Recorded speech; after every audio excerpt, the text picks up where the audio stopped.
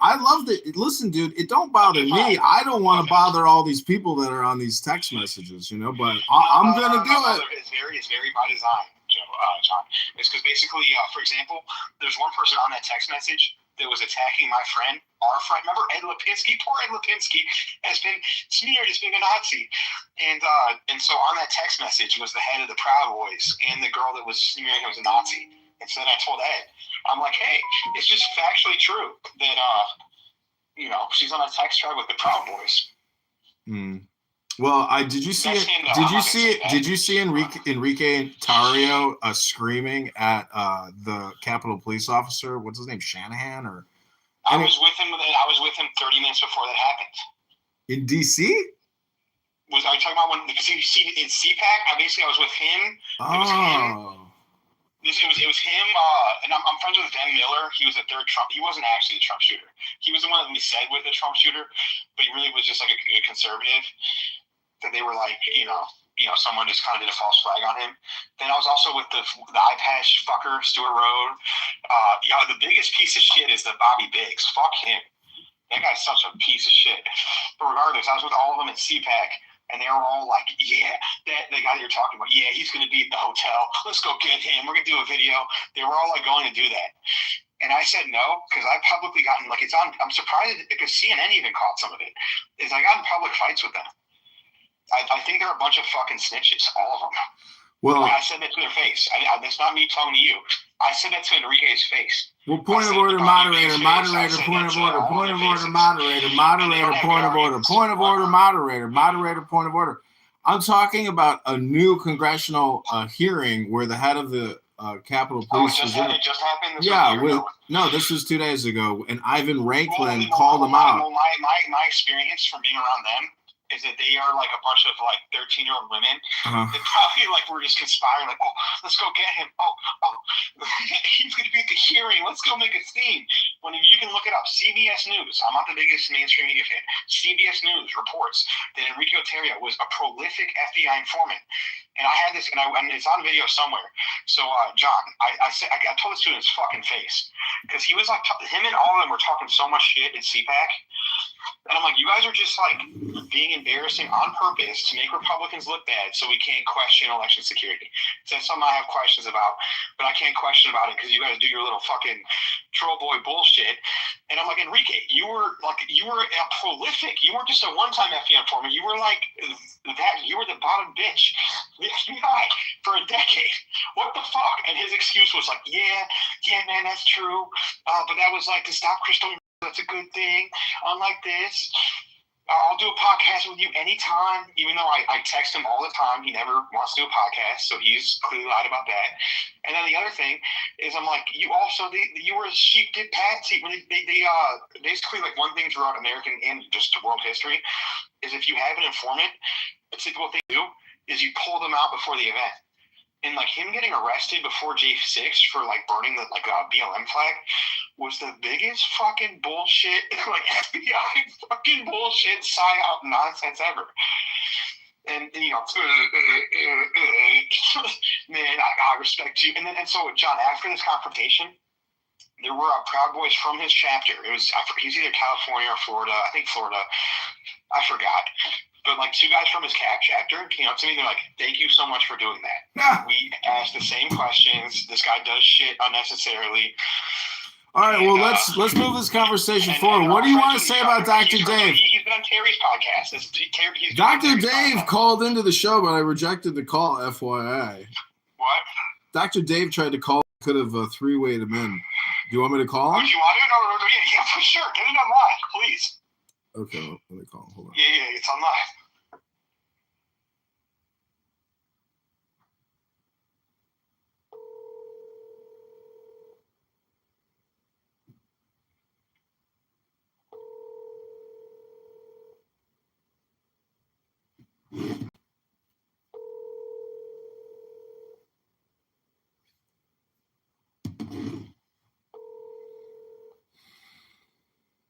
He didn't pick up, but he'll probably call back. He'll probably call back 10 times. But he basically was the OG Terry. You missed it. Like before you were on in Republican politics, he would be at every single event. and like you're witnessing the end of schizophrenia. Like schizophrenia is a spectrum. Like unfortunately, one of my good friends is suffering through that right now, and I'm trying to get him help. And he's not violent; he's totally normal. But like it's in his history. Like his mom was schizophrenic, and I don't want to go into too much details, because it might be someone you know. But well, Reborn Shalom, I'm gonna go outside and start shoveling the snow. I will talk with you soon. Reborn Shalom. The end of this journey. So he's like, schizophrenia is a spectrum from people that are eccentric and like just normal to people that are throwing, scooping their own shit from their butthole and throwing it at people. Dave is very okay, he's calling. He's calling back. Here we go. Hey, Dave.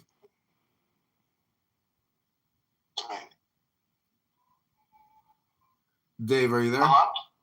Yeah, I'm here. Are you there? Yeah, I'm here. Hold on one second. I'm going to call Max. Just out of curiosity, what's your issue with me? I don't have any issues with you. Do you have one specifically?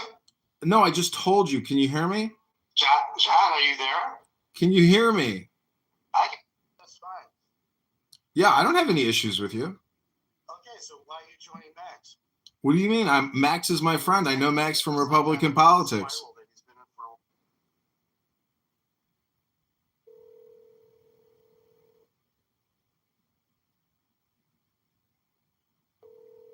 Hey, John. Yeah, I'm gonna merge it. Here we go. It's not letting me fucking merge. I sent a very neat text to him. All right, let me try this again. I'm gonna. The jokes are solid. The jokes are solid. Bro, listen. He just called me up. He's like, "Why do you got a problem with me?" I don't got a problem with you. Let me call this guy back.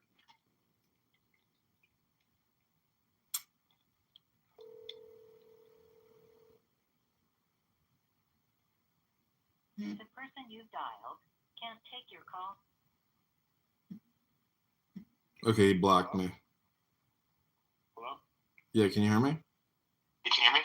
Yeah, I can hear you. He blocked me.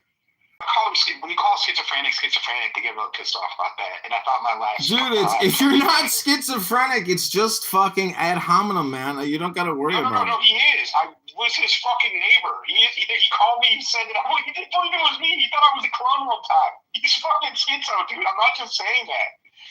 He thought I was a clone. He's like, you're not that choice. What apartment do you live in? Like, dude, he's actually schizo. Well, that's too bad. What are you going to do about it? But he crossed some lines, and so I'm going to call him schizo. Like, usually I'm respectful, but, like, he crossed some fucking lines. And he reached out to my ex. Like, who the fuck does that? Dude, there are people, Max, there are people. He's calling me. Have you ever dated someone with kids? Yeah. I've done it twice. And, look, it's very challenging. Like, the kids get in the way of shit. And for him to call me a pedo is like the biggest fucking... Just because he doesn't comprehend the idea that I was dating the girl he had a crush on. Bro, you don't have to... That was the biggest fucking... But I literally just had to, like, protect... Because the girl that I was seeing, she basically would bring her kid to political events. And so I obviously would have to protect him from the fucking babes at the political events, and did a good job at that. But, like, I was... Dude, you don't have to explain anything to me. I mean, bro, this guy is the roast. I don't know what to tell you, man. This is a joke. But I didn't want the kid to be there. Like, I wasn't like, what the fuck? Do you think I wanted the kid to be at these political events? You forced that kid to, like, in the mom, like, I don't even want to get into it, but, like, that really pisses me off to be, like, you do something good. Dude, you know how I just got caught. So heinous. This chick on fake or somebody on Facebook just said, do you wear a mask when you pick up kids? And I wrote back projection lips with a brain, and then other people started liking that because it's like these people are projection. They're projecting. It's like a lot of times exactly. Left field.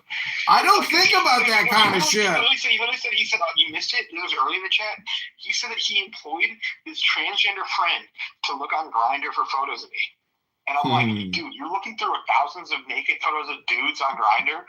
That's pretty, and I don't want to be mean, but like, you are your friends, and so if your friends are all transgender Grindr people, like, you know what I'm saying? Dude, I get it, man. I understand the spectrum. There are F words far on the spectrum. There are normative people on the other spectrum. Do you want to know his whole history though? Is he doesn't. So you know what really pisses him off is that I did talk to him in 2012.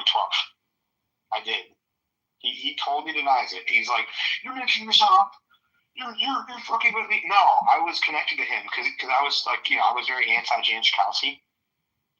And he actually, like, he was like an old school Green Party anti-vaccine person that put on that interviewed RFK, like, for real. That actually was like the mentor to Jan Schakowsky's campaign manager. And so, like, he basically, all the stuff he's saying now, he told me, like, in 2012, it was a lot more sober, made a lot more sense. But he, like, just, gradually got worse and worse and worse. And I love the deadbeat shit. It's like Dr. Deadbeat, Dr. Dead, because he was living on Ed Lipinski's couch, and they overheard phone calls. He owed like $20,000 on that car, and it doesn't matter to me. But he just basically that's the whole thing about lying, John. And you know this, I know this, is like just be comfortable with who you are. Yeah, that's everyone's cool in their own way. You don't have to. He pretends like he's like, I got 1,000 snipers. Did I ever tell you that Beans was my roommate? Yeah. You tried to foist him on me, and you're like, can he live at yours for a little bit? I was like, what? I did. No, but shit, Beans. You're like, he's a celebrity. I'm like, he's a celebrity. I'm like, I hope she's hot. I'm like, you want this fucking guy can go live in the fucking corner of the street if he wants. He's not sleeping in my house. Well, imagine being with Dr. Dave just knocking on my door, barging into my room, smoking like his vape with I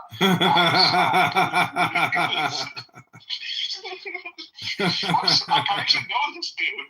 I get it. Above me. They took the guns away. Maybe I'm exaggerating a little bit. I don't know. I thought they took the guns away from him. It was a huge deal in my apartment complex. I'm like, what the heck is going on? They red flagged Dr. Dave. And so, like, I bring up shit like that, he just flips out. But he needs to, like, really, he really crossed the line with me, and that's why I just want to explain to you why I'm doing what I'm doing. And also, Steve Dare, blessed be his memory, I'm going to be creating Hotel Californias. I have a very rich contact book. And you're someone that I do think is reliable. Like, you get the mission. You're okay with posting. You aren't offended by spam. I really don't like people that are offended by spam. It's like, screw off. Don't spam me. Don't spam me, bro. What's it called? You can put on be quiet, whatever. No, I'm saying it's a Solomon test. It is. But like Steve Dare, blessed be his memory, I think he was one of the first people to like really use it for politics, and it, is famous for it. And he died on Christmas, fake Christmas, 25th. And Jesus was born in the summer. But that's a fact. I know. I read that. I read that in a book. Outside right now. No, the shepherds would be outside. I read that in a book. Bullshit. A lot of Christians believe me. But regardless, Steve Dare would because he actually is the reason why Kevin McCarthy wasn't the speaker the first time. For example, Hotel California does affect. Like, I do think Dave actually was infiltrating Michigan politics, and then I hooked him up with so. Do you remember my Terry Anderson interview with that guy? Yeah. Yeah, so that guy randomly in Michigan, and then he goes like, "Do you know what Dr. Dave?" I'm like, "Yes, what the heck?" And then Dr. Dave is like, "Yeah, I want to talk to him." And then just by me like connecting the two, like Dave actually, because like if you don't realize it, if you just meet Dave one time, he can make you think he's normal. He really can, because he actually was a dentist. He actually has videos with RFK. Yeah. And then he has all these bullshit pants. And then imagine Stephen. Stephen was bugging out so hard. Yeah, he was. He just had his own vape, and we're just like, oh wow. Well, I mean, that's what do you? That's why I say the things I say. I just want to explain myself. I get it. I like it. Thank you for passing the trauma test. Oh, it doesn't make me angry. Believe me, I'm a spammer. I spam everybody all day long. I have girls writing me back saying stop as if they think it's automated. I just want to give you, but I gave you some context that you probably might have not known. Is that Dave actually was at every GOP event until he moved to Michigan. I'm gonna watch this. You would have known Dave. Reply with stop. And he's supporting Terry now. That's why I think it's all connected. I think they basically are like, so my theory is that it might not be the government. It might actually be an NGO, like a Soros type NGO. They get retarded, mentally ill people to just be Republicans. No, dude. Like, why would There are mental people on the spectrum are in politics because John, I got a fight with this GOP chair. It's so square, such a rhino. I'm like he got TJ Brown. He sold tickets to Dave to an event. And like I wasn't even mad at Dave at the time, but I'm like, TJ, why would you bring Dave to this event? Fuck. Like now people can't bring their girlfriends, their wives, their kids, because he's that type of like for real. I don't care. Like you heard me. I'm like, give him the guns. Give this bitch the gun. I'm tired of this Karen nonsense. Dude, I had no idea there was. He's like, I'm gonna sue you. I'm gonna screenshot this. Dude, I'm like, get your guns back. Point of order, moderator. Point of order, moderator. Point of order. The point is, I can't believe when I see Angerer with his boogie nose stumping for Jen Davis. It's so funny how all this shit is. What the heck is wrong with the Marines though? So they allow that shit in? They allow retards in now? Like he actually was retarded, like he said. He was a special needs person. Well, my point is, he is like this little. He's like a pawn. He is like a pawn piece. He is like a pawn piece in this crazy fucking chess game. And I had no idea there was such a huge rivalry between you and Jen Davis. And I had no idea that she was such a successful software, India exporter. No, it's not. It's not successful. It has nothing to do with my company. There's nothing like that at all. I'm being facetious. But she had 10 kids. Do you know how much an au pair is each year for 10 kids? This bitch spent over $1 million on au pairs or less. Did those au pairs pay their taxes? No, I'm just saying it's different industries. Like I do want to get into HVACs, like we have been wanting to for a long time, but I'm saying we believe we deal in a commodity, totally different industry.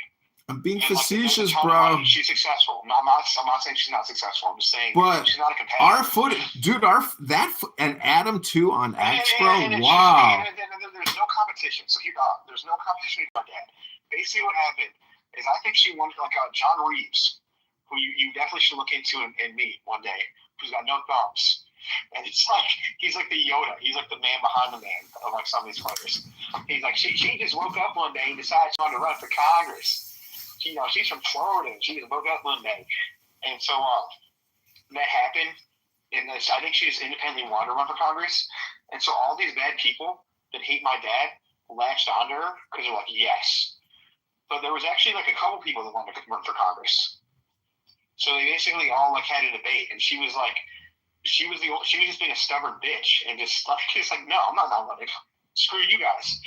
And then she didn't even like pay one of these like rhino consultants. And so what's it called? I think what happened is she wanted to run independently to do her profile. All the desperate people clung to her. But now she's kind of pissed off that she's spending all this money in the campaign to one day. So I think she's just like she wanted to beat the shit out of Rocio. You missed that, John. No, you missed it. But like before the debate, like they literally Rocio said some shit to John Lopez, and then she did like, what you talking about me, like that kind of shit. A woman that was your what? Nothing. I was gonna ask you. No, Rocio Lopez, and then she literally comes up, tries to square up Rocio, and I have to break up the fight. I'm like, Rocio was talking about John Lopez, like, I think you guys, I don't think she doesn't like you, like, because she would have beat the crap. She's like on fire, man. She's on fire. That chick is a fire starter. She's just like you. That's a unit. I would win in a fight because I know, I know how to punch a kick. I'm not going to do that. If it came down to that, I would win, but she would beat the shit out of Rocio and a lot of people. I think you'd win too. I think you'd beat her too. Oh, I'd take her down in a second, no problem. Me too. But she's a unit. Like she would like 80% of her. Like the Anderson, the Daily Hair Dryer in the front row. He's in my videos too. What? He's in my videos because I was panning to him as he was ferociously taking down notes with his tiny little hand. Oh, she would clothesline him. That would be. I would pay for that fight. I've been commenting on Terry Newsom's Instagram about his hair plugs. Why are you picking on cancer victims, John? Bro, Terry Newsom is done. It's cancer. why he uses an air plug so he can't his balls, man. Bro, he's got no followers on Instagram, and I'm the only comment. See, this is the funniest thing is when you look at Aaron Del Mar or Darren Bailey's posts, they get no visibility at all, and they claim that the momentum is growing rapidly. And it's like I can see your analytic right here. It's Vegas. It's John. That's the craziest part. Is that if they all day campaign, the results would not be that different. That's the problem. It's like everything they're doing is all fake. All the results are just like who's first on the ballot, who has the most name ID. It's not from social media. No, again, they're trying to play. They're playing the game very good, but when Darren Bailey comes on TV and says, "Hey, families, is it snowing where you're at? We got a lot of snow here on the farm." So I called out. I would call it Busgate because they were looking at the generator in the back of the RV because they used to own an RV. They were saying that they were trying to repair an oil leak. Motherfucker, the oil's in the engine in the front of your bus. So I called it out. I called it out too. I was like, what the fuck is this fake shit? Aaron looking like a loser with the light, and then it's like, and then the oil leak in the trunk. Like, what the under the hood of the like, what the fuck? You know what? Like, where was he even looking? You know what must be the funniest thing is it must be like two factions. Just imagine if we had inside cameras inside that bus. Like, it's an absolute joke. The oil's like. It would be so cool to create a video of them like having a conversation and then doing like an audio overlay of what they're actually thinking as they're talking to each other. Oh, that'd be so funny. No, it wouldn't, because we go to jail. No, I'm saying that like they must hate. I think they're thinking of some illegal shit. I'm getting creeped out about Darren. I agree. Darren's probably thinking about Nick Jr. Anyways, everybody. There's this. He's probably thinking of Nick Jr. in the Disney Channel original movies. Honestly. Did you ever see the movie? That's not funny. Like, that's not. Point of order, moderator. Point of order. Point of order, moderator. Moderator. Point of order. Have you seen the movie Troy with? Are you not entertained? Yeah, of course. No, the King of Troy. After Agamemnon kills him. He says, "Spare my children and spare the innocent." And then Agamemnon looks at him. He's like, "There are no innocent." and then he got cocked and killed. Agamemnon. Everybody disappears. Everybody is disappearing. They're trying to get their dopamine. I don't respect any of them. Even Achilles is a pussy. Achilles is a fucking pussy. Down with the ankle. Hector is probably my favorite. He's a good dude. He had his brother's back. Dude, I like how the head of the Chicago GOP got called out by the community activist. What's his name? With the oily hair and the ugly girlfriend, Pat.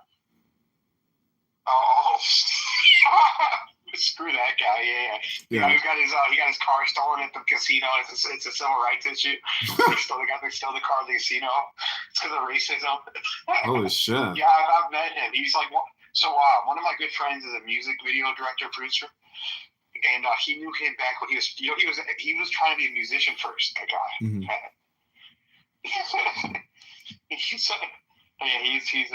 such an attention. Well, he called out. Who's the Chicago GOP president? Hernandez? What's his name? Oh yeah, Cup Hernandez. Yeah, he called his ass out and he called him out for being a charlatan because he dropped out of an election. Election. Oh, it's on video. No, the education. The Board of Education. John, can you?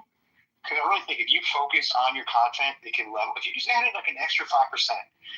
Bro, just come over here. No, listen. Because there's a lot of stuff that like just happened in the past that you can repurpose. Well, then just come out here. Listen, come to the farm. Point of order, moderator. Moderator point. I got a content farm. I got 100 phones waiting for Sora. Sora is the way because you can cast me anywhere. You can cast me with any script you want. But you can give them. I can feed. You got to feed Sora the history. Yeah, I get it. You don't listen until you do the work. I'm informing you. I just inform you on the history. You're gonna thank me. Just do it. Well, just don't tell me. Just do it. That's the point. I don't have to tell you. You don't have to tell me. You just got to do it. You got to put it into Sora. You can create. I don't. I got kicked from the room. I can't believe it. No, that's not my lane, John. It's basically it's just like knowing history is my lane, and so I should I don't have to make Soro accounts on it. I have to include it in my stories and stuff. But one person that is just no. You got to be a contributor to the John Kitover content farm, my friend. Fine. I will. But I'm saying you just have to understand this history because it's really funny. It's just trust me. Is you got to look into Hollywood Ricky Hendon. He basically was a state senator that got out of jail. You know, he must have snitched or something. But he is so funny to this day on Facebook. All he's doing is like trying to ask to get like weed lobby stuff, whatever or whatnot.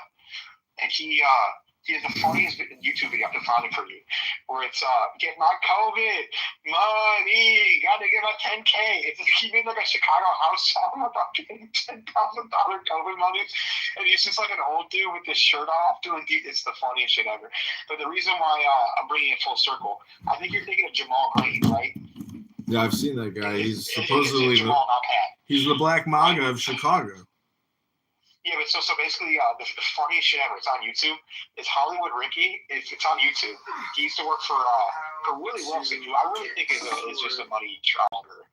He always says he's running for. He's the one that's always giving out $1 bills to people. That guy, I think a ton of money launderer, and all his campaigns are bullshit. But the Republicans were supporting him, and so was Hollywood Ricky.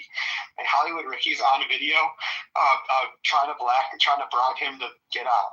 He's like, "Come on, Jamal. How much are your bills?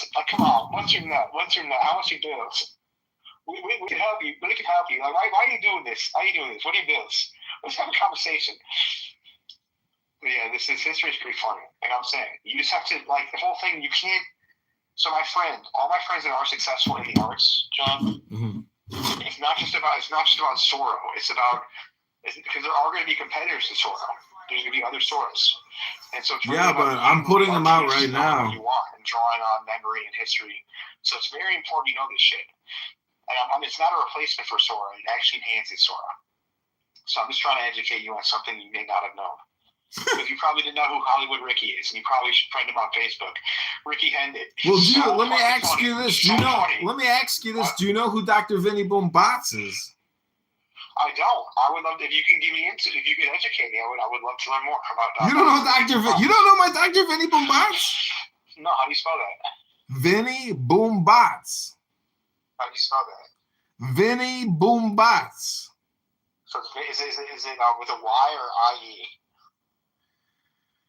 So what are you doing the rest of the day? I got to go outside and shovel snow. I want to get back to Ryan, man. I miss it. Or maybe, reading a Latin. Nothing real. It's too cold to do anything. But thank you for being a fellow Solomon. A fellow, you're a Pincus. You're a fellow Pincus. A Pincus? We're both Pincus in the Bible. There's a whole parsha on Pincus. Whole parsha on Pincus. But it's not about Pincus. Actually, the parsha about Pincus is before Pincus. The parsha about Pincus is about the reward for Pincus. Pincus is someone that you would think would be punished, but was actually rewarded. He's the one that saw his fellow rhinos, fellow brothers, having orgies and running amok, and he just speared the crap out of them. He speared 2 of his fellow Jews while they were having an orgy. Do you know science? Pincus got rewarded because he knew. That's what I'm saying. That's kind of what we're doing is a Project Pincus of sorts. That's basically and by the way, you're a Christian. I don't respect Christianity. But you have Christian origins too. I don't respect Christianity. But the one thing about Jesus that's very important is Jesus was him and Paul. So Jesus was very critical on the Jews. He wasn't critical on the Romans. And then, because basically you expect the Romans to be dirty fucking pagans. You're only mad when your own people flip. And then Paul, who was a Jew and who wrote most of the New Testament, was shitting on the early Christians.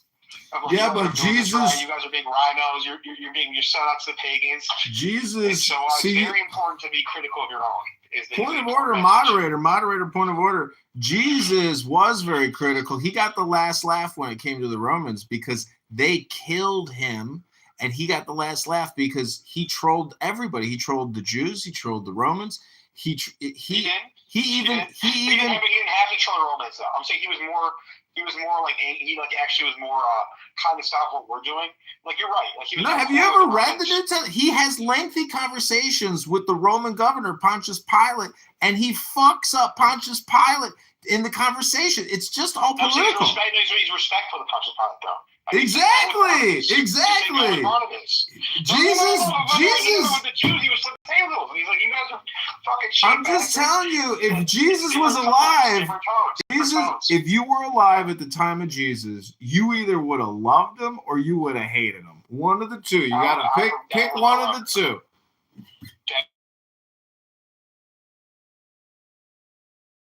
You can only love someone now because the now is all there is. No, it's the time. It's like Hashem. Wait a minute. Your mother's not Jewish. Your mother is a Jewish convert. I get it. You're actually a Christian. You're a patrilineal Jew, just like me. Oh my God. You're another patrilineal Jew. What? You're just another patrilineal Jew. No, I'm a mother. You're a matrilineal Jew. You're a matrilineal Jew. But your mother's a convert. No, I'm the motherfucker that goes to synagogue and does seat. A motherfucker? A motherfucker goes to synagogue? Motherfucker! Motherfucker, if it was Shabbos, I would hang up the phone right now, Rabbona Shalom. That's a terrible choice of words. You know that. A motherfucker. No, I didn't mean it like that. I meant it like the, one of these, the A with a soft A. Somebody just cast me in a video. Mr. Goy. Good. Yes, a lot of your clips, John, like I'm telling you, like in one day, like some movies or music videos, you're going to want to use your clips. You just have to find a way. I'm in an APAC ad. Somebody put me in an APAC ad. For or against, I'm not sure. I gotta see this. You probably recorded a bunch of conversations of people that will do stuff like that are running for stuff one day. They put me in a fucking APAC ad. Oh fuck yeah! You have to figure out like who's who, and you like that's you got to make money, and then that's a project.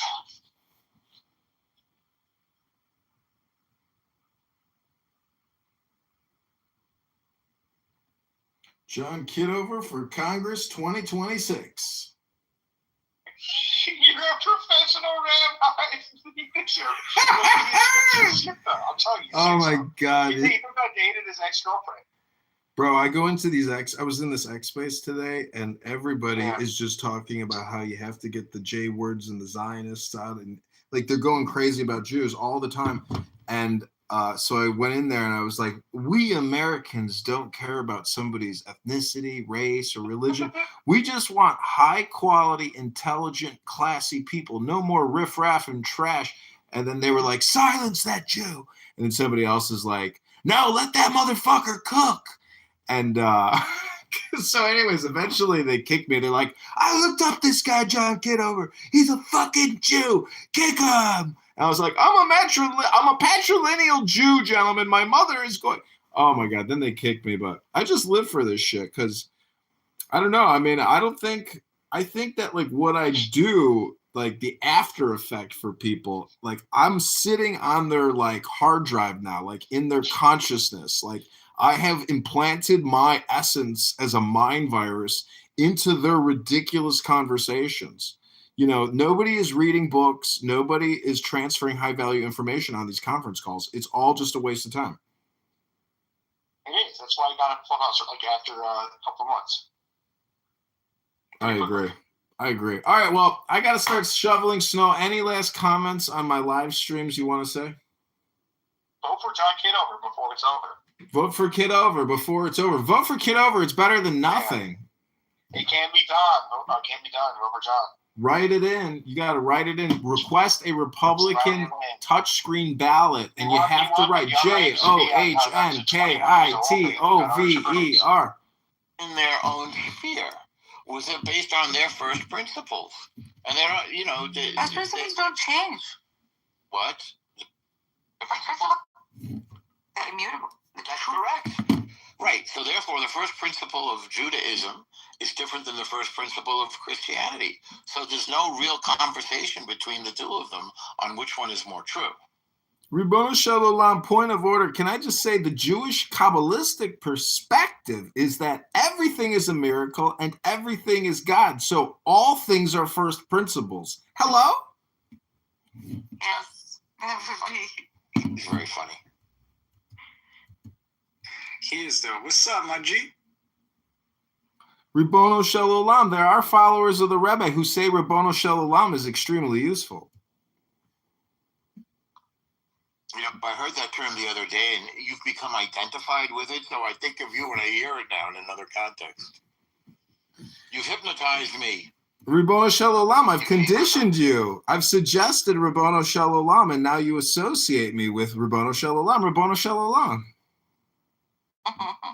So what I mean, like, so my question is this, right? So Yeah. because there is I've read the Torah, the 5 books of Moses, completely from beginning to end. Yeah. In And what form? Which edition did you read? I read it from the NIV. Okay, so that's a Christian text. That's Yeah. not the Torah. Well, That's not the in Christian Hebrew. Bible. Yeah, not in Hebrew, right? No, But even in English, it's not the Jew. It's not the Torah. It's the Old Testament of the Christian religion. Different Oh, book. come on. No. No, not come on. Come on. If I would have read it You read a in the translation of a official translation. translation, right? There is no official translation. You read Of the Jews. Hang on. Tell me a translation Hang that on. you guys have. Yeah. Hang on. Well, you read the original. You read a translation of a translation of a translation. It's like playing the game of telephone. Oh, okay. No problem. Yeah, I've but read a that's fine. translation. I've read a translation of a translation. Is it fair? Right. Well, Sure. you read a Christian book, Fuck it, Dave. Do whatever you not want. the Torah. How different is that? That's No, what he come asked. on. It's different. Wouldn't say it like this. I would say no. I've read the Torah, which is You in didn't the read the canon. Torah. The Torah is the Torah, and you read the Old Testament, which is a Christian book. Sure. Okay. No problem. Whatever. I've read this Pentateuch. Do you like this word? Back to the show. Tonight, Just say you read the Christian Bible. It's the truth. Feathered friends use charm as their You secret tell the truth. These are the Okay. tactics Sure. So I would say I've read the Christian. Oh, just one more. Fuck it, Dave.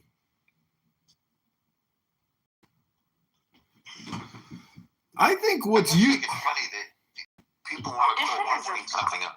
No, but it's okay. How different is it? It's different. The Christian Bible is back engineered to, as Megatron was showing us earlier. Remember when they were gathered in Sinai and he said, "That's Jesus, that's Jesus." Mm-hmm. That's the way the Christian text is Yeah. back engineered Yeah. to lead to the Jesus thing. Mm-hmm. Fair enough. So I'll tell you, he said he read the NIV, the New International Version, a widely read and best-selling modern English translation of the Christian Bible, known for balancing. It's exactly what I said, and people get annoyed when I'm precise. Okay. Sure. No. So if I would have read The Torah. a translation from an official Jewish. Let's say you Torah, studied right? the Torah. Let's say you studied the Torah. Okay? Now, what's the question? So do you have a translation of the Torah in English? There are many. So Okay, then you have to work with. And then there's also lots of commentary, because Okay. remember the Torah appears without vowels, and as Jews understand, the Torah without the written Torah without the oral Torah is almost meaningless, borderline meaningless. So there's a lot of Jewish learning and study to get us to where we are today for our understanding of Torah. Sure. So You don't get any of there's that from the Christian Bible. here I just did a Google because I want a yes or no answer. So I Googled here That's called being GPS That's called Tanakh, Manichaean. widely used from Art Scroll Stone Edition. If I had read the Stone Edition, Yeah. could I claim that I've read the Torah? No, you could claim Not that even. Okay. No, Sure. no, you could claim that you Yeah. have Okay. studied it. No problem. Yeah, problem. you could claim that you have studied it, not that Okay. you read it as such. Okay, sure, no problem. So, Okay. Anyways, the idea is the following. Yeah. So, I know the story of the overall. I know the story of the Israelite. Now, my question would be, where the story will stop? Should it stop at where you say it stop, or does it stop where the Christians say it stop? That's my question.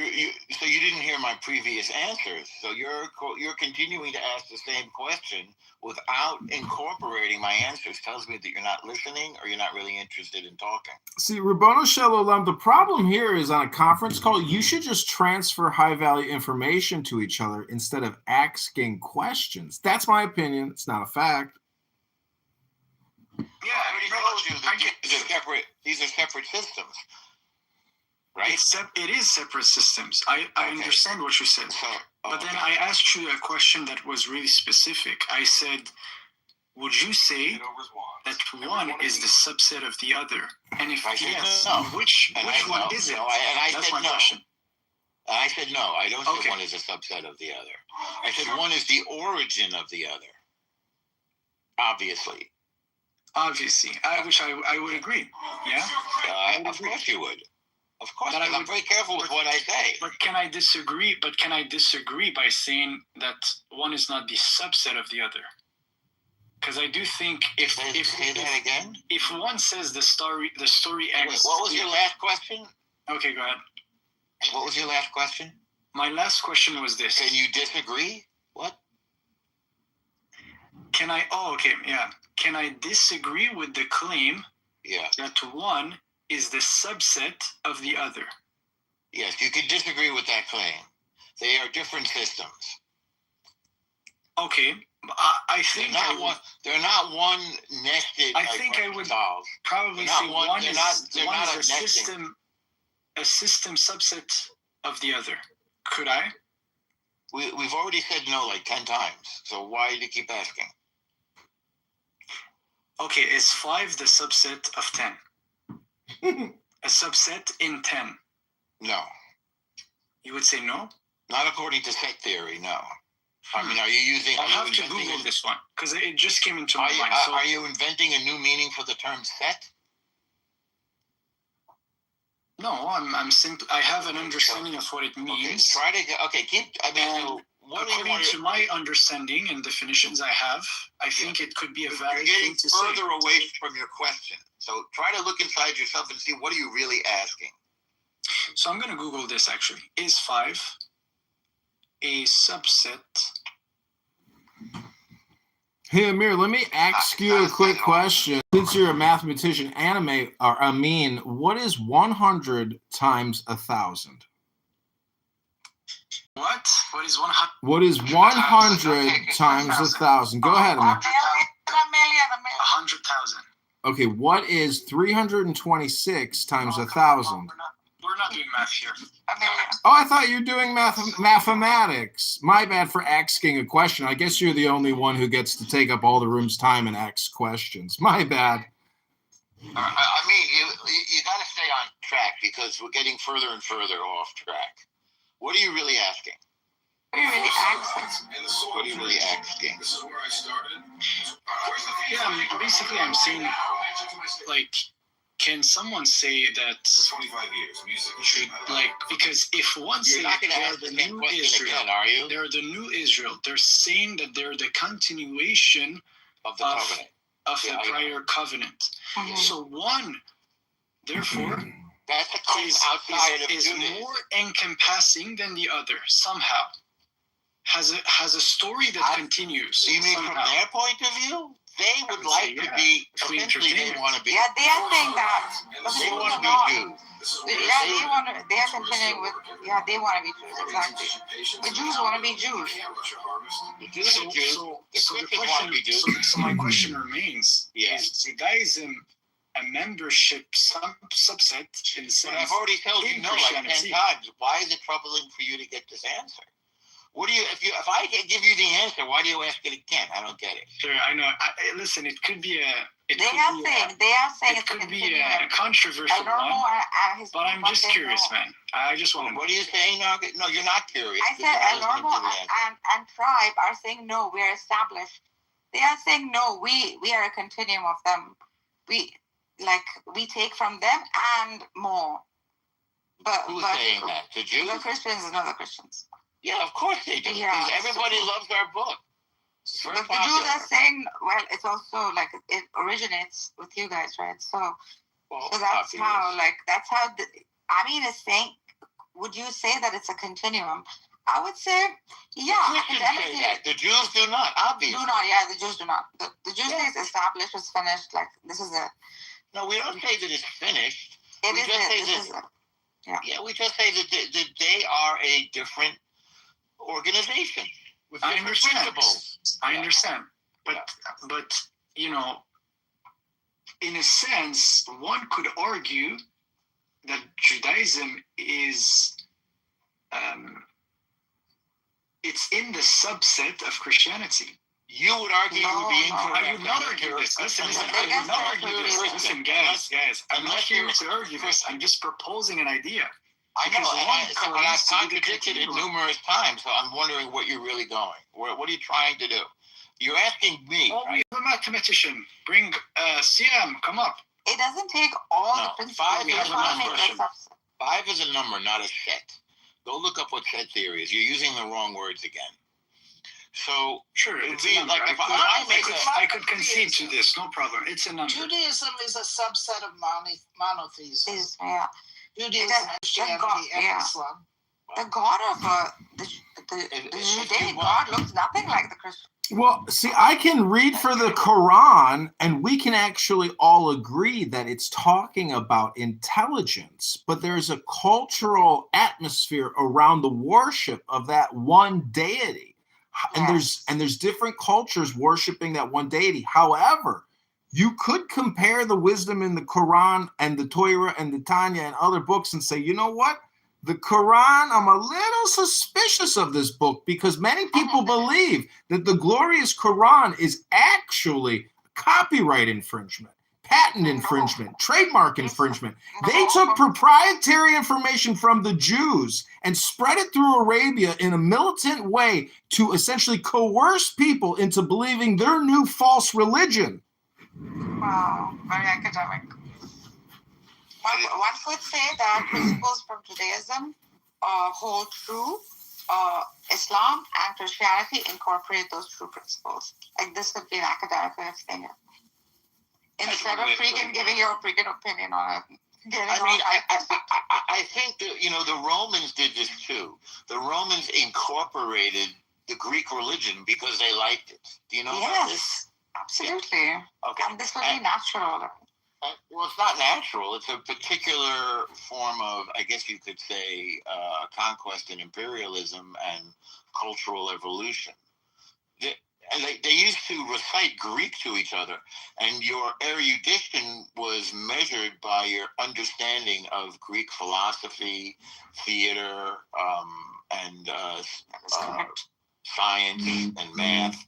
So in that sense, you could say Greek culture became incorporated into Roman culture.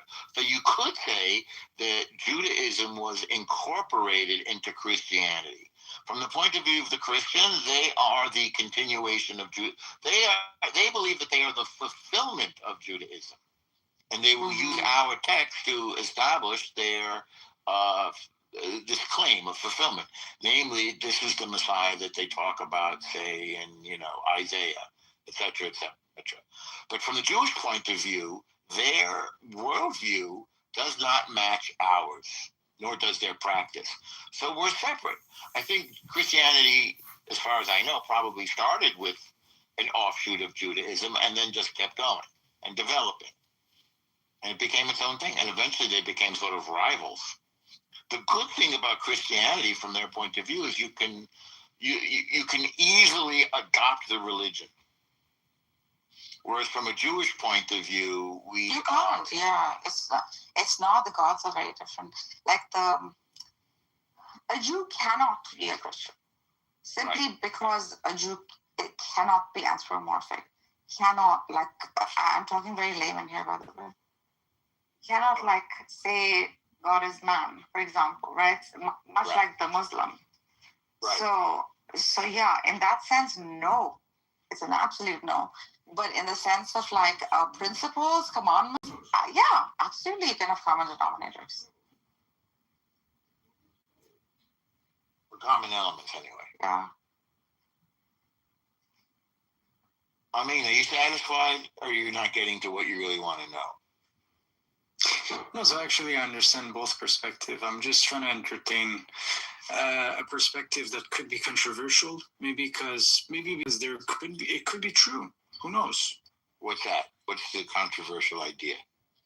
Yeah, so if you have a group or a community that says we are the continuum of the name Israel, for example. Right, the fulfillment of the promise of Judaism, which is Mashiach, etc., etc. Yeah, and then I read Genesis, and then, I could read Genesis till the last book.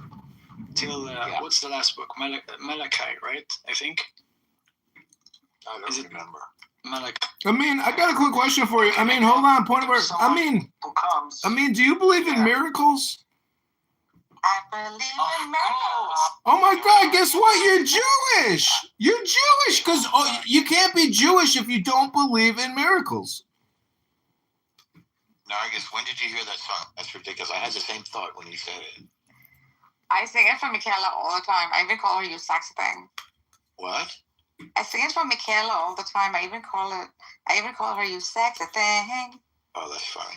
But yeah, so what I was trying to say is this, right? So, and then it could be that's the end, and then there's another group who says, no, actually, look, there's a continuum, and I'm like, what are you saying? And then whatever, they bring me the New Testament, which is kind of seen as the continuum. To say continuum means the earlier one was incomplete. Do you not see why a Jew cannot take? No, what I'm saying, basically, I'm saying that the set of the Hebrew Bible, or the set that represents Judaism in a written form, could be seen as a subset of another set. And that other set is Christianity somehow, who's coming along and they say, we are Israel. We are the new Israel. So you see what I'm trying to say? They hold different principles, like how El Norma was saying. Like, although they're all pointing at God, although they hold to the commandments, etc., etc., the first principle, aka God, looks different in both, right? That's what he's saying. This would be the differentiator. So then you can't be a set of another. But one claims to have a continuum. Therefore, is it like what? Dude, you need to study set theory. I think Norma was right. Sure, I've never. What did I say? I can't believe I've been right twice today. This is some kind of. I can't believe. Correct, actually. No, I'm just saying 5 is a set. Correct. Of 5 numbers. No, 5 is not. It's a number. You could say it like this: 5 is a set of 5 numbers. Correct. No, incorrect. You could say that you've got 5. Yes, you could say I have 5 quarts of milk. That you could call a set. Because the whole idea of set theory is it's not sequential. Normal. If I do the research, are you confirming 100% that what I said was incorrect? If I do research right now. Dude, was this about your ego? No, it's not an ego thing. I'm not that. Yeah, it is. You're right. You're 100%, 2,000%. Dude, it doesn't really. I'm just. You asked me a question. I what I understand, right? You asked me a question. I answered it. So what's your next thing? It's more of look. Yeah. I try to speak what I understand. Great. If I understand something, I'm gonna say it. If it was incorrect. If you say it was incorrect, your throat now. I have no ego to change my opinion. I gave you the answer. But I'll what are have you trying to search prove? Okay, I'll search it. I'll just search Okay, it. great. Okay, great. You should have searched it before you asked, rather than asking me. Jesus is like the prime freaking character in Christianity. So, Of course. and that is not true for Judaism. So how are you even like making them sets and subsets? You see what I'm saying? Okay. Yeah. Their Here's what foundations I are different. did as a research. I'm going to paste this actually because that could be true even from a mathematical perspective according to what I just researched right now. So That would be true for Islam, what you're doing. Yeah, he's heading towards Islam. Oh. Yeah, Are you guys saying that it's true for Islam? Yeah, it's true for Islam. Islam comes as like a... So according to a mathematical perspective, we'll have to have even CM to approve of this. You're saying This is a true equation. This let me is say, true. let me see what valid. you're heading to, what you're trying to prove. Tell me, It's Michaela. that Christianity and Judaism are subsets of Islam. You're No, misunderstanding of what a set They're is. separate. I know, but that's what he's trying to prove. No, they are I separate don't know. from I've never said anything, but you said it. Christianity and Okay, Judaism you are said separate it. from each other. But as No, a no, combination, you he's see trying them in to, Islam. can I speak quickly? He has a misunderstanding of set theory, and he's trying to use that misunderstanding to prove that or show that Christianity and Judaism are subsets of Islam. That's what he's heading No, towards. he's not mentioning Islam either. No, He wants that's to not what I I said. asking these questions. He's trying Not to what I prove said. this. I'm just trying What to raise you said is where you were controversial going. Listen topics. carefully to what she says. She didn't He's say marrying you said the it. two. She said that's where you were going. I'm going there. Oh, okay. Got it. I Could be true, could be not true. Who knows? think he was marrying the two, but they're incompatible in a marriage. Their gods are different. Their models are different. Oh no. Is this I don't know how to say normal? It's El Norma. Why? As in Jesus El Norma. I think that he's going to become a Christian very soon. Yes. Please hold your breath. Hold your breath, okay? Nice lisp. Yeah. Start now. Well, I lost the tooth, brother. Brother, how about you lose another one? Well, come meet me and we'll see who starts losing teeth. By opening your mouth in front of me. Come meet me and we'll see who starts losing teeth in other aspects of the body. But I warn you, make sure your insurance is paid up. Let us all stay peaceful right now. And My insurance lapsed last week, but I'm not worried at all. Look, I'd love to know. What happened last week? You were homeless? The other tooth of you. What's that? I have enough money to fix your fucking tooth. Yes. We're doing a graft, so we're laying in this artificial stuff to grow the bone. Okay, yeah. Yeah, it's a bone graft. But it's weird that because you have nothing to say of substance, you're focusing on my tooth. And then for the record, we're not really It's the only way to make you entertaining, idiot. What's that? It's the only way to make you entertaining, otherwise you're a bore. Well, everybody else finds me fascinating, so maybe you're stupid to understand what I'm saying. Yeah, Is that anyway, possible? look at the Out of Christ. curiosity, Look at are the you too Christ. stupid? Hang on. Are you too stupid to understand what I say? I'm just curious. What was the topic You don't know? before he interrupted me? You want to think about it a little bit? Stop interrupting the room. Why don't you think about it, and then you can give us an answer whether you're too stupid to understand this conversation. Stop interrupting the room. Oh, you're getting triggered? Uh-oh. You gonna have a tantrum now? Why would you come on an audio app where people have to hear your Why voice? would you come on an audio app when people? Well, I like to share ideas. Why do you come? I could ask the same thing. Yeah. Why would you come onto an audio app when you're so stupid that you can understand the simple conversation? I mean, that would be my question. Hey, What's that? You were raised better What's than that? that. What's that? How do you know how I was raised? You Why were would raised you be better so than that. stupid that you can't understand the simple conversation? You can't.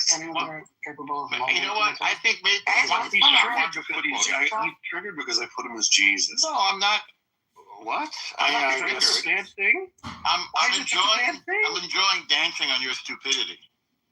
Why are you dancing on my stupidity? Why? Because it's pleasurable. Because dancing is an expression of life. Dancing is an expression of exhilaration. Yeah, well, you dancing is pure joy. And your stupidity provides a nice, soft surface for me to dance on. I'm enjoying it. Forgive me my guilty pleasures. Do you have something intelligent to say? All right, you can stop interrupting everybody. The only point that I was trying to make, I'll and do I whatever wasn't the trying to fuck be I rude. want. In I all know, sir. honesty. Yes, sir. I know you will. I was Thank just you trying for- to make a very thank simple you. point. All I was saying was that at least have the decency to get your tooth fixed Yeah. before you have to. Well, Well, again, your interest in my mouth is a little creepy.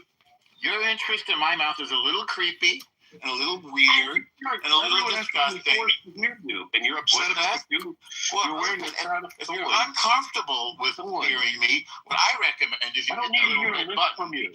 Listen, I'm going to teach you. Not a- No, On I the mean, top what you're right-hand saying is not corner, correct. in your hand, you hold the key to not hearing my voice, So, and that is the leave button. So if it's bothering you, use the leave button. Is that Point of order, moderator. I just want to compliment Norm's voice. Norm has a beautiful voice. I love Norm's opinions. Norm's voice to me sounds like angels. In fact, actually, the Norm means the guardian angel.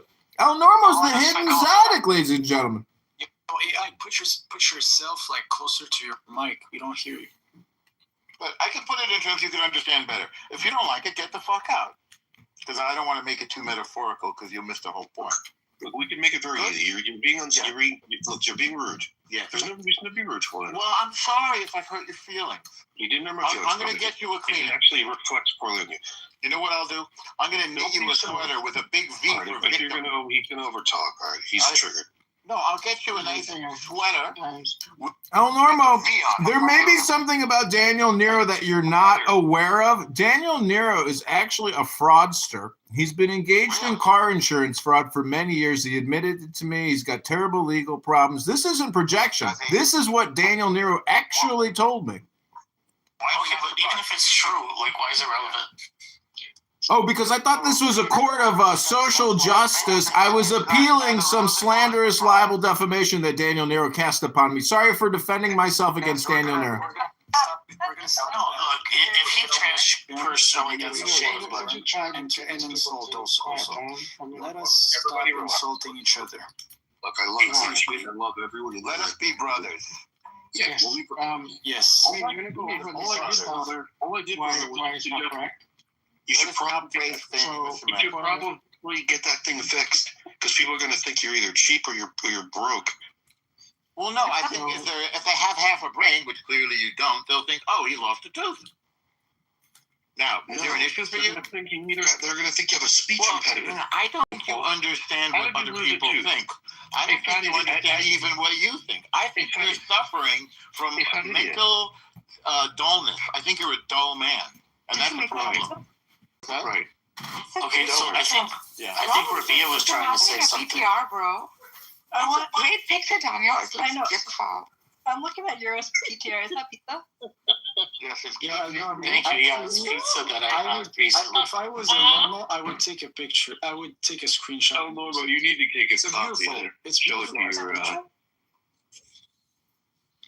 It's a picture. I It's a don't picture. so I can't help you. It's a photo of a pizza. But there It's a are very nice photo, many yeah. men who are closeted homosexuals who become obsessed with me. It's And I making me can hungry be now. flattering. Photo. Say what? What's the name of that pizza? I want the pizza, dude. Can we just talk about the pizza, please? Yeah, Yes, it's very it's delicious. called the Looks closeted great. homosexual pizza. Did you make the pizza, Euro? It's got, you know what? And it's got fruit on it. It's a really, No, I didn't make it. Unusual.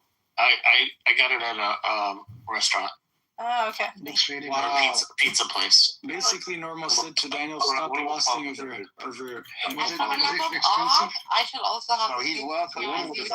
I want to apologize to El Normo about his lisp. I was harsh on you. You can apologize. Listen, there's no I'm apology sorry. necessary. Sorry. You are welcome to be attracted to me. You're not the only one. Why would me calling, or just pointing out the obvious fact that you have a speech impediment? Well, no, I didn't say that. No, that's not what I. Point of order, moderator, point of order. Temporary, they temporary. Listen, I can't help it. Men and women are attracted to me. It might be my dominant personality. Moses had a speech impairment. Let us It might be, he had a list, but this is over his head. You're gonna. El Normo, Ribono Shell Olam. El Normo's like Aaron right now. Who is Moshe Rabbeinu? Moderator, point of order. Point of order, moderator. Moderator, point of order. Let's get back on topic. All right, El Normo, I'm sorry. I didn't know you. You're welcome to be as gay as you feel comfortable. You're broke. You can't afford to fix your feet. This is a safe You place can't for your afford to fix your feet. That's not a desire. problem with So me. what about this idea of getting back on topic? Is that a good idea? Hero, can you at least Yes, acknowledge that it is a yes. Hero, can you at least acknowledge that it is annoying? This is going to go on forever unless the What I'm going to acknowledge is that what I observe is a striking resemblance between you and El Normo. If I were you, I'd do that too, Daniel. They could be twins. Does anybody else notice that? They it's could be like Jacob long and lost Esau. cousins or something. Yeah, Lost I have a twins. little bit more hair than he does, though. I think that's a point of contention between the two of us. That might be have because, more hair between your eyebrows than me. All right, that was pretty good. Why Why is everyone attacking Elle? Just curious. Or maybe El people just Because having he's fun. most attractive, obviously. Thank you. Oh, is that the version of Jesus of El Normo? Yes, I do have him in my profile picture now. Praise El the Normo Lord. will be Fucking schmuck. He's such a fucking schmuck, though. You come in the room, everyone's You're trying annoyed by to him. use words that are outside of your vocabulary. You're failing. You're failing. Oh, You simple. Try to stick with one syllable. Point of order, moderator. Moderator, point of order. I'd like to get back on topic. I have a page queued up from the glorious Quran. It's called Justice on Judgment Day. It's only a 60-second reading from the Quran. And I think you will all agree that it's intelligent and useful and strategic to one's own welfare, not necessarily because it's from the Quran, but because it is undeniably intelligent. Moderators, do I have permission? Well, what do you think, Nar? Just so we go with this. for what? I mean, obviously it's gonna be. It's very short. This is chapter 22, the pilgrimage, Al-Hajj, justice on Judgment Day. Okay, well, please try to keep it to 60 seconds. It's 'cause sometimes quick. You run long. All authority on that day is for God alone. He will judge between them. So those who believe and do good will be in the gardens of bliss.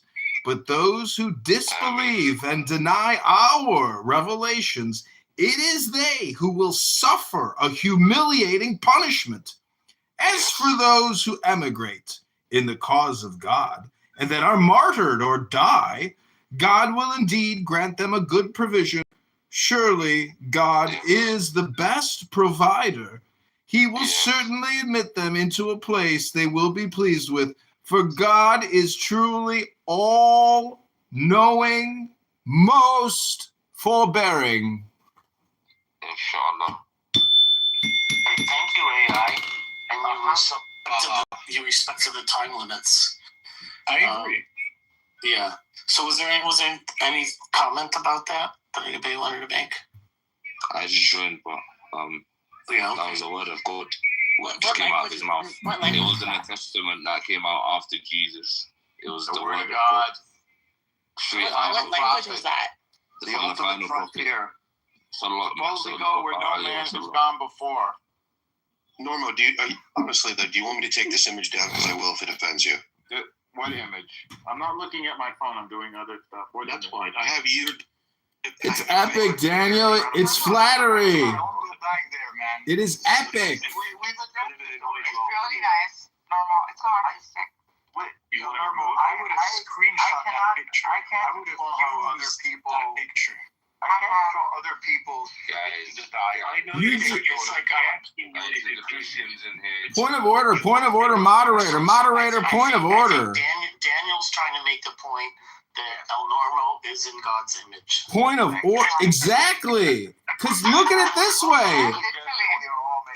El Normo is Jewish. Jesus was Jewish. They're technically from the same area. There's a high probability that El Normo actually resembles Christ Jesus.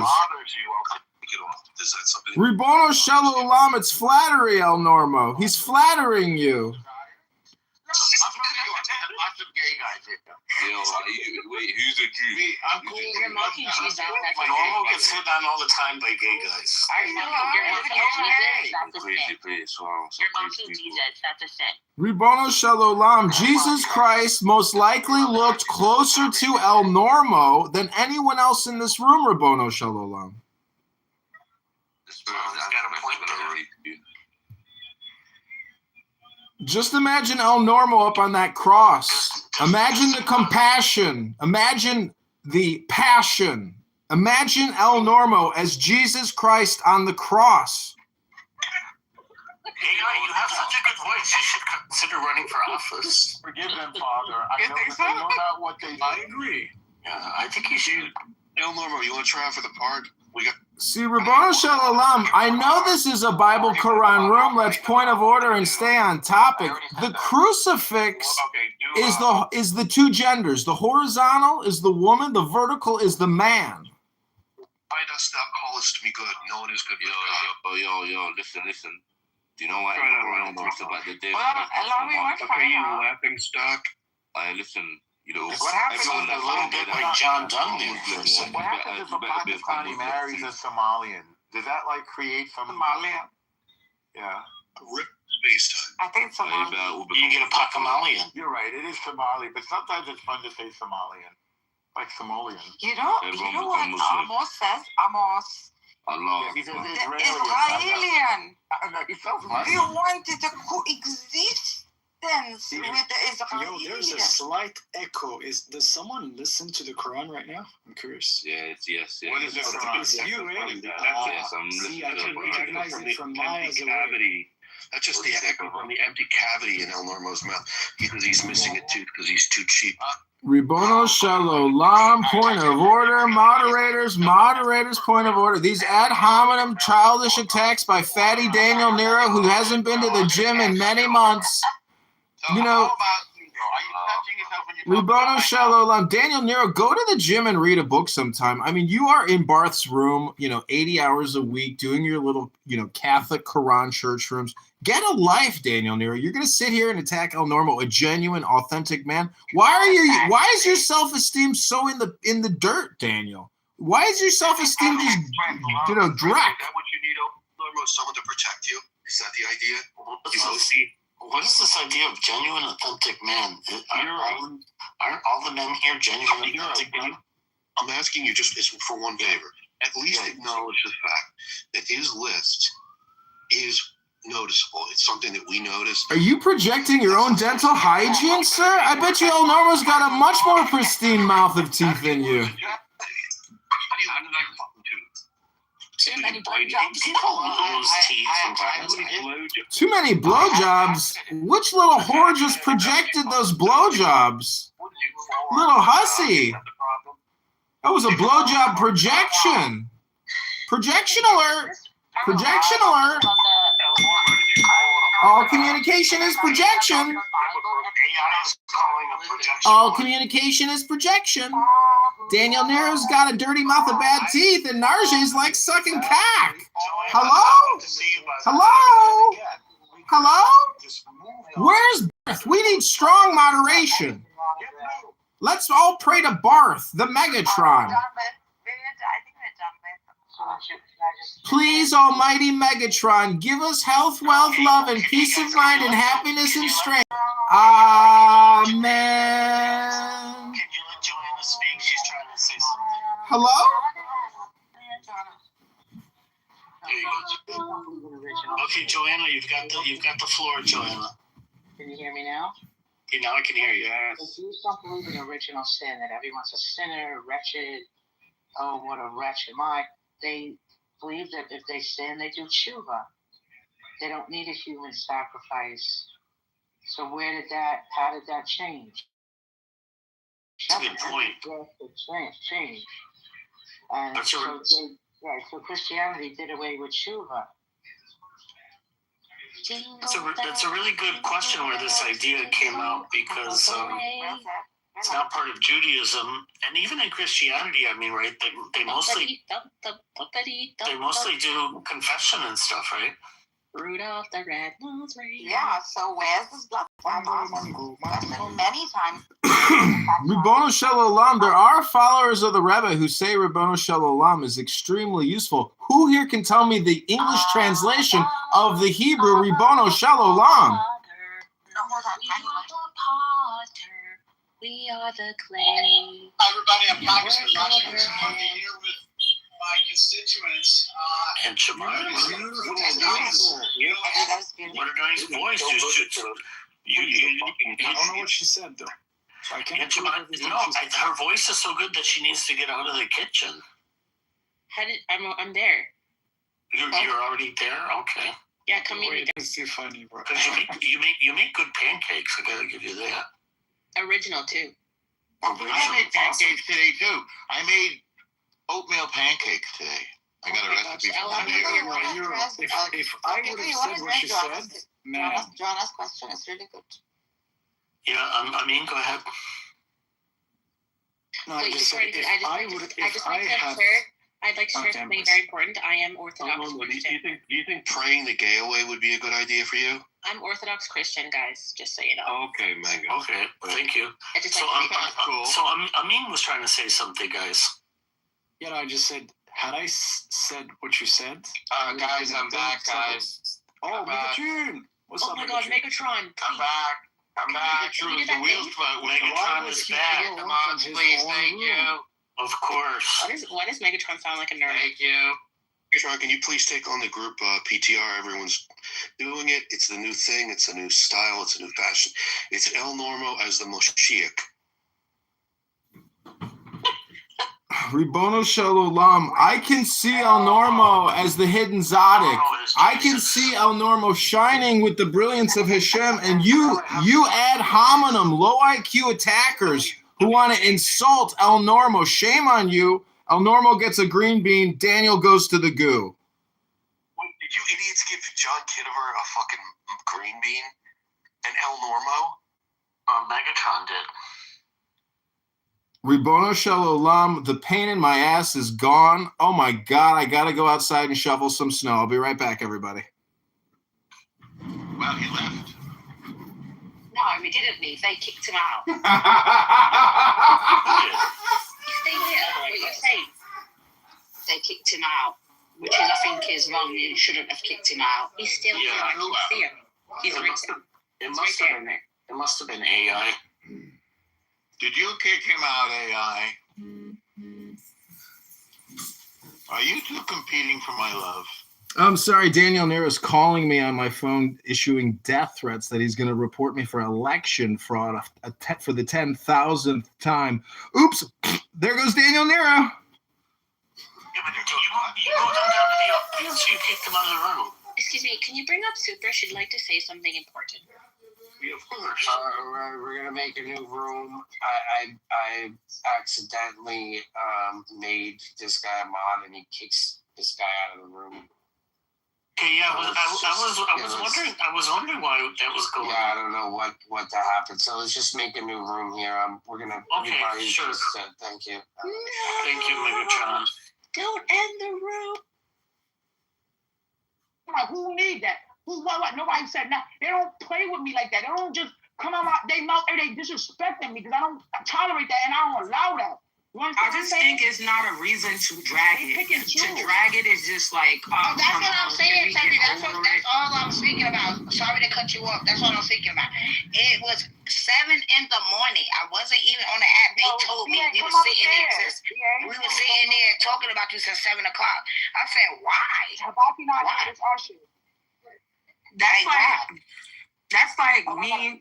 No, seriously. It's like me, Chavez, even Mother,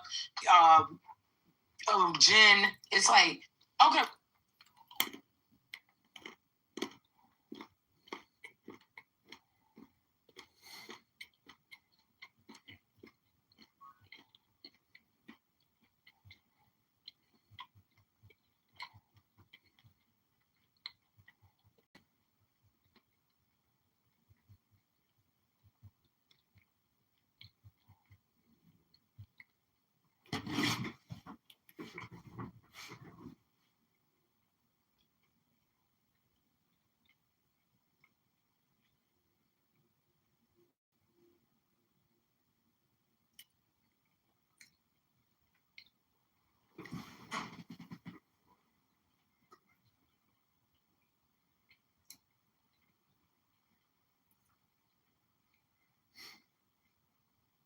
Go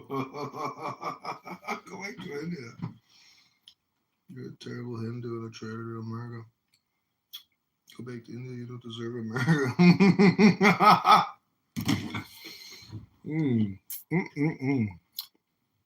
Another day of roasting. Clown House Roasters. Ooh, that's a good name for a new house. Let's do that one. What are we gonna call it? Clown House Roasters. Rotisserie. Chicken. Barbecue.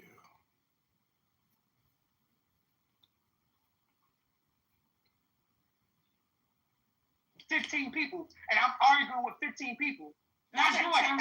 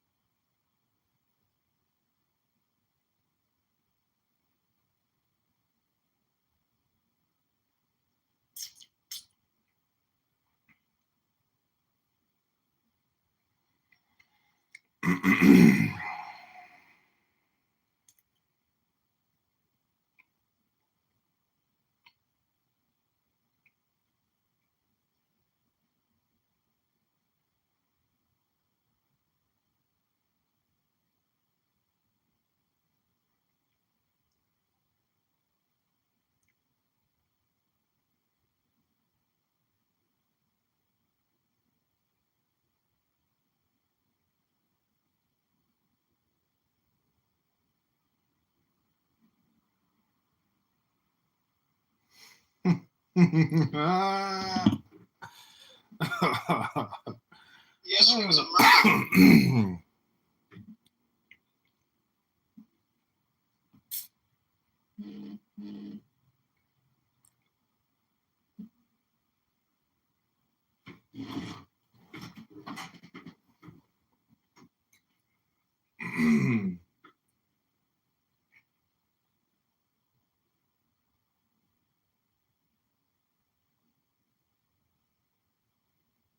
This here is Daisy Domergue. She's wanted dead or alive for murder. $10,000.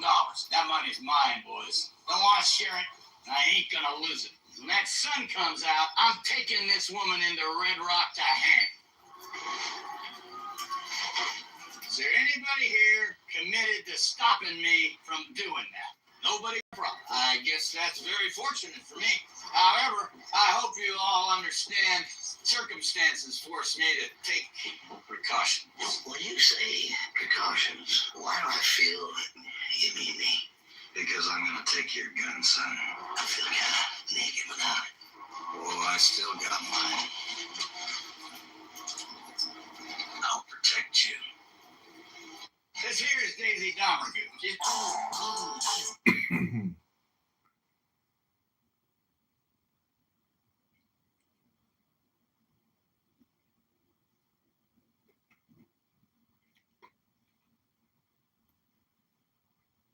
Justice roll down like waters.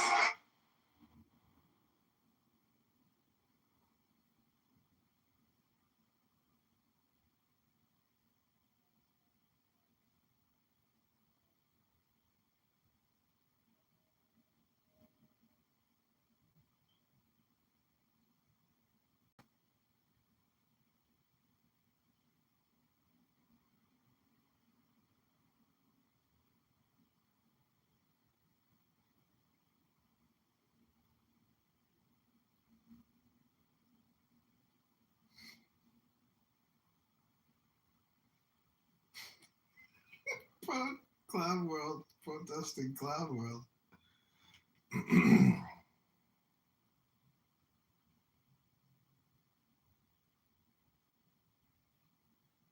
Justice roll down like waters, and righteousness like a never-flowing stream. May these words guide.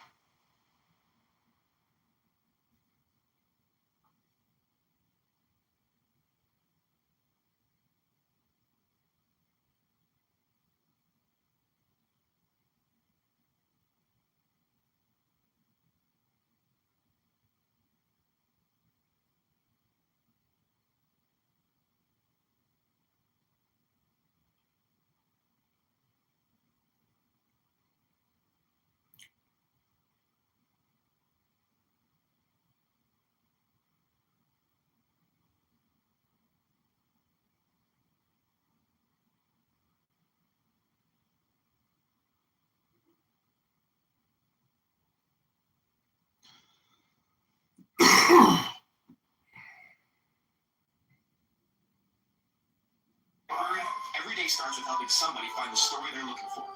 Enjoy the mystery, Mrs. Carter. I will.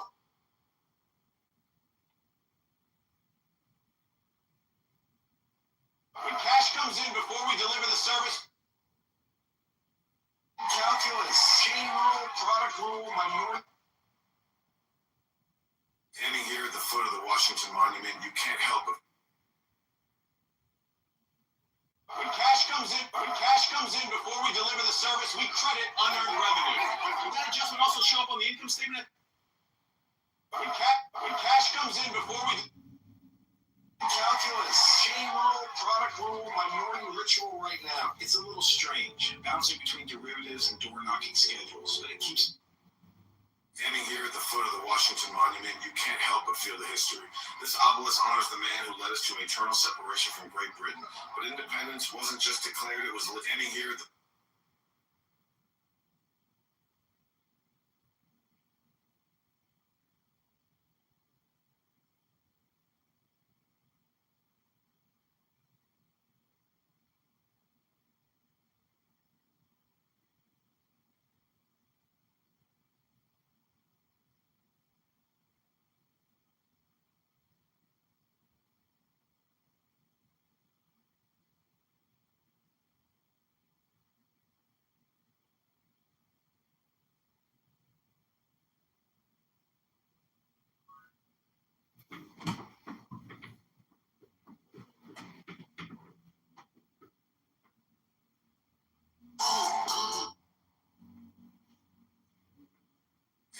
Standing here at the foot of the Washington Monument, you calculate when cash comes in before we deliver this.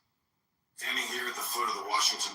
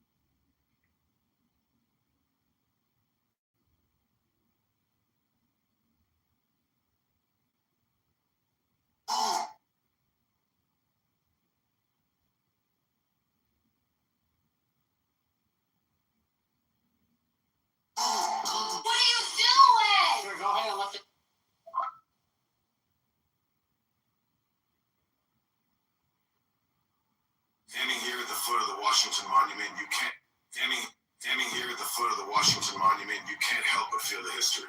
This obelisk honors the man who led us to an eternal separation from Great Britain. But independence wasn't just declared, it was standing here at the foot of the Washington Monument. Calculus, chain rule, product rule, minority ritual right now. It's a little strange, bouncing between derivatives and door-knocking schedules, but it keeps me sharp. And after class, calculus, when cash comes in before we deliver the service, we credit unearned revenue. Will that adjustment also show up on the income statement at the end of the period? Exactly. Once it's earned, we debit unearned revenue and credit service revenue. When cash comes in before we deliver the service, we credit separation from Great Britain. But as a police officer has taught me what it means to listen, to act, and to protect. For 15 years, I've stood on these streets helping, and who led us to an eternal separation from Great Britain. But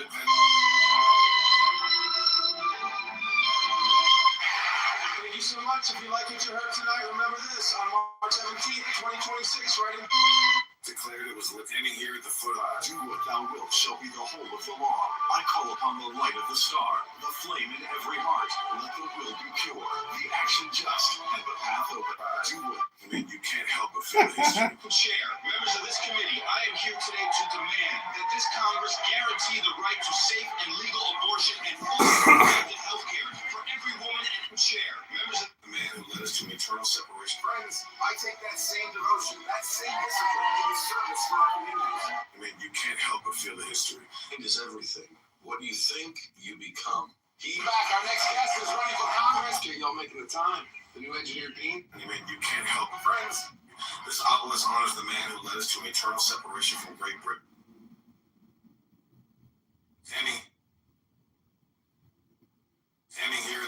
Standing here at the foot of the Washington Monument, you can't help but feel history. This obelisk morning, before the sun is up, I put on this written. But independence wasn't just declared, it was standing here at the foot of the Washington Monument, you can't help but feel the history. This obelisk honors the man who led us to an eternal separation from Great Britain. But independence wasn't just declared, it was standing here at the foot of the Washington Monument, you can't help but feel the history.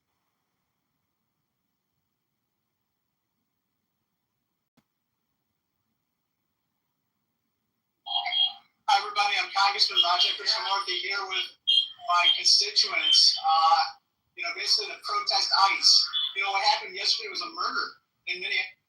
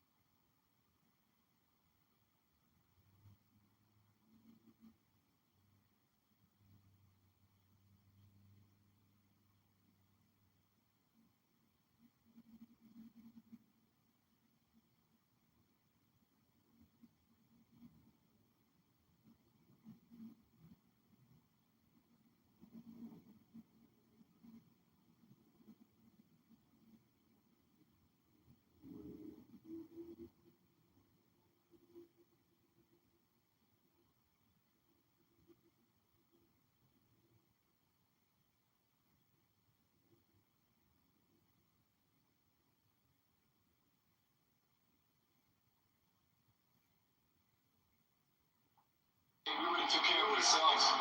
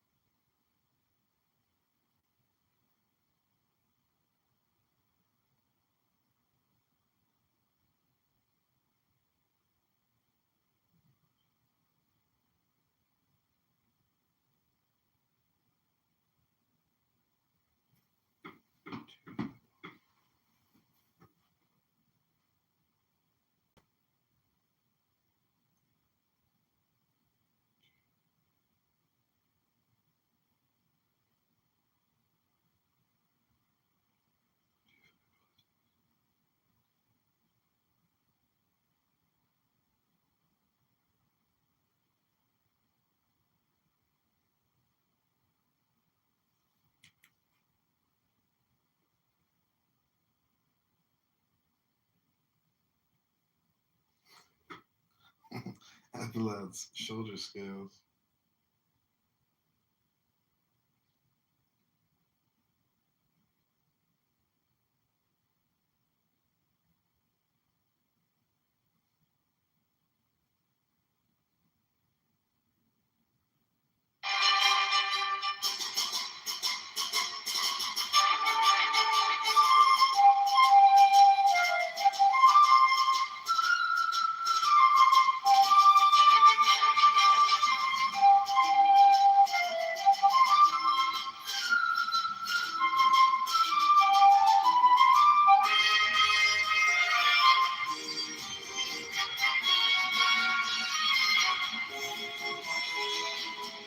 Turn in your guns.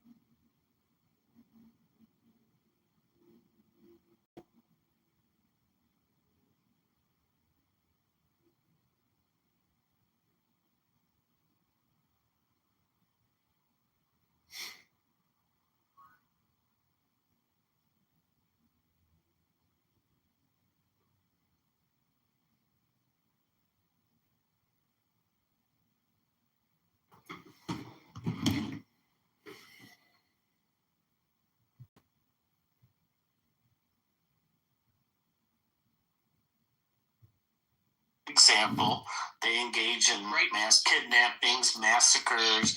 They target civilians. I mean, that's not made up. That's Boko Haram. They are designed. They're designed to do it. What do you mean by that? What does it mean? Terrorists too are puppets. They're unleashed. They just call them. They're unleashed. Yeah, they're every time there unleashed. needs to be You could call them puppets, but that still means someone's holding the strings, and they should stop. Yes.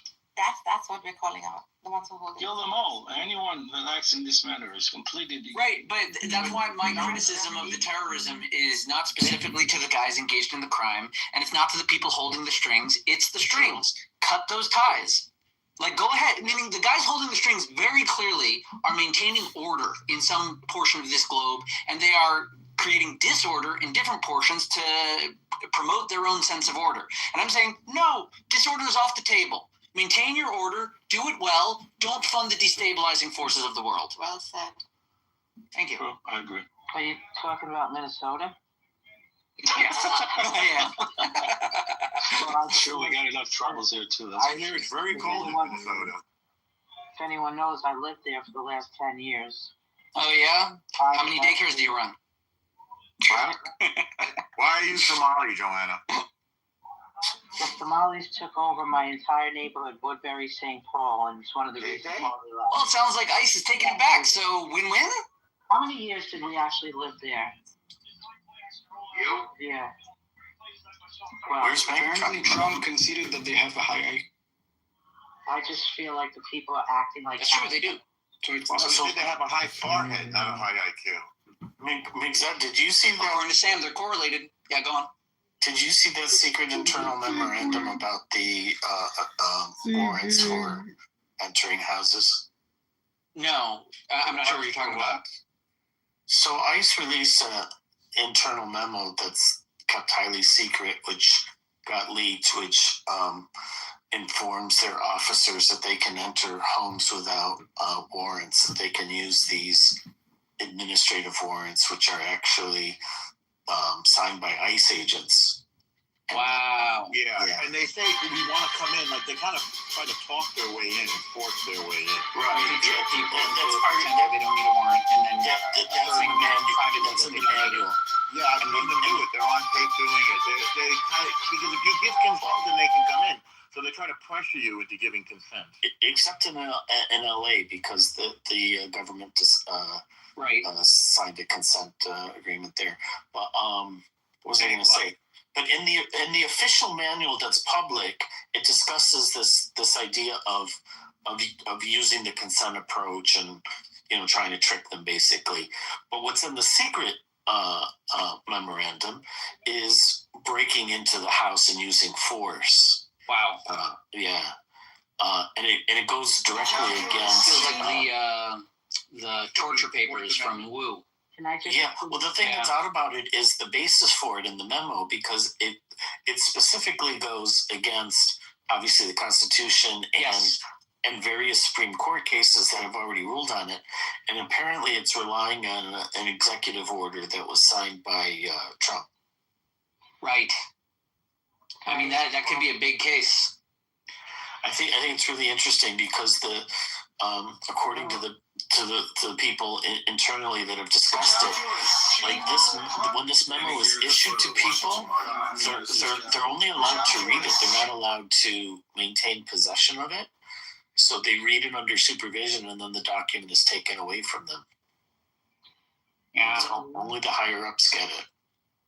Euro? Yeah. Can you hear me now? Yeah, Jonah, what was your question, honey? Oh, sorry. So why don't the people just show their citizenship papers and let them? Why are they acting like animals in the street? Well, that's a good question. Anyone have an answer to that? I'm just saying, I mean, I know there for the last 12 years. I know their mentality. I know how they treat any authority figure. Even an ambulance that once came to my neighborhood, they were throwing rocks at it. What? I have a particular bias towards it. Yes. Where you're saying like a densely populated immigrant community will attack an ambulance? Densely, I don't know what you said.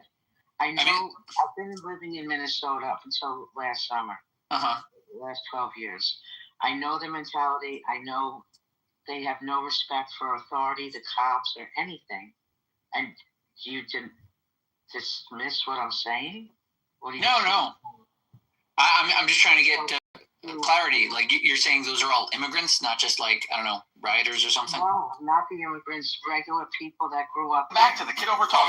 You're saying the Minnesotans are showing dissent. Ash comes in before we deliver this. Against any kind of police things, and I'm sorry, I'm very emotional over this because all this could be avoided. Another fatal shooting yesterday, as you know. Yeah. If they just show if they come to the door, show them what they want, and let them go. Move on. Why are they doing rioting in the streets, banging drums, whistles? I mean, where do you ever see people acting like anarchy? It just gets me upset because I had to leave Minnesota because of the way the people acted. They were just, I mean, if someone was online and there was a long line, they'd be like, fucking hurry up, yo. I mean, they were super low class. There's no way to sugarcoat it. I mean, you have no idea. I'm just so glad I'm out of there. And you can see the way that they're acting. I thought when I moved there, well, I'm in the United States. Doesn't matter where I moved. No, I wasn't in the United States when I lived there. It was another world. Thank you for No, tell us more, Joanna. What the hell did you experience? What else did you see besides people throwing rocks at ambulances? Why did they throw rocks at ambulances? Because they don't like any sort of authority, and I've seen, you know how cops have to, sometimes they'll wave you on, that, people on the road, if there's an accident or something, they'd be like, fuck you, as they're driving by. I can get my boyfriend who's sitting right here, he's like, don't get me started. They have a very low education. They're the seventh lowest education in the United States. Most of them are Somalis. Hey, what's up, Dad? Yeah, no problems. I gotta go outside and shovel in a few minutes before the sun sets.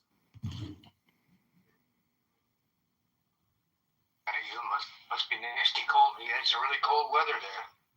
Yeah, I've been cooped up in the house for like a week.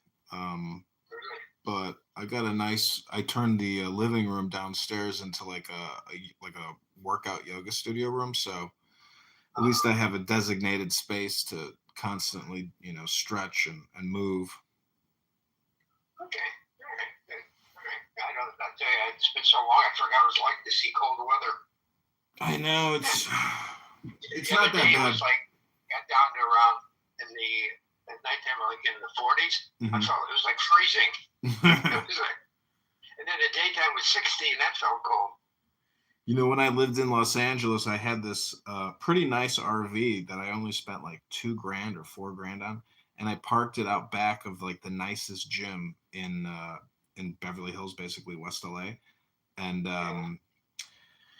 it was nice. It was a nice spot, but in January, February, it got so cold and I didn't have any electricity or heat. And I'm sitting there shivering underneath like multiple sleeping bags and blankets and just remembering like, holy shit, this is brutally cold. Yeah, it's strange. I know I went on a tour of Alcatraz and they said Alcatraz gets really cold in those cells. Yeah.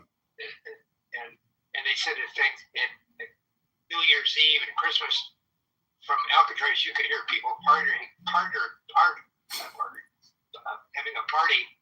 All the parties that are going on in San Francisco.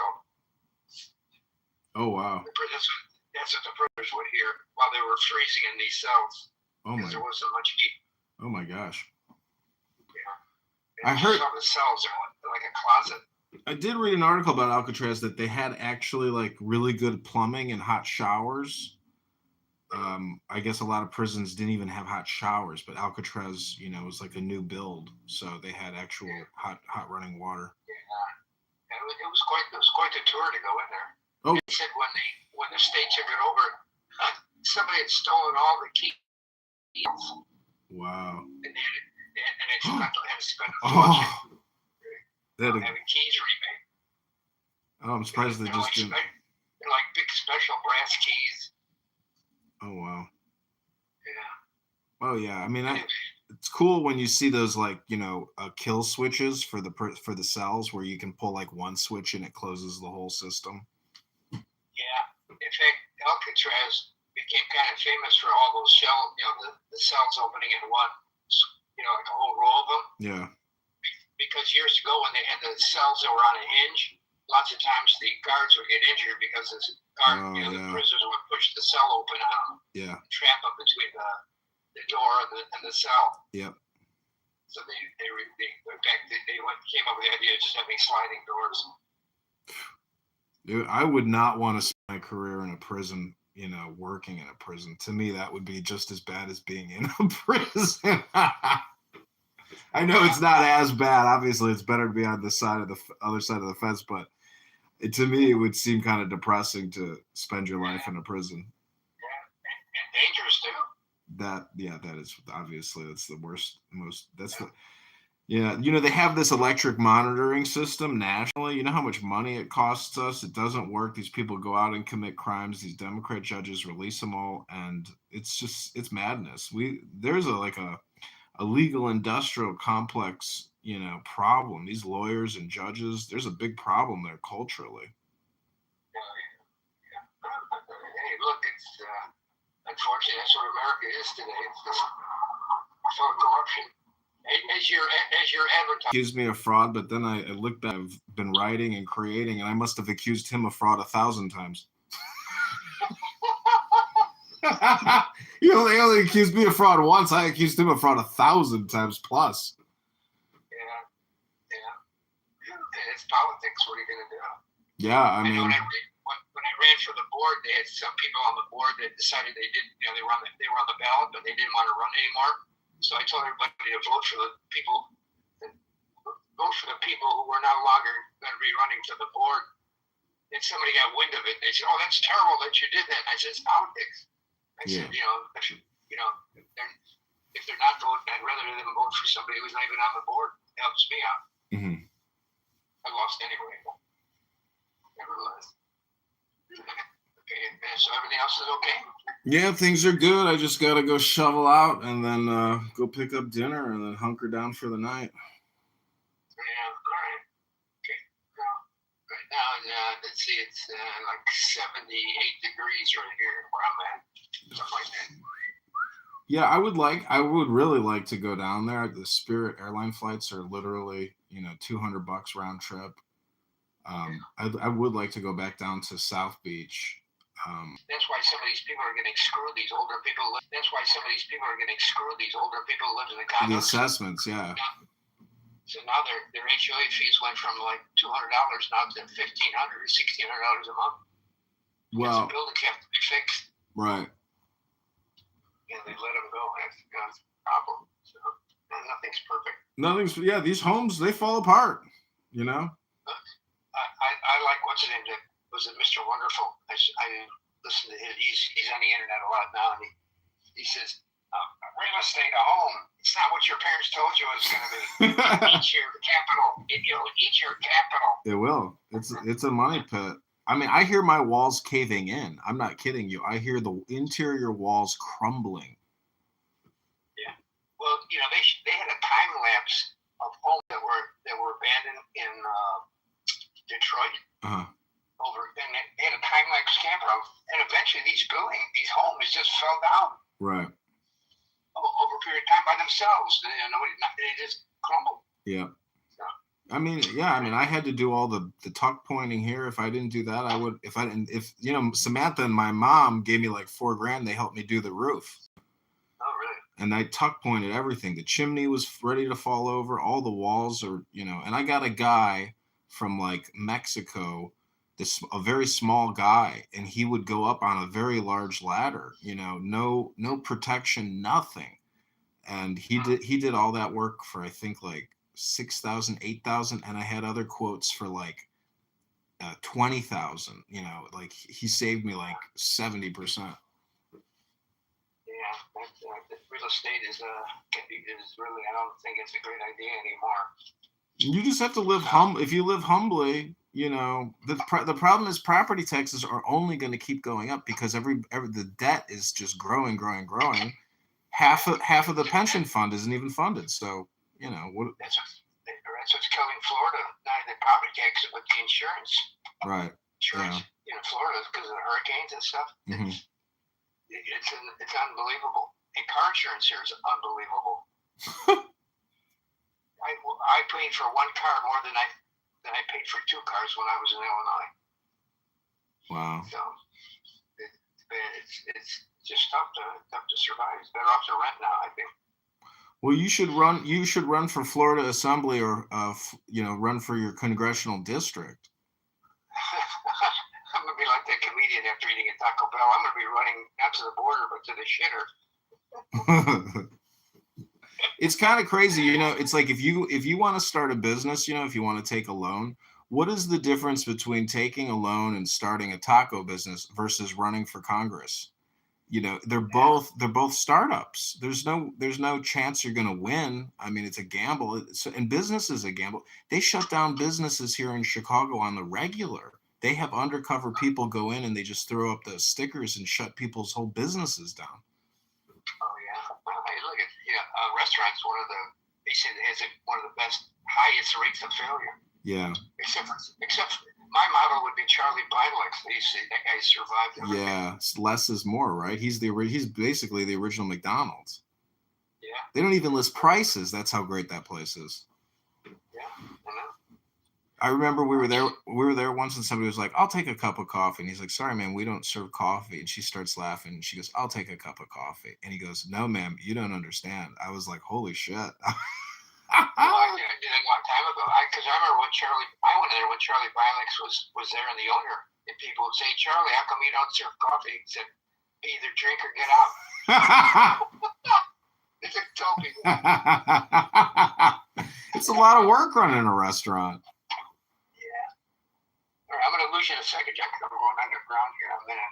Okay, no worries. Have a great day. I'll talk to you soon. Okay, be careful. Don't hurt yourself struggling. Oh, no, I move slow now. I'll talk to you soon. Yeah, don't slip and break your leg like I did. Yeah. Well, you got a screwdriver in your pocket. Okay, take care. Bye. Yeah, I know. Just be careful. I will. Okay, bye-bye. You too. Bye. Bye.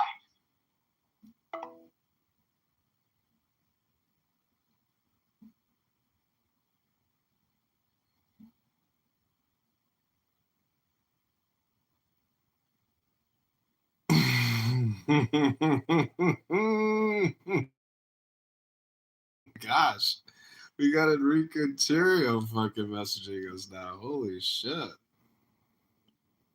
Oh my god. This is funny.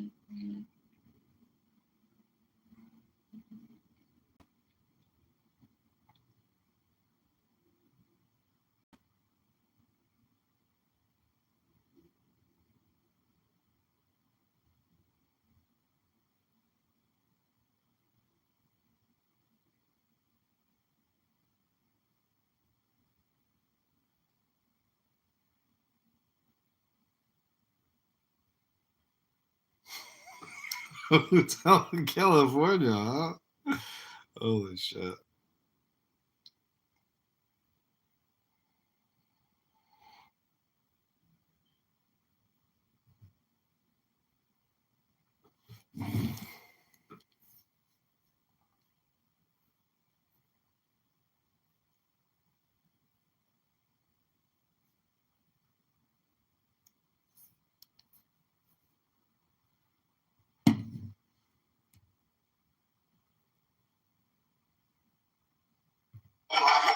And they move slower and they use big words that we don't understand sometimes.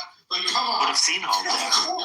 And that's why in the closing statement, they made no reference to their original theory that they had proposed in the opening statement as to why he wasn't guilty, because it was destroyed.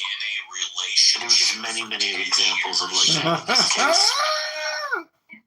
Yeah, that was a total breakdown of the American justice system.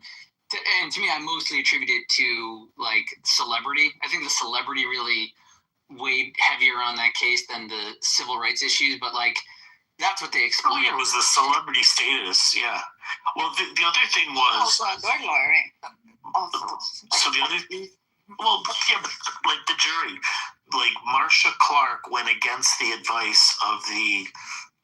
They bring in these expert consultants for the voir dire and the jury part of the jury selection, and all of them told her not to have black women on the jury.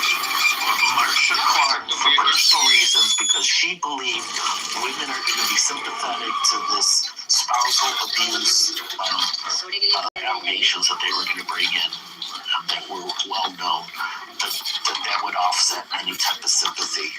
And so she went against the advice of all of the experts in the field. And she was just wrong on that. 100%. So I think they ended up having, if I'm not mistaken, I think like 8 or no, 9, I think it was 9 black women on the jury.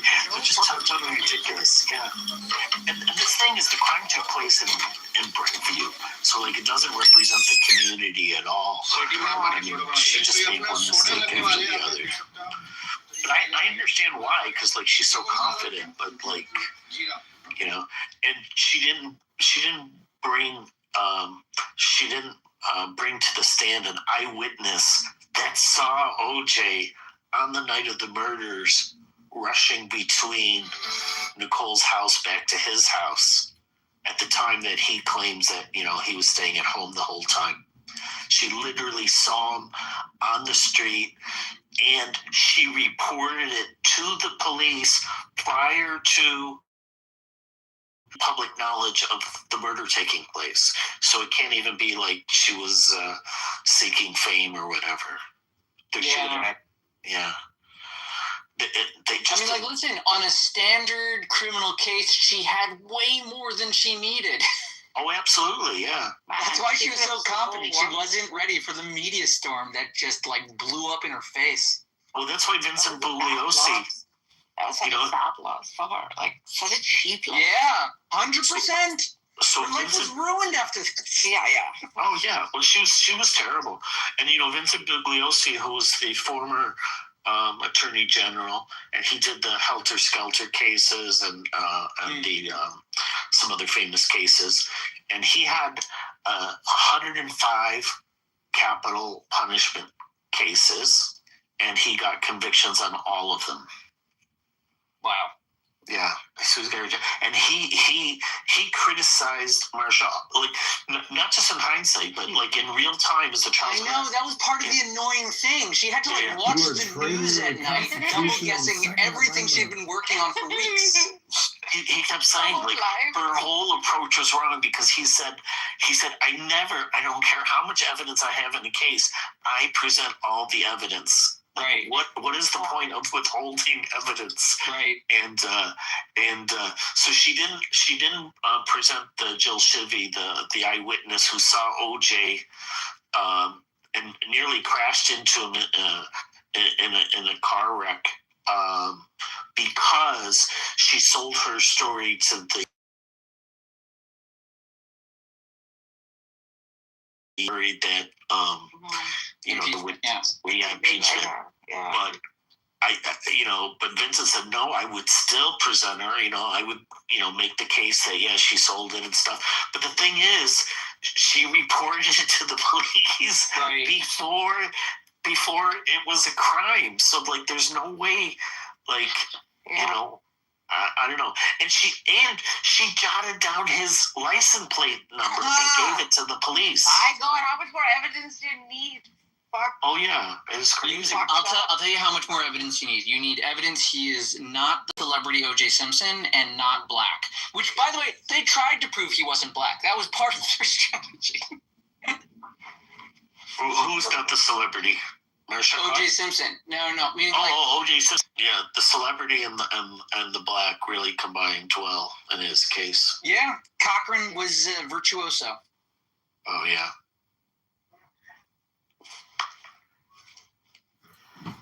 Yeah, I mean, when I hear the evidence of the case, it's shocking because you got fingerprints, you got fibers, you got hair, you've got blood, you have it under the fingernails of the victims. Well, listen, man, if the glove doesn't fit, you must acquit. Yeah, despite the fact that they had proof. They had proof that it was his gloves. I mean, what difference does it make? But it didn't fit. They couldn't make his gloves. You must have quit. Yeah, exactly. Yeah, you must. And that's what my lawyer has. When you enter her freaking her office, you have it in bold on the wall. And they're voir dire. They let the jury be populated with the people that wanted the black man to get off. Exactly. And she was so overconfident. It was hubris of the highest order. That is one of the biggest mistakes she made. And the thing is, they had expert consultants there telling her, do not let this profile on the jury. And she let 9 of them on the jury. And you know why she did that? Because she believed women would understand and they'd be trying to protect Nicole. Nicole because of spousal abuse, and they had was the real damn issue in that case. Exactly. Well, the problem was the experts. OJ was black. Yeah. The experts. They made it the issue. The experts said that black women do not relate to that, and that they would more likely support the husband. So I don't know.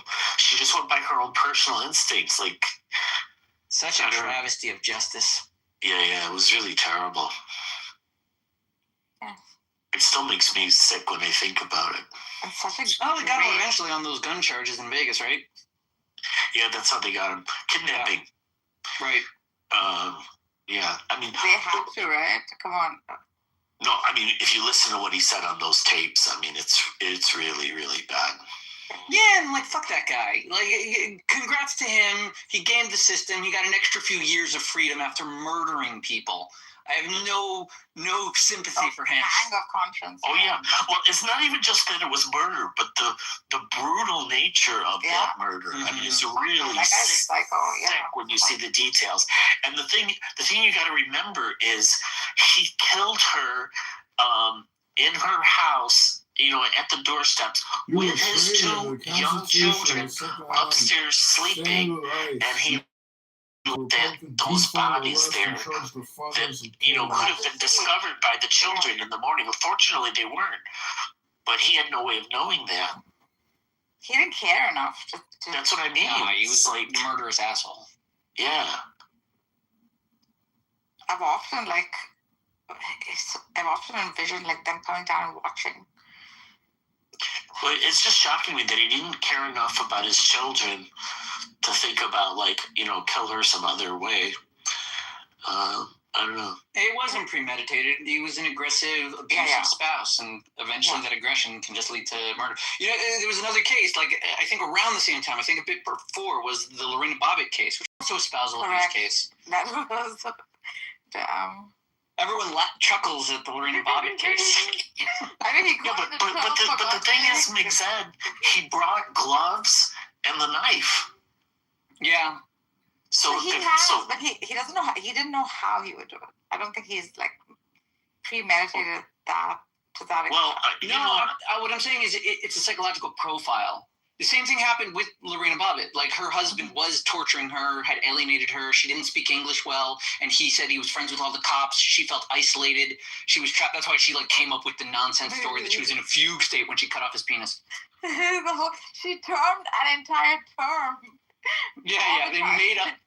Yeah, but made a term for listen.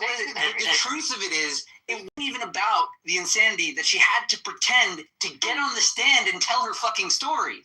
She just needed to get up there. And after people heard it, like, yeah, she blacks out in her little narrative, but the majority of the narrative is how this man trapped her, like, purposely, isolated her, abused her day after day where she thought she was going to die. Yeah, the dick had to go. And that was a fact. So, like, the fugue state, I don't give a shit. Make whatever kind of nonsense to get that woman on the stand and let her speak her story. Yeah. Oh, and the other thing that Marsha didn't give to the jury, what the jury never heard, was what Vincent calls his confession letter. So his suicide note that he left just prior to that, the Bronco slow chase. The slowest chase in all of history. So the jury never heard that. And that letter just reeks of guilt. I mean, he talks about, about why he has to give up his life because, I mean, he doesn't say I killed her, but he talks about all this remorse that he has and all this type of stuff. I mean, it's not the letter of a man that who's ready to fight for his innocence. Exactly.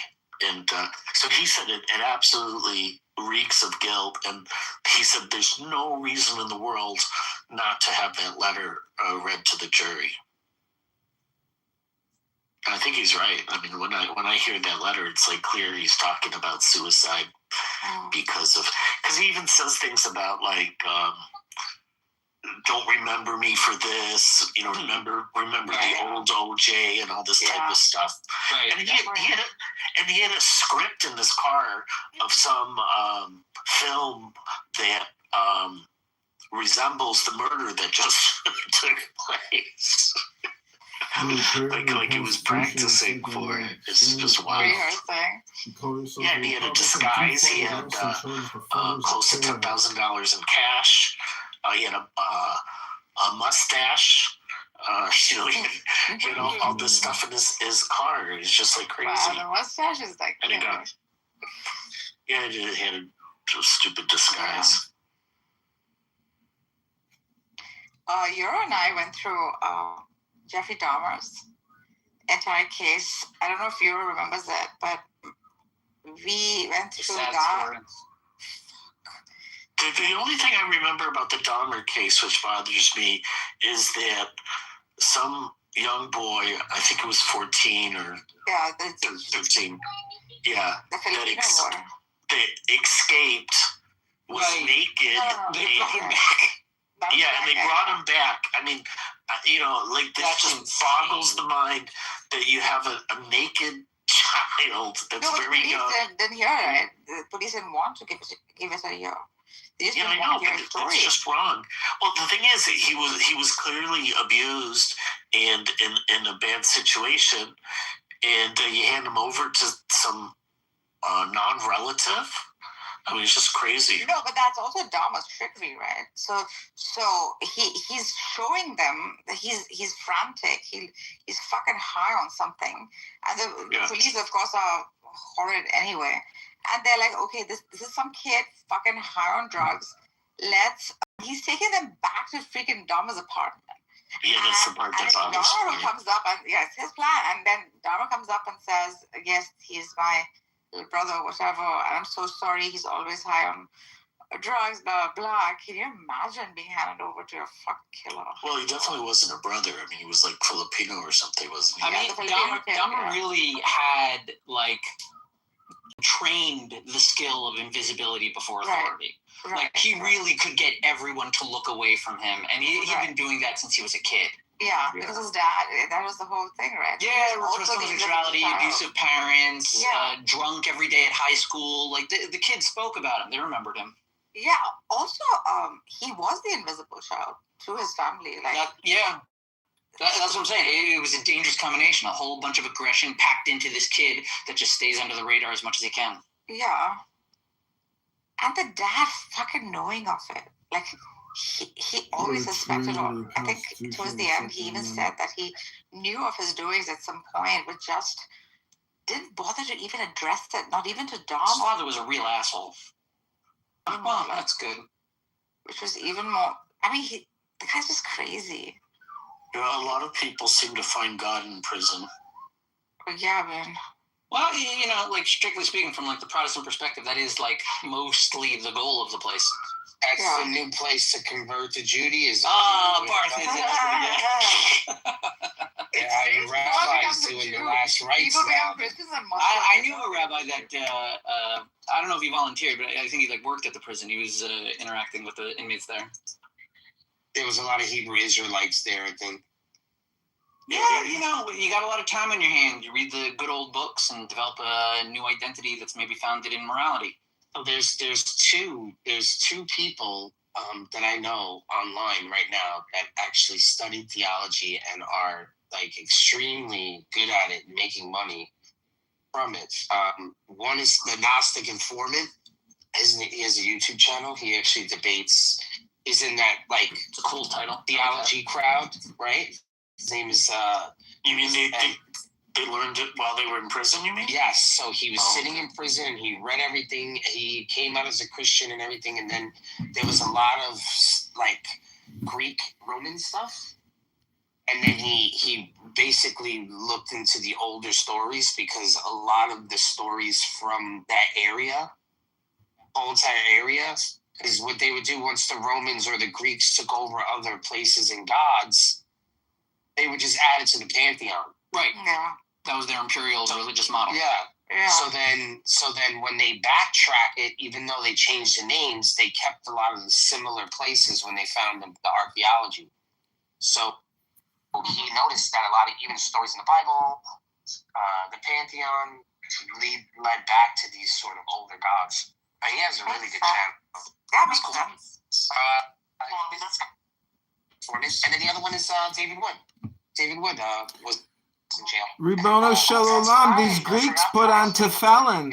Did they put on tefillin in prison? Malcolm X found God in prison. There you go. Ribono Shalom. Interesting guy because he's like, he's really done a lot of research. I mean, you gotta give credit for that. Do you know the history of tefillin and the Exodus, Ribono Shalom? Do you know why these Greeks put on phylactery, Ribono Shalom? No, why do the Greeks put on phylacteries? Ribono Shalom, because historically it's accurate. The Jews were given the gift, and you were talking about it yesterday, so I did a lot of research into it, and it's Kabbalistic. It's mystical. Tefillin? No, it's in the verses. No, it's mystical. It's Kabbalistic. I sent you the link. I put it in the chat. I know you're very proud of your Jewish, education, Mixed, but you don't know everything. Yeah, I don't know. As like a concept. Gotcha, He's at the earliest, maybe like 600s, but like really you get writings around like 1000 in Spain. And like tefillin is definitely in the 5 books of Moses. They're talking about the Totafot. And it's in the Shema that they say every day. So like, you could say that the Kabbalists developed more explanation to it at a later point, but the practice of taking those leather boxes and putting little writings on it, that's clearly very, very old. Older than Kabbalah.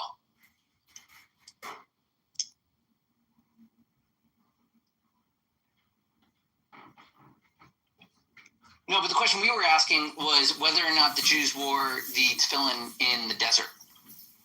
Because in this week's parsha, which was the end of the 10th plague, Michael, I got a question for you. Yeah, we heard it yesterday. We don't need to hear it again. Michael, do you believe in miracles? I heard it. I don't mind becoming Kabbalic. Actually, I've thought about it myself. No, it's not Kabbalistic, according to Mizrahi. Kabbalah is more like a mystical understanding and interpretation of Judaism after the fact. Correct. After the fact, right. Mizad. I always wondered why we didn't have a weekly parsha reading on Clubhouse. We did at different times. There was the drunk parsha reading. Mixad, I got a question for you. I think they called it. I remember the drunk one, yeah. Mixad, atheists and drunks. Mixad, I got a good question for you because I heard this, rabbi yesterday talking about this, and I got a question for you, Mixad. Do you believe in miracles? Yeah, of course. Okay, describe a miracle, please. What was that? Can you describe or give us any evidence for your belief in miracles? I mean, the only evidence necessary for my belief in miracles is my claim that I believe in miracles. No, I mean, give me an example. Hello? Of a miracle? Yeah. Babies are born. Because this is the lecture. Everything. I don't think that to be so much of a miracle. The miracle that was learned in the desert. I see a miracle as something that's deviant from the general rational consensus of what will occur next. Okay, so what does Maimonides say? I know what Migzad says, but what does Maimonides say a miracle is? Hello? I don't know.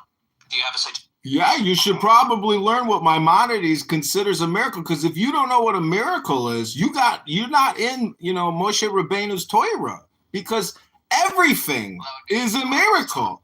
And the saying, Alish is God, everything is God, is that miracle, Ribono Shel Olam? Well, Ribono Shel Olam, the followers of the Rebbe say Ribono Shel Olam is very useful. Again, he was an 18th century person. The Rambam was an 11th century person. And you're asking me whether I think there's a miracle, which again is like a biblical level question of words and whether or not they apply. Yeah, I don't know what you're saying about Maimonides, because he takes the opposite position. Yeah, he was pretty staunchly rationalistic, at least in his presentation of the law. In fact, he really minimizes suspension of nature, and he maximizes intelligibility. Which was an old debate as to what is a greater declaration of God's glory, his capacity to change the nature of the world, or to put the world into a natural progressing clock, well-oiled machine. He even said that many of the miracles that are cited in the Bible he thought were natural events that took place. Well, I think he comments on that. Like, I think when he discusses the plagues, he says something to the effect of each one of the miracles that occur, you see that God employs derech teva, right? Meaning he's not taking away the label miracle. He's saying that it is observable as if a natural event that seems fortuitous and out of the norm. Right. Yeah. It's a natural process. So that's the thing. Would it be fair to say, depending on what definition of a miracle you uphold, you will have a different understanding of what it is? Yes, of course. Here's a good question that the Rambam's definition brings in. If God is a great, perfect creator of the universe, any miracle is a tacit failure of his design, something that he needed to alter in order to bring things back to his overall goal. So that meant that he didn't do it right the first time. Point of order, moderator, point of order. Is that every instance of a miracle is not God fixing a deviation from the natural. It's because there's not a speck of dust out of place in the whole universe, Mixed. Maimonides was also very explicit that the miracles don't establish truth. Yes, gentlemen, the point is, if I were to ask you, having a conference call app on cell phones in different parts of the country, is that a miracle? Yeah, that's a miracle. You guys just can't accept the fact that having a conference call through the fucking ether, the internet, carried to you by light fiber optic cables is a fucking miracle. Yeah, but what Maimonides says is that the truth of prophecy rests on rational and moral criteria, not on spectacle. Yes. And he highlights that to show that when the miracles occur in the narrative, it's not like walking to Israel. It's not the conquest of the land. It's things that are needed at the time, like the armies of the Egyptians approaching and the Jews walking into the Red Sea with faith. Right. And he says the highest religious state is understanding, not astonishment. Yes. Which is why also, that answers another implicit question of how could the Jews who literally went through the 10 plagues and the splitting of the Red Sea, saw the destruction of their oppressors, the Egyptians, and were brought to the mountain, how could they turn away from the instruction and worship? Because miracles are not actually persuasive. No, they are. No. They are to a certain crowd. To another. Not really. To another. It's like across magic, I think. Okay, so that again points to what the value of it is. They attract attention. They bring human interest. enough attention to prove themselves, right? Like the proving. No, they're not. They're not self-proving. Meaning, the way the Rambam sees Not it in reality, but in that moment.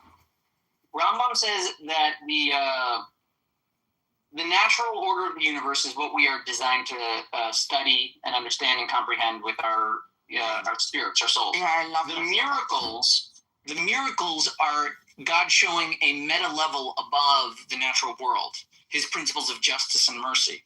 When he changes something, it's for our sake. The natural world will either it happens or not by any kind of a probabilistic event of what capacities are there. When God shows you this miracle, it's so that you look closer and see God's special judgment and guidance for the world. I love it. God. So I agree. So therefore, can we say that like a miracle is a form of a sign, which is kind of like it indicates to us what is the truth and what is like a deeper truth. But now it's like it could be used as a form of evidence, right? So it doesn't mean you show me some form of miracle that necessarily you're aligned with the truth. You see what I'm trying to say? But it's all related in some way. Well, what I'm saying is that a miracle in itself has no content. It has no clear instruction. It's simply an event that occurs and is, because it's an event, observable from multiple perspectives and equal to multiple different interpretations. One guy will say it's the God of Israel, another will say it's the devil, another will say that it's my personal God from Eurasia or something. And that is the meaning, that's why it doesn't actually have any content to convince anyone of anything. Yeah. It's just a weird thing. And which is why the Rambam pushes back to say the core is really the rationality and the understanding. If you have rationality and understanding, if you are like wise and discerning, the miracles will help you on your like bigger investigation of course I accept there's a God. Of course I accept he has control of everything. He did this deviation over here. What can I learn that God's trying to teach me? Right. Exactly. Yeah. For Maimonides, the wonder is the profundity of an ordered cosmos that's governed by intelligible laws. Yeah, right. That could be flipped every now and then by a powerful God.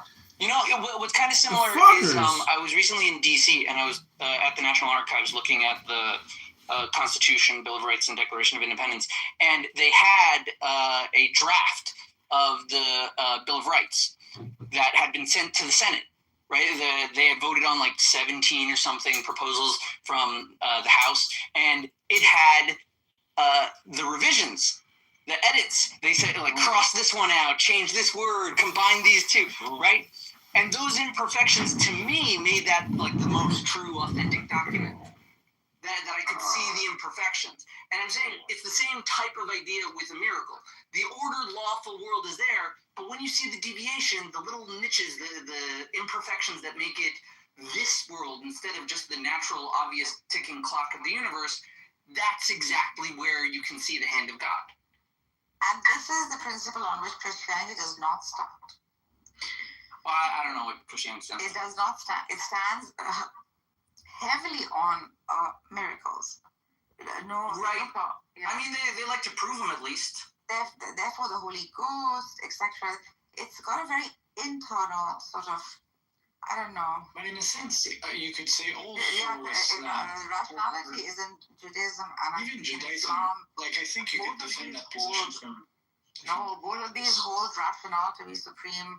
On the other hand, like Christianity would like cater to the matters of the heart, would hold that to be supreme. You know, the whole act of God in the form of man in itself is like you don't understand the purpose of the statement that is not the speck of dust of Christ, but all is God. It's beneficial for the brain and emotional control to affect your destiny, for future, for goodness. Let's say the epistemology of the world, and he's just like he understands that there's signs that are more apparent, I guess, or more clear.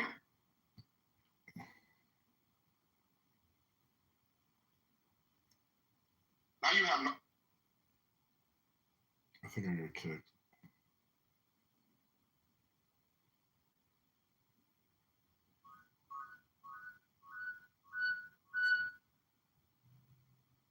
Hello?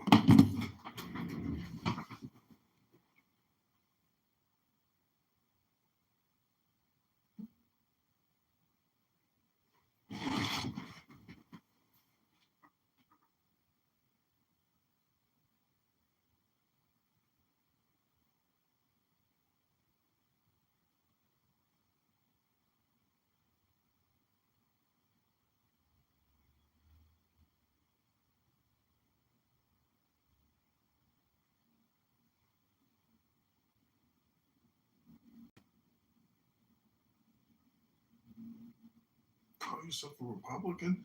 Defund, arrest, and charge the funders of chaos.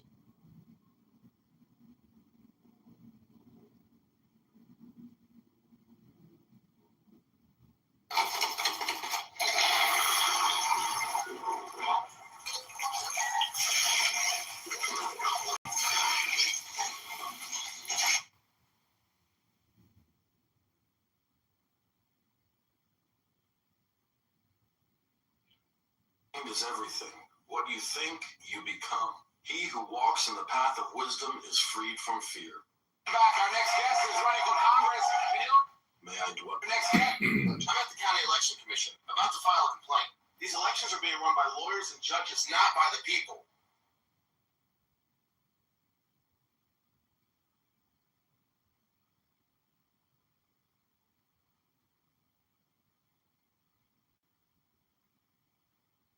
Tell me the pickle perma ban me for more tits. Man, this is a statement saying.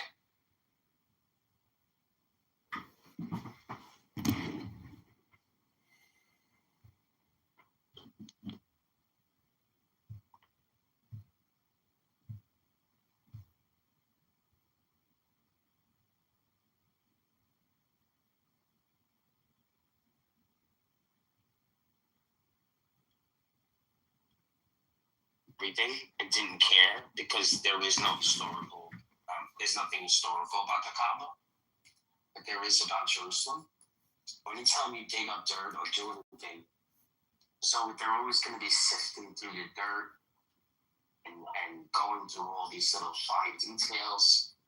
If you start excavating, you start doing work towards the third temple, or the second, whatever you want to call it. Pretty sure it's the third.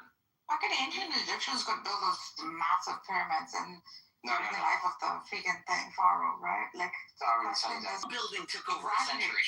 Yeah, it is no freaking tools. I guess they use, even if they use the pulley and the thing, the flying stone thing, right? Which Eric Von Dyke had talked about. No, they used flooding. They used flooding to push the rocks up to the top. Yeah, that's a theory. It was clever. Or So, GPT says scholarly estimates are from about 20 to 27. See? 5 damn years! Yeah, so That actually doesn't even match up. It's insane! It had to be done anyway during the lifetime of the Pharaoh. It's crazy. Yeah. That's an unheard of mega structure with rocks. Yeah. And we had to study that in school in depth because I studied architecture. So we had like an entire year in the history of architecture dedicated to the Egyptian well deserved. Yeah, well deserved. For the rest, we had just 6 months each. And then even the angles at which like the Gizan pyramids are built, these small little openings, I don't know if you guys have visited these window-like openings that angled at 45 degrees to like the different constellations. What the fuck? What's it? Star constellations. Okay, so let me put this in perspective, smart. Open the door. Because this is my this is my field, okay, not yours. So now the Great Pyramid, right? The Great One. That has 2.3 million stone blocks. I'm averaging blocks weighing 2 to 3 tons. Some granite blocks inside the King's Chamber weigh up to 70 to 80 tons. No, those need to be Now, the other one, and carted and lifted. No, we're not talking about that. We're not talking about that. We didn't get there yet. Now, for the next one is 2.1 million blocks. Slightly smaller, but appears taller using the ground height. There remain some original casting stones at the top.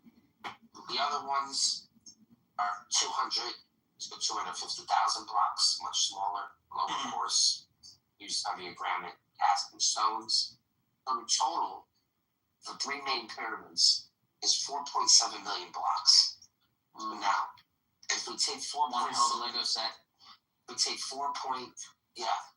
So this is a perspective check. If one block were to be laid every 2 to 3 minutes, non-stop, it would still take over 20 years. That's insane. Unless total stone unless you is place 6 million tons. Unless you place 515 blocks per day, which is crazy. So the thing that's interesting about it is these modern estimates correspond to ancient textual evidence that says 10 years to build the causeway and infrastructure, and another 20 years to build the pyramid itself. Yeah, I'm just saying, like, in the case of the pyramids, aliens may genuinely be the best explanation. Which is what Eric von Daniken's book, Chariots of the Gods, when I read it when I was 15 years old. And it's a fantastic read. Highly suggest reading it. I mean, if we think that, in the Quran, Solomon used jinn to build his temple, who tell us that jinns were not helping? Well, okay, so here's the Solomon story. The story of how Solomon used jinn, not a jinn, Ashmedai, the king of the demons, was obviously the temple of God cannot be created by a demon, but the demon had access to a very needed tool to properly build the temple. The temple would not, they didn't want to make any of the stones using metal equipment, because they saw that as instruments of war, and that would be a desecration of the temple. But the king of demons knew of the location of a special worm that could carve stone, the shamir, which is why Solomon captured the king of the demons and forced him to tell him where the shamir was. And then the story is he used the shamir to make the stones.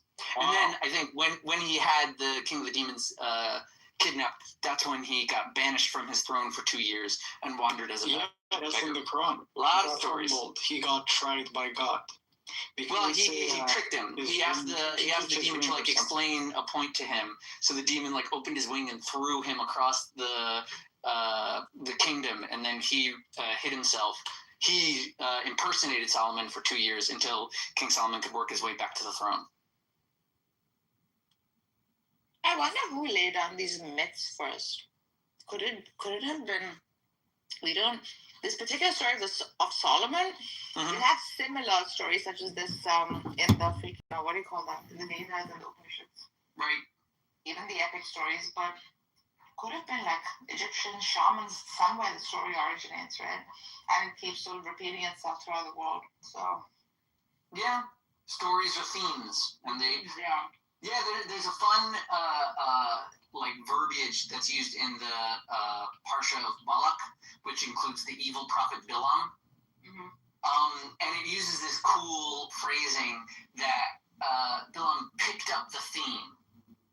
Balak would complain about something about the Jews. Bilam would, meditate, and then when he looked up, he picked up a theme and continued on a song. But, themes of stories is part of it.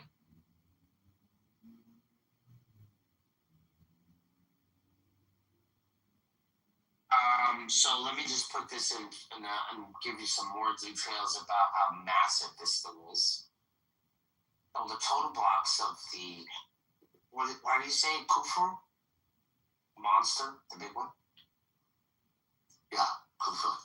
Yeah, so the quarry directly from the Gaza Plateau, roughly dressed and hidden inside the pyramid. So the average. I always pick up my split PC from the halal restaurant. These make up the bulk of the structure mass.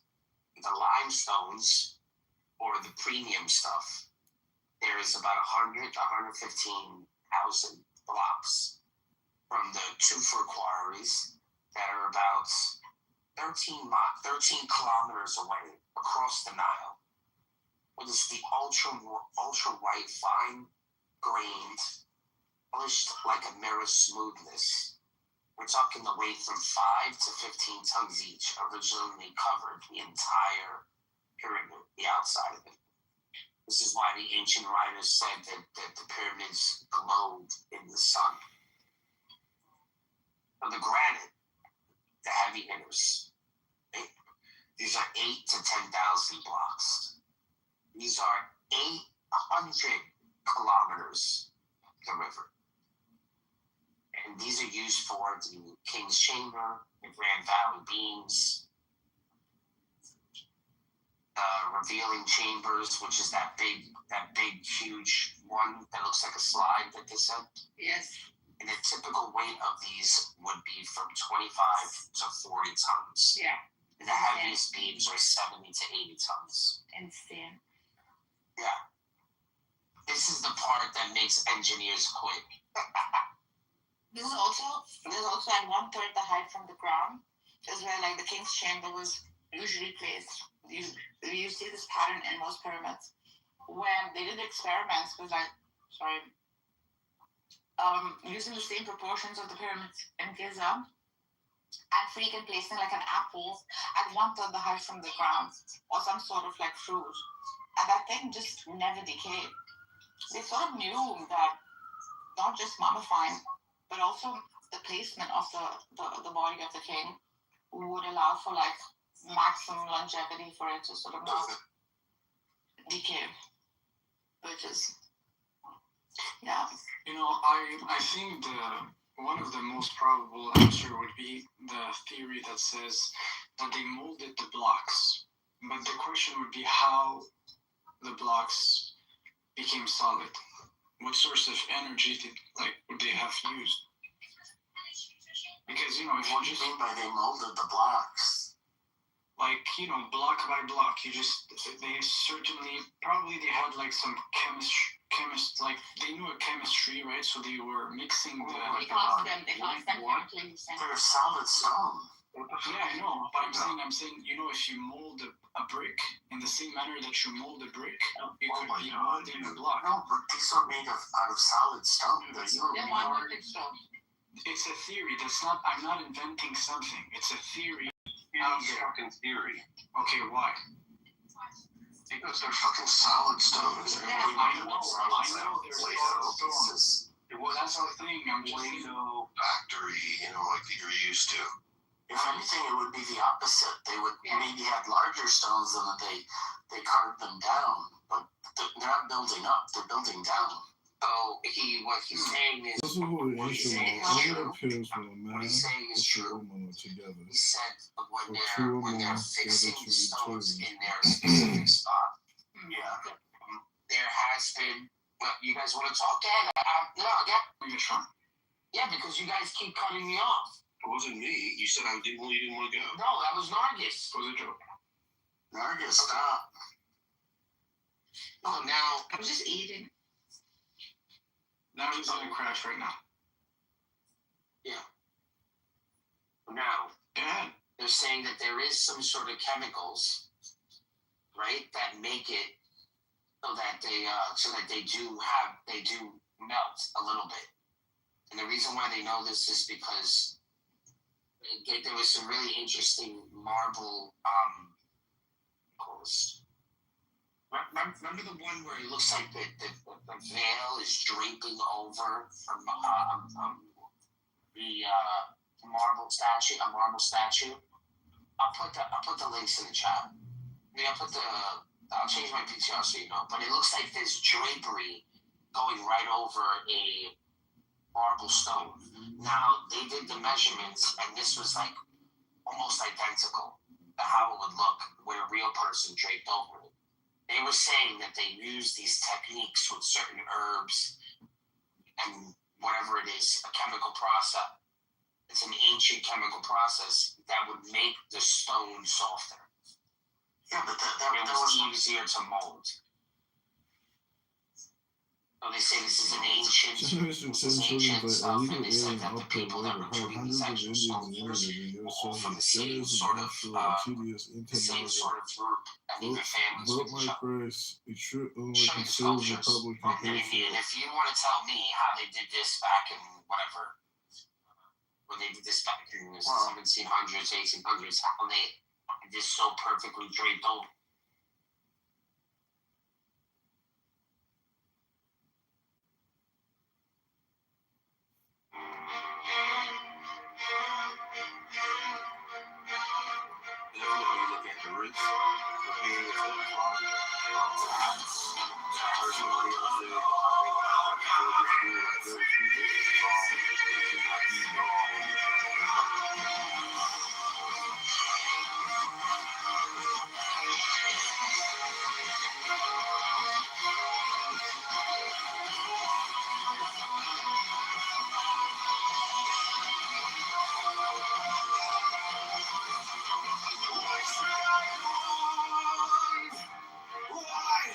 Why comes the sudden cackle of a million imps of hell?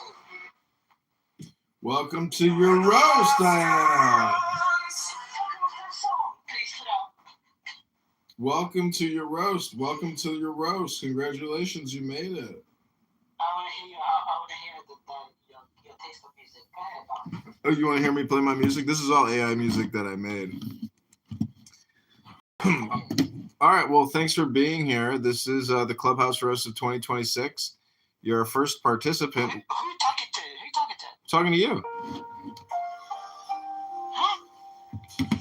Yeah, I'm talking to you, Diana. This is the Clubhouse Roast of 2026. Welcome to my room. I'm going to play some music for you here right now. I hope you enjoy. Learn first. O thou who aspirest unto our ancient order, that equilibrium is the basis of the work. If thou thyself hast not a sure foundation, whereon wilt thou stand to direct the forces of nature? Know then, that as man is born into this world amidst the darkness of matter and the strife of contending forces, so must his first endeavor be to seek the light through their reconciliation. Thou then, who hast trials and troubles, rejoice because of them. In them is strength, and by their means is a pathway opened unto that light. How should it be otherwise? O man, whose life is but a day in eternity, a drop in the ocean of time. How were thy trials not many, couldst thou purge thy soul from the dross of earth? Is it but now that the higher life is beset with dangers and difficulties? Hath it not ever been so with the sages and hierophants of the past? They have been persecuted and reviled. They have been tormented of men. Yet through this also has their glory increased.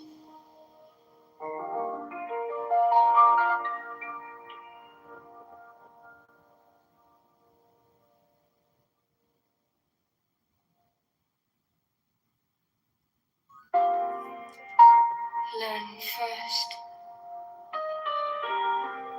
O thou who aspirest unto our ancient order, that equilibrium is the basis of the work. If thou thyself hast not a sure foundation, whereon wilt thou stand to direct the forces of nature?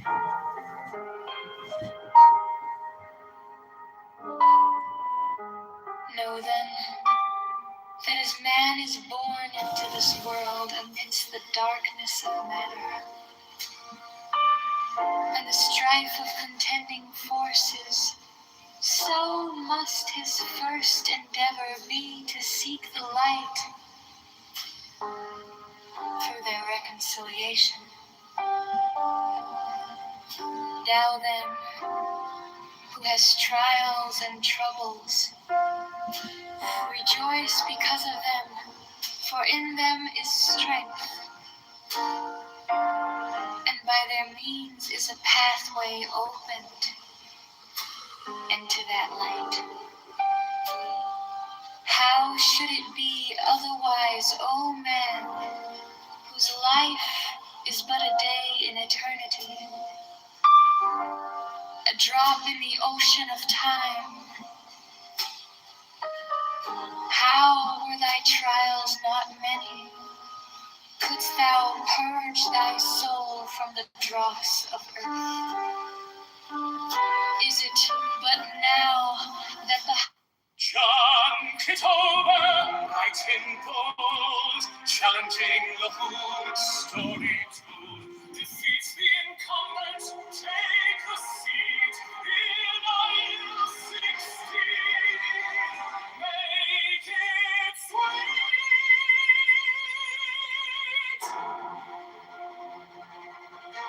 National debt at 38 trillion high. Spending bills pile up to the sky. CARES Act to tend to keep our rights and flights. American Rescue One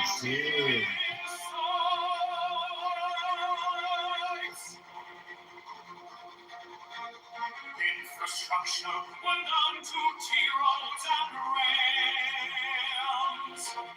Bechtel builds, corporations hail.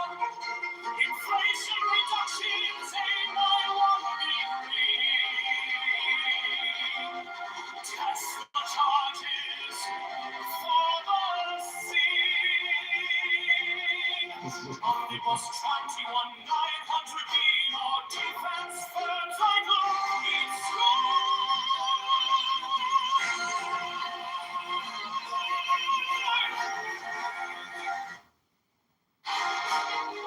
COVID vaccines debates rage on.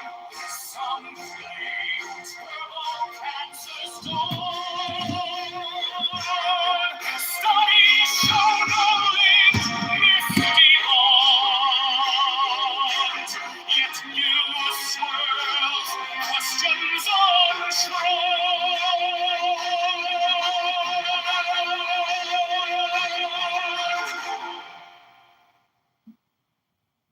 John Kitover writes in book.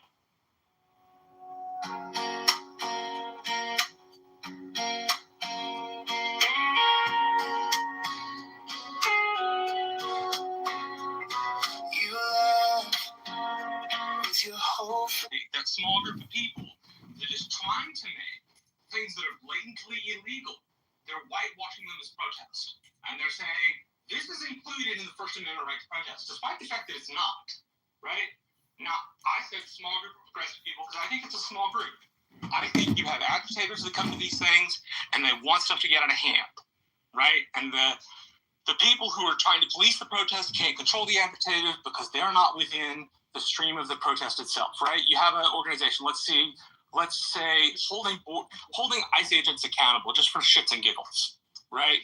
Well, if you're on the street, or if you're like on the side of the street filming these guys, or if you're holding signs, or if you're doing any of the stuff that doesn't get in their way, you're properly following the First Amendment, been written, and it's been adjudicated. But the moment you do things like block traffic, the moment you do things like run a car into it, that kind of stuff is not protected. Jason Mewes had a really good room today, and we have had a lot of comparison of ICE to the Gestapo, and I heard yesterday to the SS. What do you think people are going to do if you compare the ICE agents to one of the most evil groups that's ever existed in the 20th century? Might these people think it's okay to block traffic then? Might these people think it's okay to ram cars into people? Might these folks think that hitting an agent over the head with a snow shovel and then getting shot in the leg is something you're allowed to do? If they are the definitional and quintessential piece of evil from the 20th century, then what will you not do, right?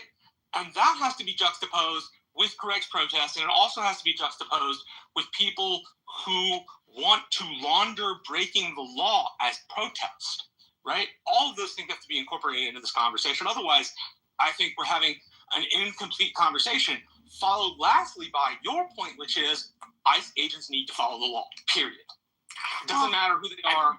They need to follow the law. So you mix all of those things together, and you get the current boiling pot that we're all sitting in. And I feel like if we could just separate between those and say protest is cool, breaking the law is not cool, right? Hey, standing on the side of the street is tight, blocking traffic, not so tight, right? And if we had that kind of separation in the minds of both the people that talk about it and the folks that were doing the acting, maybe things would be different. You know, Marshall, who pulled the gun on ICE? I'm just using it as an example. I'm not saying his opinion. He's not saying how he feels. In California, there is a Hispanic kid that or Hispanic dude that actually shot at ICE agents. He got arrested. This is a couple months ago. Has nothing to do with the guy who had the gun on his waist the other day. What was this? No, I said a couple months ago in California when they had raided one of those farms. There was a Mexican kid or a Mexican dude, whatever else, that shot at the police. I thought we were talking about in the midst of protest. I'm not talking about somebody getting arrested. That was the protest. I was personally talking about. That was literally the protest. There were people that were protesting and they were throwing rocks and everything else at the cars. It was all on what you call it, right? So in the middle of that protest, right, one Mexican dude actually did let off rounds at ICE on video. Okay, well that covers what I'm talking about. This is what I feel is the biggest problem with the whole ICE movement thing. Now, there's no problem with making sure that if other people want to come in this country, it's social norms, different rules, different things you have to follow. Get the license, do what you need to do, right? And Homeland Security is putting a crackdown on it. But then again, when you have immigrants coming and working here during the farm labor, building the construction sites, you have rich people that don't want to pay an honest wage, that would rather get people that don't really have much of a choice to work in their hotel buildings, buy the hotel rooms for them up for months. Because I've seen this shit myself. And then they go and work, and then they send them back home. And then they go live, because to be honest, the immigrants don't want to stay here. They just want the opportunity that's here in America. You're right. And they would love to go back and forth to a farm worker program like the 1950s. From 1951 to 1953, we had a farm worker program known as the Bracero program. The Bracero program allowed people to legally come work here under H-2A visas, which is the farm visa, while simultaneously allowing them to both pay taxes and save money for remittances to send their very poor relatives back home. That's all the way up to my damn now in California. You know what I was going to say? I just land my plane and I'll let you go. Yeah, he was speaking. Going back Actual spiritual was speaking. Their program doesn't exist. We did kind of cut him off. Y'all did kind of cut him off. Spiritual. So for me to land my plane about Homeland Security and about the whole bunch of terrorist attacks that happen in America because America's borders are loose. That's the whole reason Trump's like, from the outside looking in, Trump's like, we got to do something about protecting the stuff that's here. We got to make sure that there's no more terrorist attacks, because there's a lot of unknown terrorist attacks that don't get in the media. It's not about what gets in the media. It's about what's going on in the back end. Like, most people think that district court or circuit court is important, right? And that's not it. Where your money shot is at appeals in the Supreme Courts, because those are when evictions get overturned, and these are that people that actually just go off of pure law, where a circuit court judge can just deny you because he just doesn't feel like it that day. Wait, what? Yeah, he can't do that. No. You didn't know that? No. Yes. That's not how law works. Yes, it is. It is not. Yes, it is. It's so how you're saying a circuit court judge can say, I deny you just because I feel like he has to have no precedent to do that. He's not going to say I don't deny it before I can, because I feel like it. He's not going to say that. He's going to say, I deny it because the reason stated on the record, even if it was vague. Sometimes they don't even have to deny you. They can defer you. They can say, well, I need more time to think about it. This is deferred. and they can keep deferring you, or they can deny you without. You're talking about regular circuit court, not the administrative immigration courts. I think it's both. If they have, because all judges have the ability to grant, they have the ability to deny without. Yes, but they have to be within the confines of the law. They can't just unilaterally make a decision, say no, I deny, reject. You have to have a reason. It has to be within the confines of the law. That's not. They can reject for any reason that they see fit. We're a sovereign nation, right? We don't have to explain the reason. We're talking about the courts. Yeah, but we don't have to explain it as a sovereign nation. He's saying circuit courts can approve or deny your claim, whatever that petition is, legally, civilly, just because the judge feels like it. And that's just not true. And he's correct about that. So he is incorrect about that. He is incorrect about that. A judge cannot just unilaterally deny. So if I go before the courts, right, and petition the courts for, I don't know, a cop hit me upside the head with a baton, and it's on videotape, and the judge just unilaterally dismisses it when I have evidence to the counter. He can't do that. Absolutely. And now you gotta realize, what may exist on paper and what happens in practice are two different fucking things. Judges can do what the fuck they want to do. I've tried cases. That's not how this works. Absolutely not how this works. Yeah, Mr. Philly's right about this. I'm not saying that the laws would have, but I sit there and watch this shit, bro. I've watched judges do what the fuck they want to do. I've watched them reject plea deals and everything, dog. What are you talking about? But they have to be within the confines of the law. The only courts in which that exists, like closely exists, is like traffic court. But you're missing. You're missing the whole point. In traffic court, they have that ability, but the law gives them that ability. You can operate outside the law. You can be disqualified.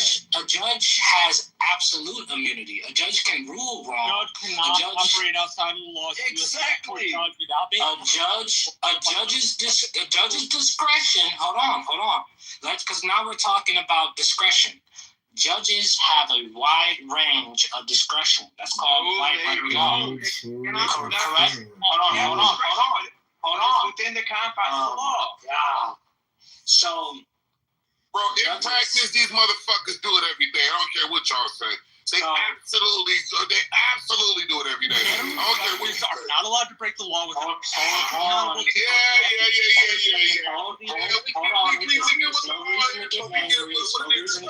We're all big boys. We got to put on our big boy coats. And, just talk about big boy things. That's how it is. So it's a discretion between when a judge wants to use his discretion and what is the abilities that we give these people of power. Now, judges have what you call absolute immunity. Can you sue a judge for making a bad ruling and taking a court? No, that's what they got appellate court for. You can take that to appeals. Okay, exactly.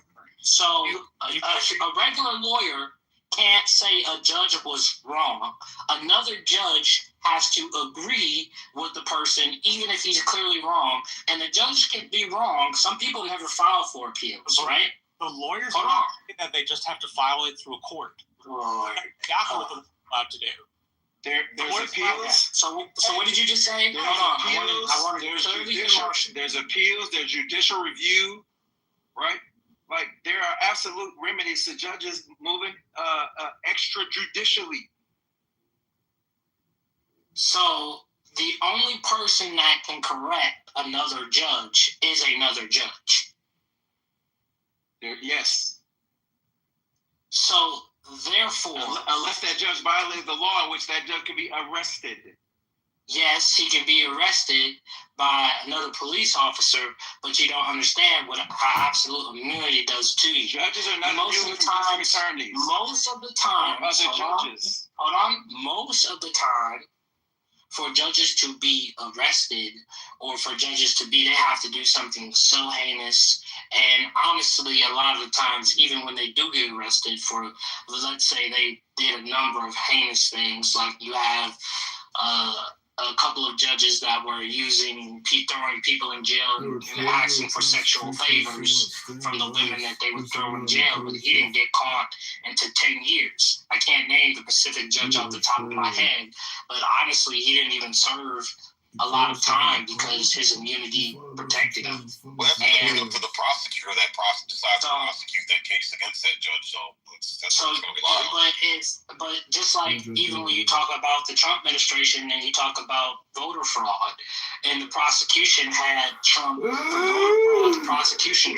But does that count as like justice? Like when people sit in these courts and like really talk about equality and fair, it's like how much risk assessment and work are you putting on these people that want to do a certain number of things? Most judges are procedural minimalists. That means they want to do the absolute less, and they want to be the absolute less accountable for what you can do. And there's 3 ways that you can opt out of court. You can withdraw, you can plead, or you can go to jail, or you can get your case dismissed and you go free. But most people don't know shit, so they're not going to say what are their abilities for the law. If you can wield the law in court, right, because they have proceeds and proceeds, you can wield the law perfectly and still get denied. And that's why you go to the Court of Appeals, and that's going to my original argument between Homeland Security and what's actually going on in the back end instead of the media and the front end of what people get to see. Because there's a lot of terrorist attacks, cyber terrorist attacks, just like when they said, a squirrel came and okay, you gotta be more succinct because you're losing me, spiritual. So you gotta, yeah. I'm saying the biggest problem, I'm going to land right here. The biggest problem that home security is trying to tighten up because there's been a lot of terrorist attacks. So ICE immigration is a thing to get out the terrorists, but they can't find them all. So they're just doing a throw the baby out with the bathwater method, and it's fucking up society. I don't believe that's what they're doing at all, though. They're spilling over into policy, right? So therefore, like Trump wants them to do a certain thing, wants them to do away with certain policies, wants them to get a sense, bend the knee. They don't want to bend the knee. So therefore, they're both right now in a civil war against each other. And it has nothing to do with the whole terrorists or nothing else, yada, yada. They can do it a different way, but they're not going to. At first, cities used to cooperate with ICE. I'm restreaming a room ratio. I gotta go outside and shovel. I'll be back. ICE will go up there because people had detainers on them, get them directly from jail or prison, get them directly from, court when their cases were pending and shit like that. And it was cool. It was smooth.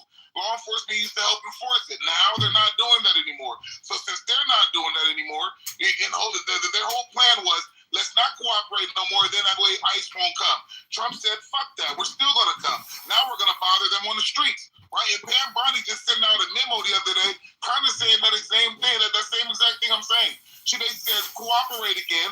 That way it doesn't spill out into the streets. That way my agents aren't in the streets. If you don't want to cooperate, we're going to keep doing what the fuck we're doing. So that's what it is, these sanctuary policies. But it's not federal against the state. That's what I don't think as much as it is the federal against the state, because people are still going to jail. These agencies are still cooperating with each other and immigrating people that get caught for criminal activity. They serve their time. They serve their time here, and then they get shipped off or deported through the country. We always had immigration enforcement. That hasn't been the problem. Yes, but the issue had been that immigration enforcement was cooperated with by local law enforcement by holding people for a detainer. So if you committed assault or a DUI or you stole something or you trespassed, they would run your name. You would come up with an ICE detainer. Hey, this person is in the country illegally. Not only have they committed a local crime, they've committed a national crime. We need you to hold them in the jail until we come get them. Places like Wisconsin and California and Massachusetts don't hold those people in jail anymore. Massachusetts a year ago let go a guy who had been convicted of a local charge of molesting a child. And they found out that ICE had an immigration detainer on this guy, and they let him go. Right? That's a huge portion of the problem. Then you roll into people going and knocking on houses or grabbing people in the streets, which means it's federal law enforcement against a whole bunch of people, which means when federal law enforcement then start to ask questions like, what's your ID? And you don't have an ID, they then take you into custody, right? If they were simply allowed to get these people from jails, there wouldn't be such a giant problem, right? Like like if they were held minority ritual right now, it's a little strange, bouncing between derivatives and door knocking schedules, but it keeps me sharp. And after class, minority ritual right now, it's a little strange, bouncing between derivatives and door knocking schedules, but it keeps me sharp. And after class, calculus, the three states and have absolutely done what I just listed: California, Massachusetts, and Wisconsin. And you put the article in the chat so I can read it. Rocio, if you can download the Clubhouse app, you should go on here and get involved in some of these conversations. It's called Clubhouse. This means that if they arrest you for trespassing and you have a warrant for murder in another state, or you have a warrant simply for being in the country illegally, they will not hold you and enforce that federal law, which, if you're reading the Constitution strictly, means they're violating the Supremacy Clause of the United States Constitution. Federal law always gets over on state law. See, we're slippery sloping here, Marshall, right? I'm not saying we're slippery sloping. I'm saying if people wanted less ICE agents out on the street in those places, aside from the ramped up enforcement that the Trump administration has done, part of getting those ICE agents out of the street is holding those people in local jails who have the detainers, right? If you do that, you don't have to go into neighborhoods. You don't have to go into public streets, right? But that's not being done.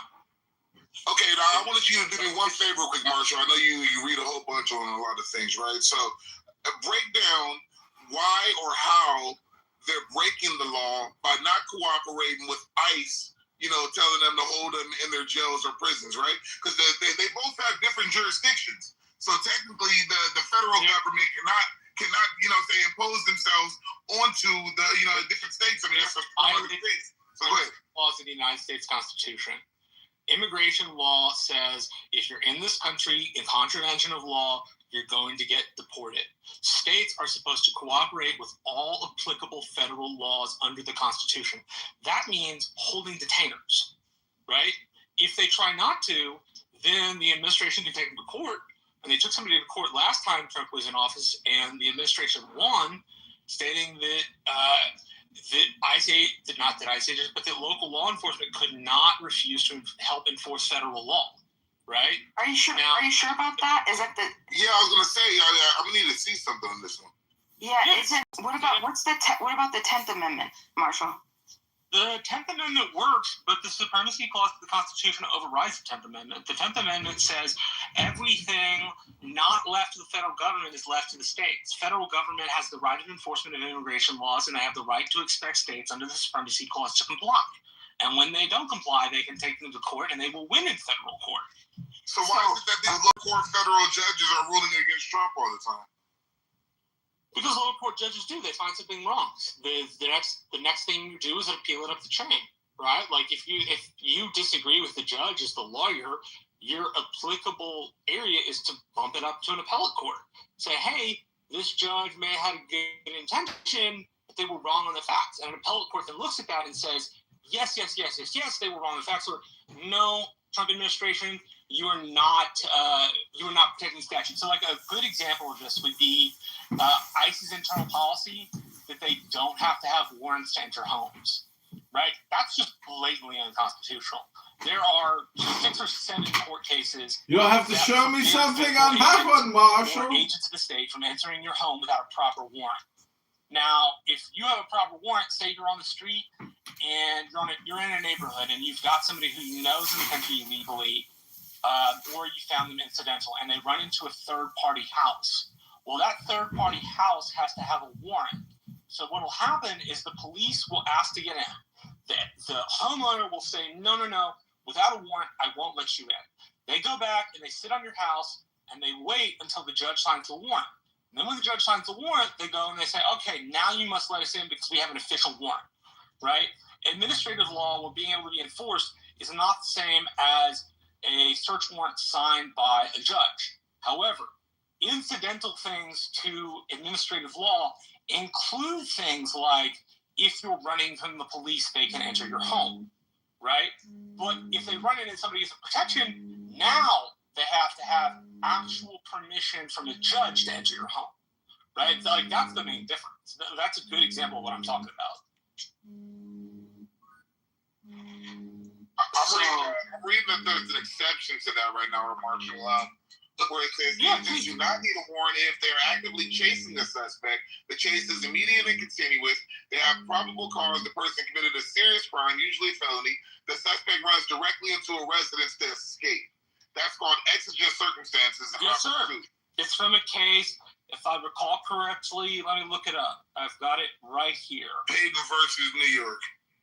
There we go, yeah. It's a good set of cases. There's a good set of cases. Let me pull this up real quick. I have a friend who's a lawyer, and he emailed me something about the cases that will deal with how you get into houses, when you get into the structure. So give me just 2 seconds, and I'll pull them up, and we can go over them real quick. Because for the discussion, it's important to go over these are the times you have to have a warrant, these are the times you don't. Okay, so you read Payton v. New York, which was 6-3 in 1980. The court held warrantless, non-consensual entry into a home to make an arrest is unconstitutional. Kamara v. Municipal Court in 1967, the court held even civil or administrative searches of homes generally require a warrant. Stegall v. United States, 1981, a 6-3 decision in which the court ruled that an arrest warrant does not authorize entry into a third party's residence. A search warrant for the house is required. Johnson v. United States, 1948, a 5-4 decision, the court found warrants must be issued by a neutral and detached magistrate, not by law enforcement officers. And then lastly, it's INS v. Lopez Mendoza, 1984. It's a 5-4 decision in which the court assumed the Fourth Amendment applies to immigration officers and their enforcement activities. So those are some of the constraints on entering people's homes, right? As you said in Payton v. New York, if there's exigent circumstances, they can enter your home without violating your Fourth Amendment rights. But the mere insistence by ICE in an internal directive that they don't have to have a search warrant is in violation of most of those cases, right? So that's an example where ICE is not operating by the rule of law, where they've got an internal memo and somebody is going to sue, whether it be a state or an individual, for violation of Fourth Amendment rights. In the same way that, say, for example, entering a church for a protest is explicitly illegal. It's a violation of somebody's First Amendment rights to practice their religion freely, right? If you want to stand outside the church, that's fine. But going inside of the church means that there's no free exercise, because you're eliminating the choice of free exercise by entering the church itself and having a protest. Somebody said in the chat, Vincent, Marshall, I think you misunderstood the directive. Vincent, what did I misunderstand? If you could tell me, then explain it to me, because both of the articles I read from Reuters and then from Fox News indicated that the internal memo said they were allowed to enter homes without search warrants. That's what was quoted in the news. I haven't seen, and I don't think anybody else has seen, the actual internal directive. I guess what's frustrating, what the most frustrating thing about this, because I'm understanding more as you're talking about it, right? So we have to work inside of these confines. Thank you, Spiritual. We have to work with inside of the confines so we can figure stuff out. And ultimately, it is what we're agreeing to as a hierarchy of the use of force. So in the case that we have, unfortunately, a part of the nation doesn't agree to a federal legislative, and we're not going to use our current situation. We can use something like the 1850 Fugitive Slave Act, right? Federal law was passed. Federal officers were able to go into states, capture people, kidnap them, relocate them, with the use of deadly force, return them to their slave masters, enslaving them. Okay, so in those cases, like under our Constitution, the ultimate recourse. Well, you could roll your eyes, but I mean, like it's a perfect example. The logical structure is exactly the same thing, and it's. What I'm saying by that is the abstract, right? The principles, where you have a federal government who's has already been elected, right? This federal law has been passed. Federal agents are inside states, and they're doing what the dominant majority of the federal constitutional republic has elected them to do. And then you have municipalities or places that decide to say, hey, look, this we don't agree to this, so let's stand up against it. Okay, so in the case where people feel that they're constitutional violations, so in those cases, right, the worst case scenario is it comes down to might makes right. And so if you are participating as a state, we're going to say, well, we're going to give the federal government the authority all the way to deadly use of force to make sure that these laws happen. But this is the problem. It doesn't make sense in the case, right, where if you're operating, if the normal channels of law and grievance and all the things that we're allowed to do legally throughout, we have to appeal to some court. So we'll go to the legal processes, right? So we'll try to first you do the whole thing, the trial, the court, go to the state, whatever. And when all those avenues fail, we're left with the federal government choosing to enforce whatever law it is, all the way up to deadly force, right? But we're America in 2026. Are you telling? What the most frustrating thing is? Okay, let's operate within the confines of the Constitution. Let's appeal to law for the sake of the steel man. There has to be a better way than using deadly force. These ICE agents are using deadly force to make sure that these things happen, right? In an area where a municipality is saying, hey, look, we're not down with this. Irrespective of whether the municipality is right or not, where it becomes animalistic and primitive, right? Where it becomes, for me, absolutely, I don't give a fuck who you blow up, is when the federal government isn't going to sit there and respect a free people of a nation that abides by every other laws and says, okay, let's hold off on escalating and enacting this through the use of deadly force on a reasonable risk scale, right? A cost-benefit scale. And let's figure something out and hold off, right? Whatever it is, negotiations, but some extra step before just instituting deadly force among the citizens. So here's the problem with that. You have the guy that got shot in the leg. I did want to go next after Marshall. Hold on, two things. The other guy that got shot in the leg. I'll speak after I'm not talking about Renee Good. I'm talking about the guy that hit the guy over the head with a snow shovel and got shot. That guy committed assault. Definitionally, he committed assault. If you commit assault on a federal officer and you get shot, that's what you get for committing assault. Okay, but Marshall, but what you're right, but what you're saying, assault a federal officer without having a consequence. Maybe that consequence is that you get arrested. But if you get hit over the head with a snow shovel and you pull your gun out and you shoot the guy, you are well within both state legal rights and federal legal rights to shoot the guy. But what you're saying to me, though, is what we have, though, and this is my issue. The rights, there's a difference between, you have the right to do it, and then something being not complacent and advocated for, and it's not a problem. Because the complacency is, that shouldn't have been the go-to. If you're willing to commit a moral a grievance, okay. Wait. So the ICE agents, hold on, just listen. The ICE agent, okay, in his mind, he's just getting a paycheck. It's his paycheck, okay? Whether he believes what he's doing ultimately outside into the scope of politics, whatever, but it's a paycheck. These people they have their lives on them. Their moral ethics and their codes are saying, hey, look, this is being violated. For a federal officer to be violating it and then claiming self-defense, my argument is there shouldn't be anybody hitting anybody over the head. You shouldn't be hitting anybody over the head with a shovel, but you also should stand the fuck down if your citizenry, your people, unless you believe you're better than your citizenry, okay, unless you believe that you have some special power. This is not how that works. Well, hold on. It's not that how it works, Marshall. What we're talking about is two different people, two different ideologies, and we're coming two different ideologies. It's not about how it works. It's not about how it works. I'm talking to you about where is the moral? Morals are subjective. Your morals are not my morals. You can't say, hold on, Uncle Ruckus, do you understand that by that comment, right, just by saying that your morals are subjective, you have made my argument. It's morally wrong to eat pork, but you probably eat bacon. Hold on. But by you saying, but do you understand? You see how that's subjective? Uncle Ruckus, do you understand? We can't have a moral discussion.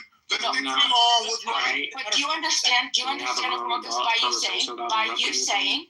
do you understand by you saying laws and morality is subjective, you've made my argument? Laws were subjective. I said morals.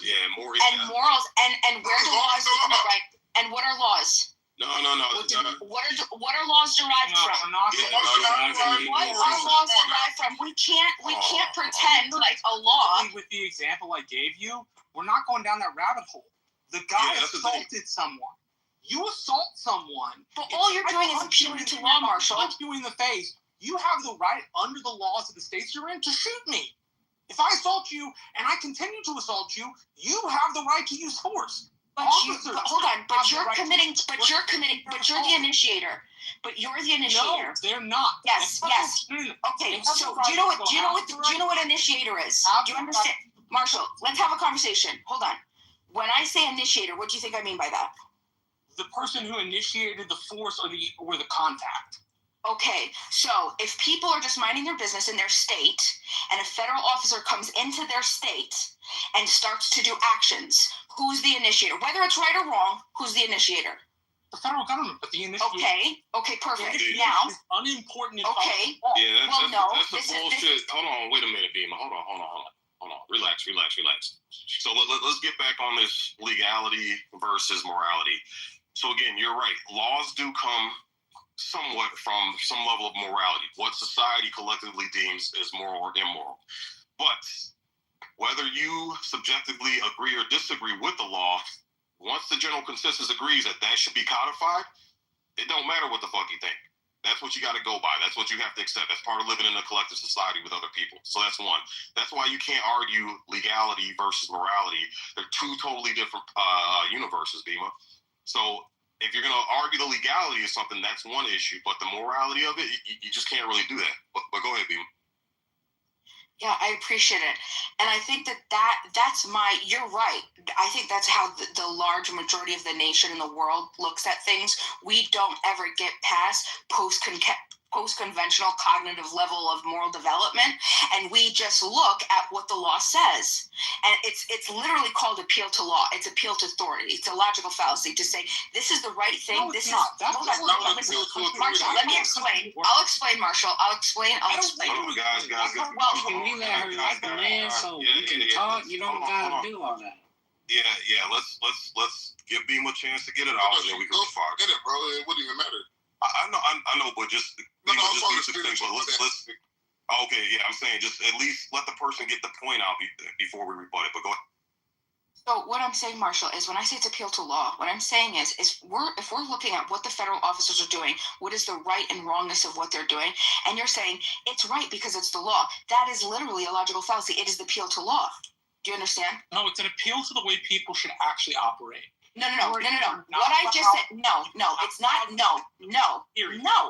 No, that's not logical. You gotta let Marshall finish. That is not logical. You gotta let Marshall finish. He didn't finish. I didn't hear what you were saying, Marshall. What did you say? What I said was, you can't commit assault and expect to get away with it. You don't get to commit assault in our country and have nothing happen to you. Did you realize that spitting in a cop's face constitutes assault? Did you realize that hitting an officer over the head gives them the legal ability to shoot you? If you didn't want to get shot, I have a question. Don't hit the motherfucker over the head with a goddamn snow shovel. It's simple. Don't do that. Like, it's not about morals. It's about the laws we all must abide by in our society. And in our society, it says when you commit assault in both states and federal jurisdiction, a cop is allowed to use deadly force. If you don't want to get subjected to deadly force, don't commit assault. This is the thing I was talking about earlier. We're taking stuff that is against the law and laundering it as protest. It is not protest. It is blatantly violating the law. You are not allowed to do that and disguise it as some sort of moral righteousness, because it's not.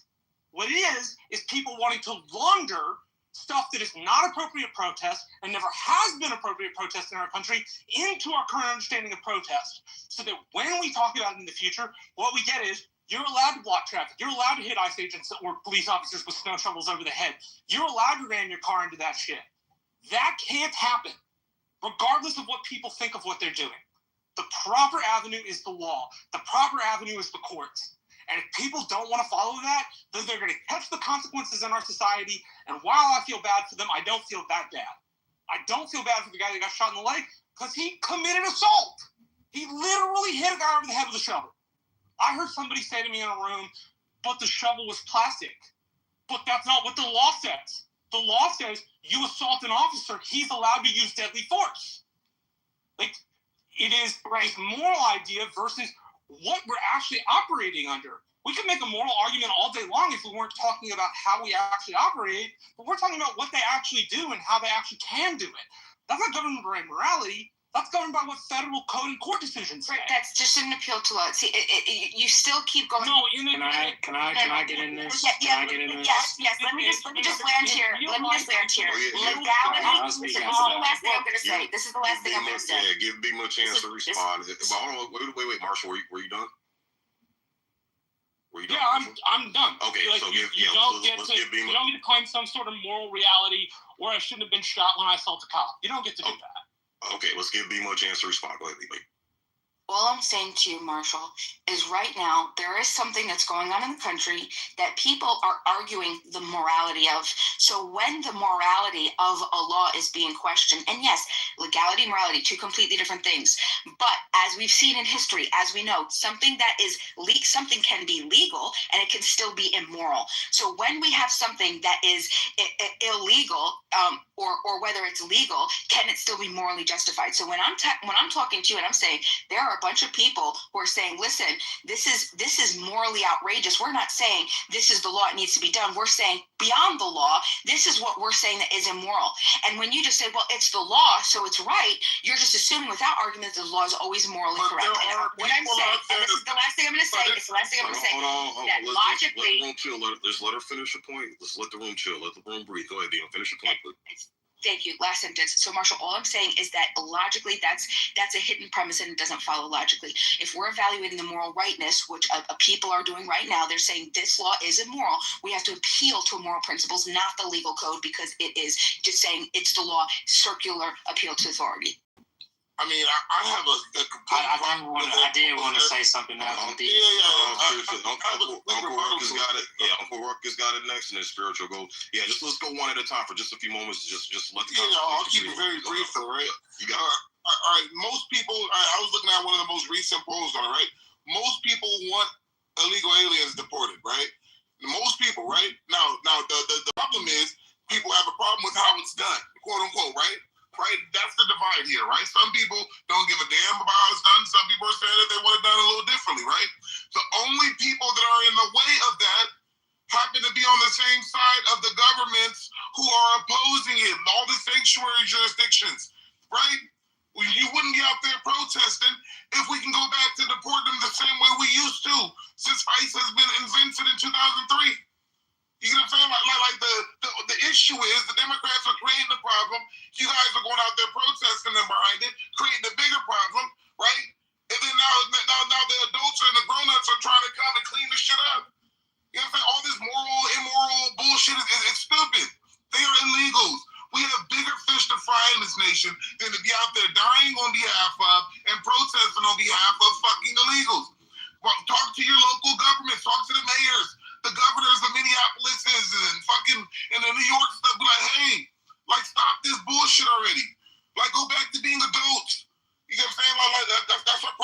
now, man. This is stupid. Yeah, you're not a martyr if you die behind illegal aliens and being stupid. The dude in your picture is an idiot. Rest in peace to his dumb ass. I want to say a couple things. Hold on. I want to go, Marshall. I think this is important. And I feel like the biggest thing is the federal and the state working together to actually obtain how to obtain it, the federal training with ICE units. I disagree with how they're being trained. Obviously, it's a problem. Now, when you have people that are untrained with guns, that's always a dangerous thing. That's number one. And then when you talk about, communicating with the feds, obtaining them, then when you talk about getting information, making sure that they're not an illegal alien, doing a process with that.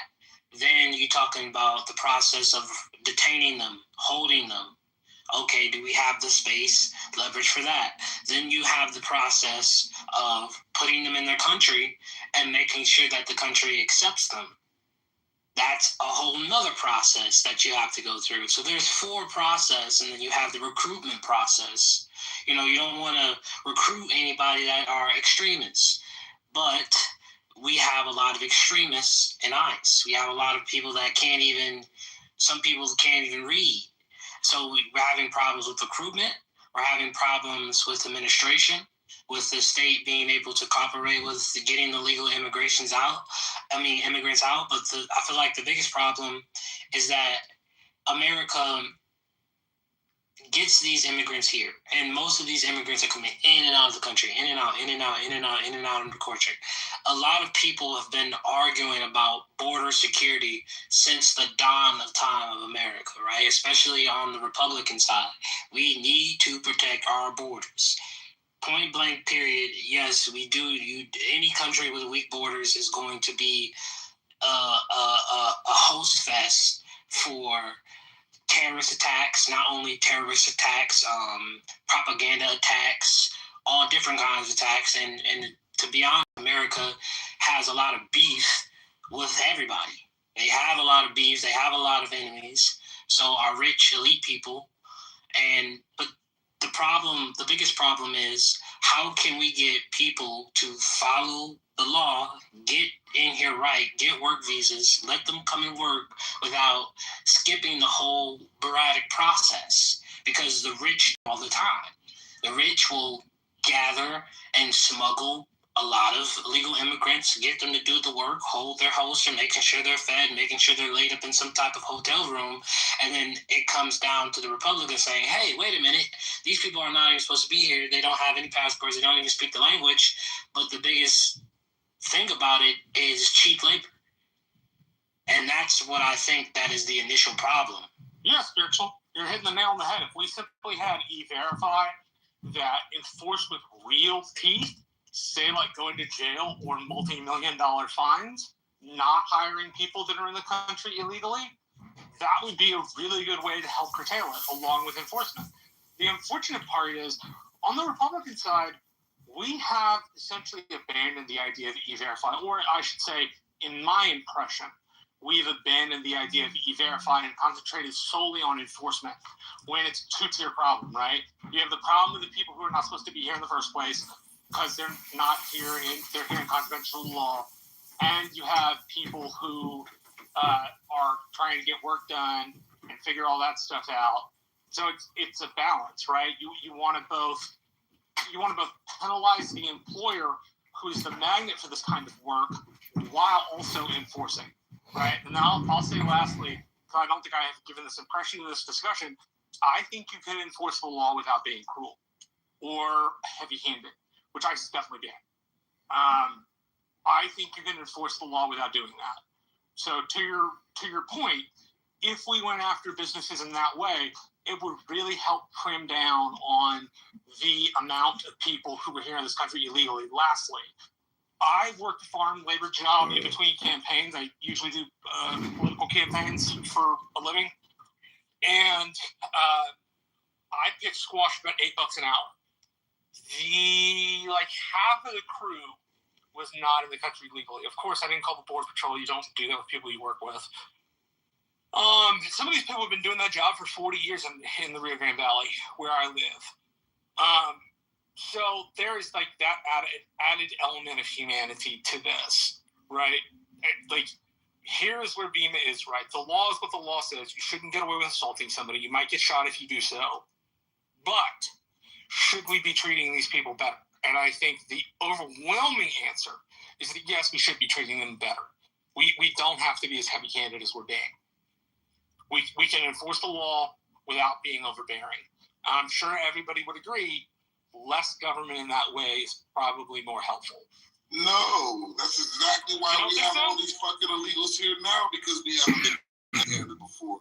We were literally in this position because we've been so light-handed and humanitarian, yada yada. What do you mean?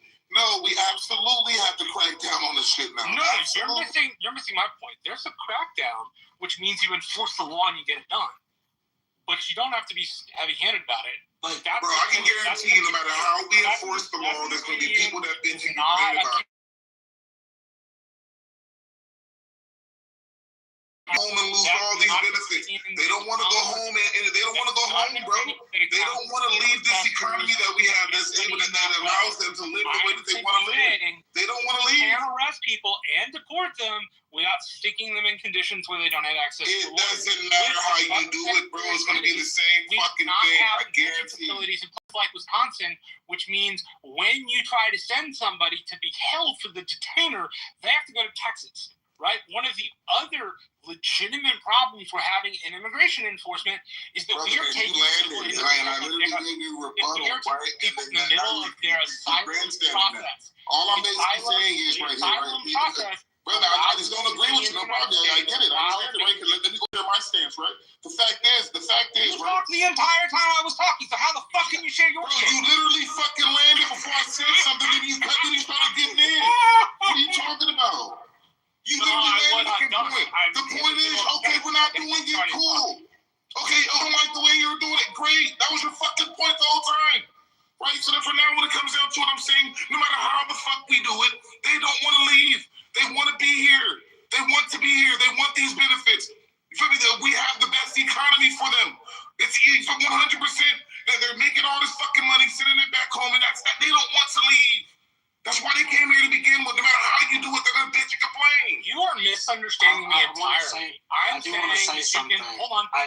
saying that you can arrest people for immigration detainers and deport them. But you need to do it by the letter of the law. If the letter of the law says that you arrest or deport people who are in the nation or the asylum process, then that's what you don't do, right? That's heavy-handed. It's heavy-handed in a way that is not legally or morally defensible. Yeah, but so, I mean, I was going to say... real quick, for Marshall, Marshall, if it's outside of the bounds of the law, then what does heavy-handed have to do with it? Shouldn't be done in the first place. You're right. I should probably come up with a better way to describe that. Outside of the law is a much better way to describe than being heavy-handed. Doing stuff outside of the law is not the way we should be operating. You're 100% right. I should have said that. Okay, it ain't no gotcha moment. I want to see where you're coming from. So, because I don't think anybody's advocating for operating outside the bounds of the law.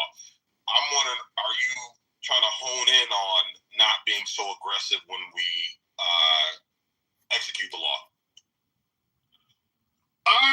Granted, I understand at the point some of the aggressiveness is circumstance depending, but yes, I'm saying we don't have to be so aggressive in the way we enforce it unless the circumstances call for it. If the circumstances call for it, as I understand it, the law says you can do it. And then it's not a question about whether I think it's right or wrong, or I think it's how it's operated. It's just what the rules say, right? And this is something else I was going to add with these protests. You take the protests from the civil rights era, and you take somebody like SNCC, Student Nonviolent Action Committee or something like that, and they had bills, white papers for Congress. The people that are protesting are just saying, well, you shouldn't violate the civil rights. Great. But, what does that look like in a rule change? Right? Part of, at least in my estimation, part of the reason that these protests are so vociferous because they're about emotion, they're not about changing the law. People don't want to change the law. They just want to bitch and moan about how bad it is, right? And if we really, really wanted to change the law, then what we would say is, hey, this is an illegal act. We really shouldn't be doing that. We're going to go ahead and submit a bill to our legislators that says, hey, here's how you correct that piece of code, right? And that's not being done by those on the opposing side. Sometimes, including myself when I get irritated, I forget to provide the solutions. But the point I'm making is that we don't always have to be aggressive. I understand it's circumstance dependent, and when the circumstances, say like the guy that got hit with a snow shovel, that demanded an aggressive response immediately. You can't get cops can't get assaulted, have it be put on the news, and have nothing done about it. It just puts a bullseye on officers' back and says assault is okay. So I did all of that. Part is about being overly aggressive, right? We don't all have to be overly aggressive. We're talking about like a general like coordination and training, and that's where the training is supposed to kick in to where, like what I've been saying. And first of all, we have to talk about the people that are being killed are American citizens. We should not be endorsing from anybody, from a state doing it, from the federal doing it, killing Americans because they're trying to seize immigrants. So, wait. You said, who's trying to seize immigrants? Immigrants, if the federal or the state are going after illegals in the country and they're going after them, we have to make sure that it's the people, American citizens, are not being shot in the face and killed. Yeah, wait. Name a citizen that's been shot in the face and killed that hasn't been an aggressor towards ICE. I'm curious, what cases are you talking about? Or name someone who said ICE should do that. You already know the white girl that they killed, Renee Good, in that. Yeah, when you're using a car as a way to assault an officer, you're gonna get shot. Hold on. Let's slow down. Slow down. I am now, slow. That was pretty slow. That's what I said. Because we have to look at the reasons why. If this is a white lady, American. What does a race have to do with anything? Stop. Because it does have to do with you're saying illegals. You're looking for aliens. You're investigating aliens, not Americans. If somebody in a car who by your issue is white, and they're using your car as a weapon to simply impede an investigation for one, what was she even doing there, right? There's a federal investigation going on. If you want to play Superwoman, right, you don't want to abide by our ruling out the car when we tell you to, and then you want to try to hit me to evade arrest, I'm shooting you in the face. I don't know what are we talking about here? Hold on. You said two things. I don't know. It's pretty simple what I said. You said two things. What is very ICE clear. for? What is ICE for? If they were Sir. Hold on. If a federal investigation is in progress, I can ask you a question. Or it's very simple. This is like a third grade fucking conversation. No, it's not. If a federal investigation is in progress and we have an individual who's impeding an investigation, now going to grab you because you are impeding an investigation. We've told you now you want to evade arrest. And the way you want to evade arrest is to hit me with your FAR. I'm going to pull my Glock out of my fucking holster and I'm going to shoot you in your fucking...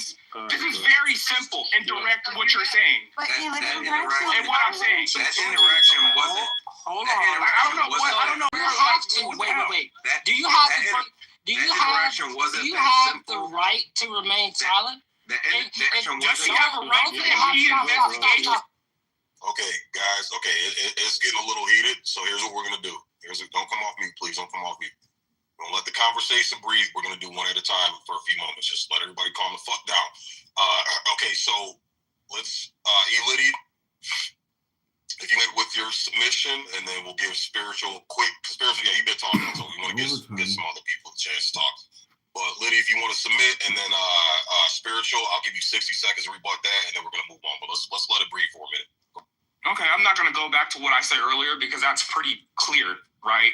But it's like, you guys are just sitting here saying that we should just allow people to, like, impede investigations. They were there to serve a warrant, right? They weren't just riding around looking for people. They were there to serve a warrant. Why are you forming caravans, following ICE agents that are serving warrants. Like, you're not. Who are you? You're a fucking citizen.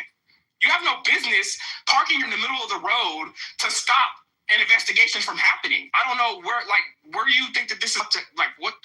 It's even hard to explain right now because I can't understand how you don't agree with this, right? And simple. We stop you. We say, ma'am, you're under arrest because you're impeding an investigation. And you're like, I don't want to get out the car. And you now want to put your fucking foot on the gas to hit me, to get away? And then one last point, the young lady earlier about the shovel situation, it's like, ma'am, anything could have happened to that officer when he was hit in the head with the shovel. Like, I don't care if it was plastic, metal, whatever. Like, he could have been concussed, he could have been knocked out.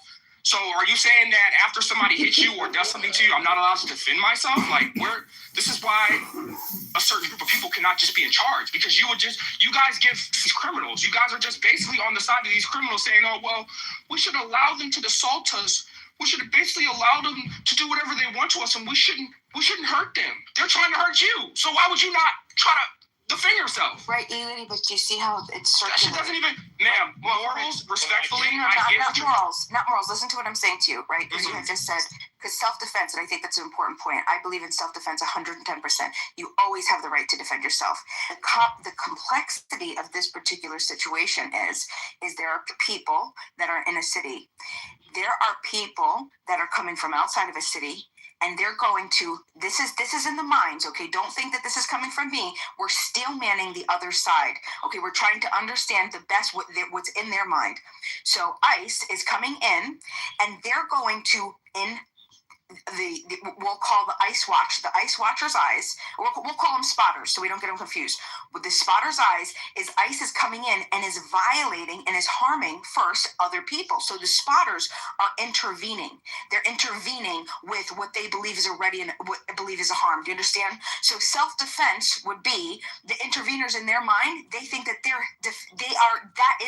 part of the self-defense. Ma'am, they're serving a warrant. What's harmful about serving a warrant? And I'll explain. Listen, and you could say whatever, but what I'm asking you. That's what they're doing. They're not there to come there and look for citizens to assault them.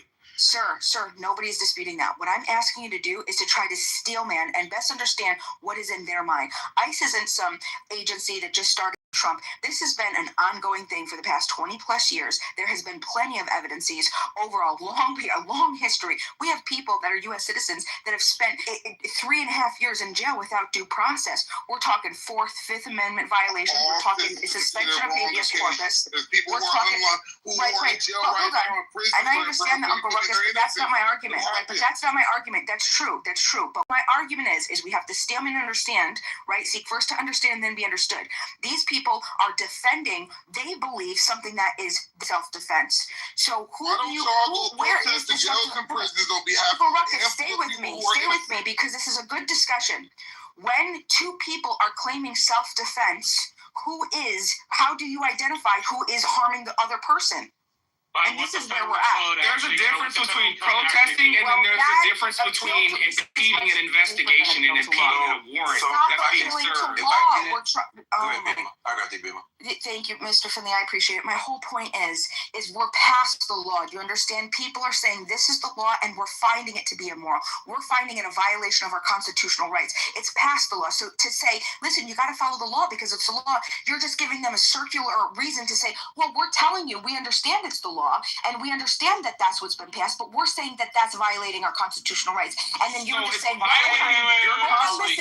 still minute. Let's say.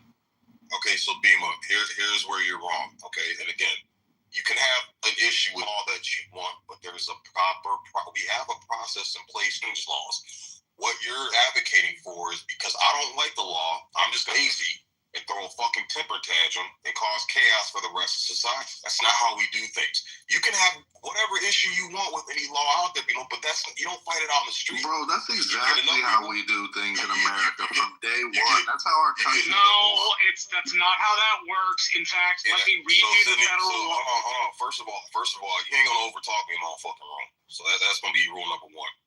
So I don't give a fuck what laws you disagree with in this room. I run this motherfucking shit. You ain't gonna overtalk me, all right?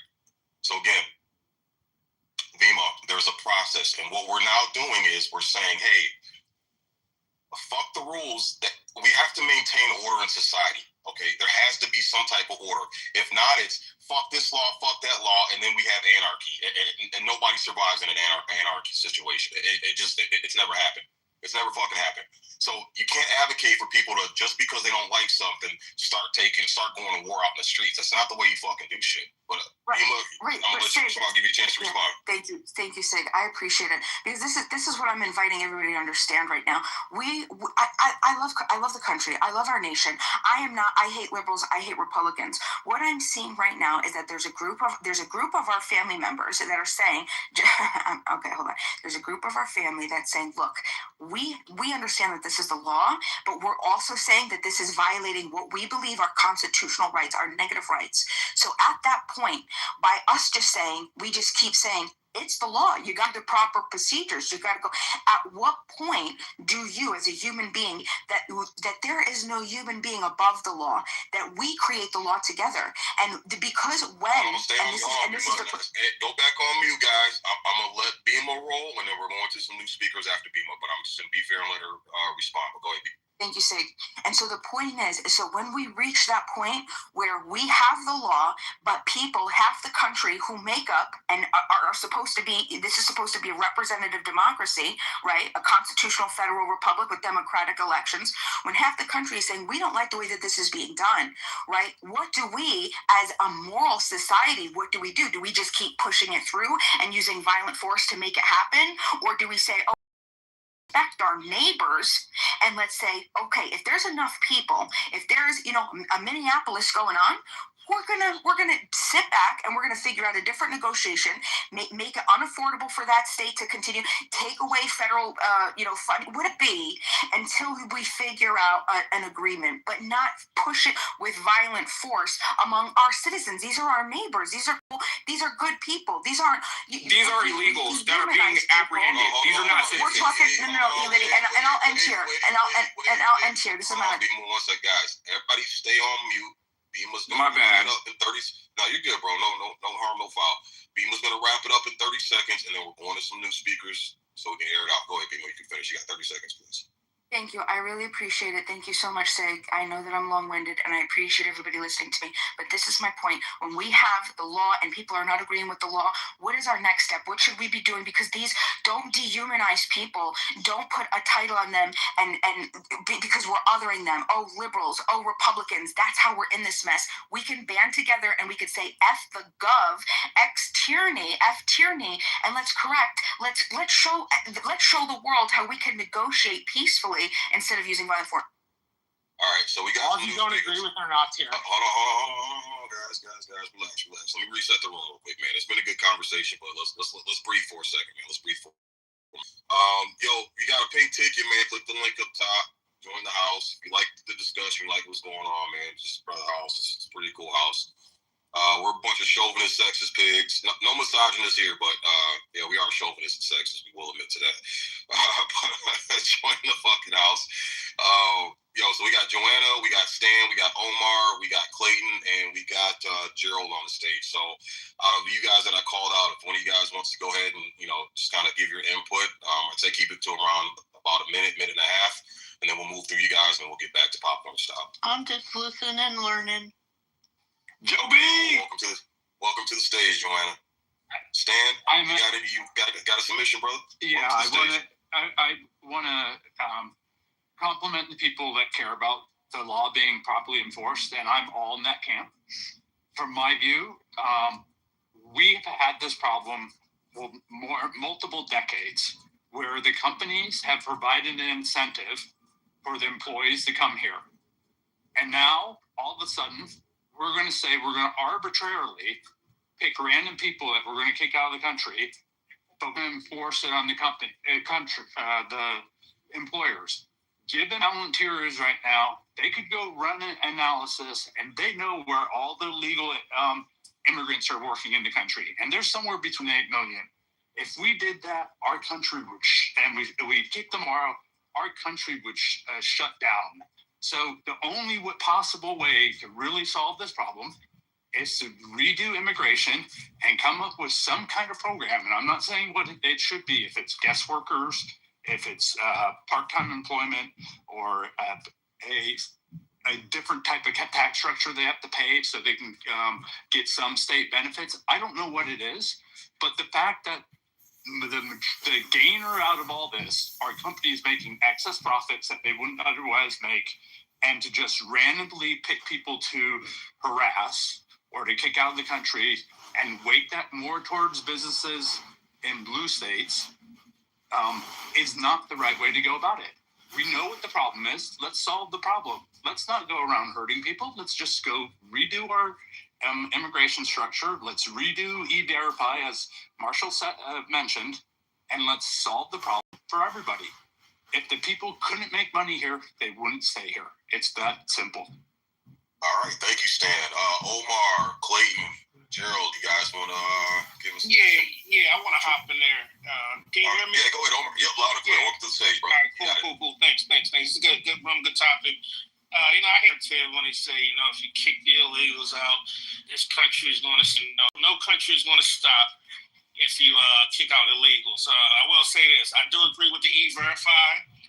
Many states do not participate in E-Verify. So, if you want to get E-Verify in your state, contact, your representatives, state senators, and all that good stuff.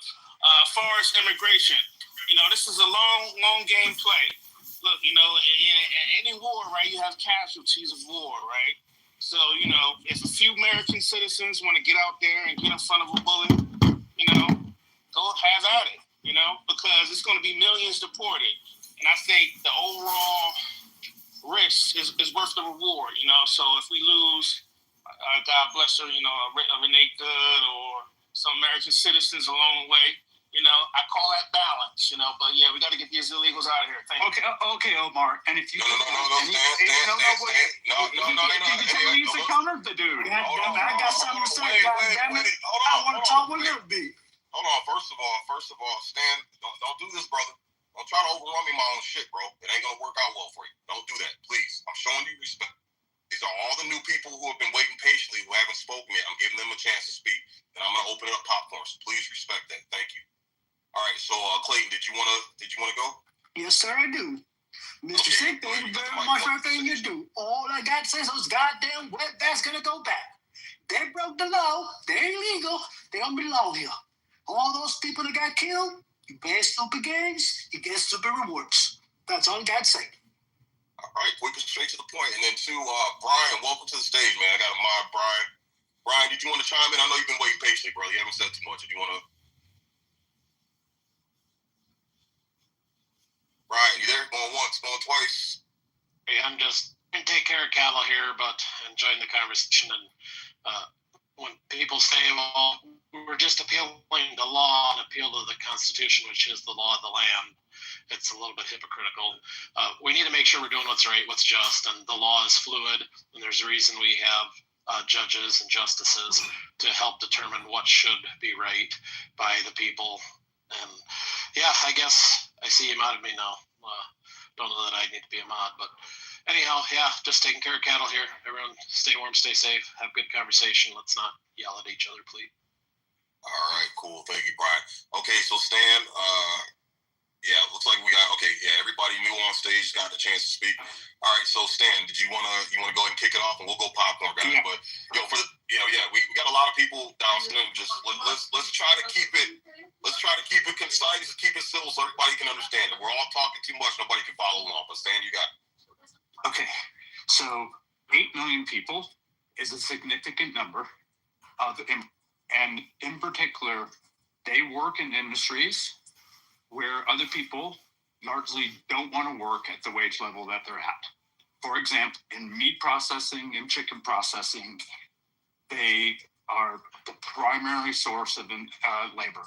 In agriculture, such as berries, where they're getting berries off the tree or off the plants, that's where the majority of the talent, if you want to call it that, comes from.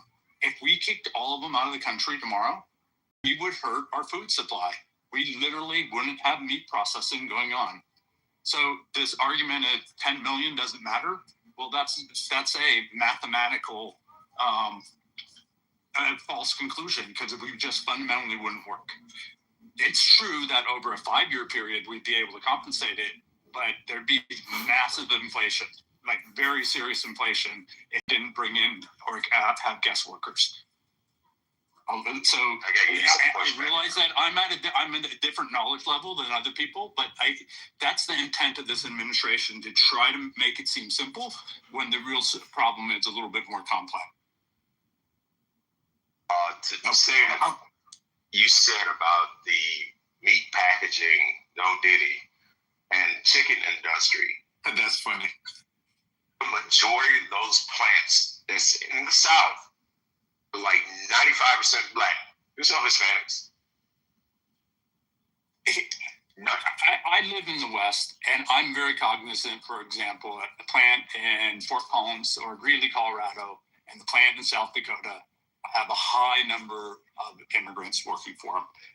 You are correct that I don't know the facts from the South.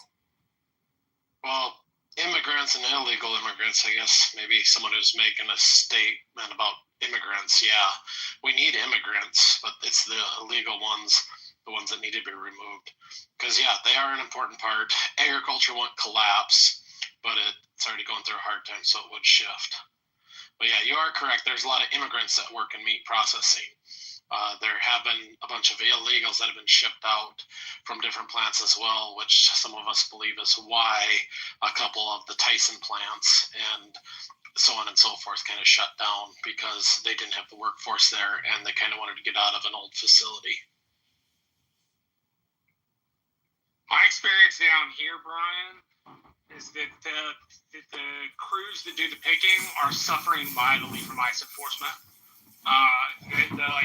They've had to lay people off. They've had to close cold storages.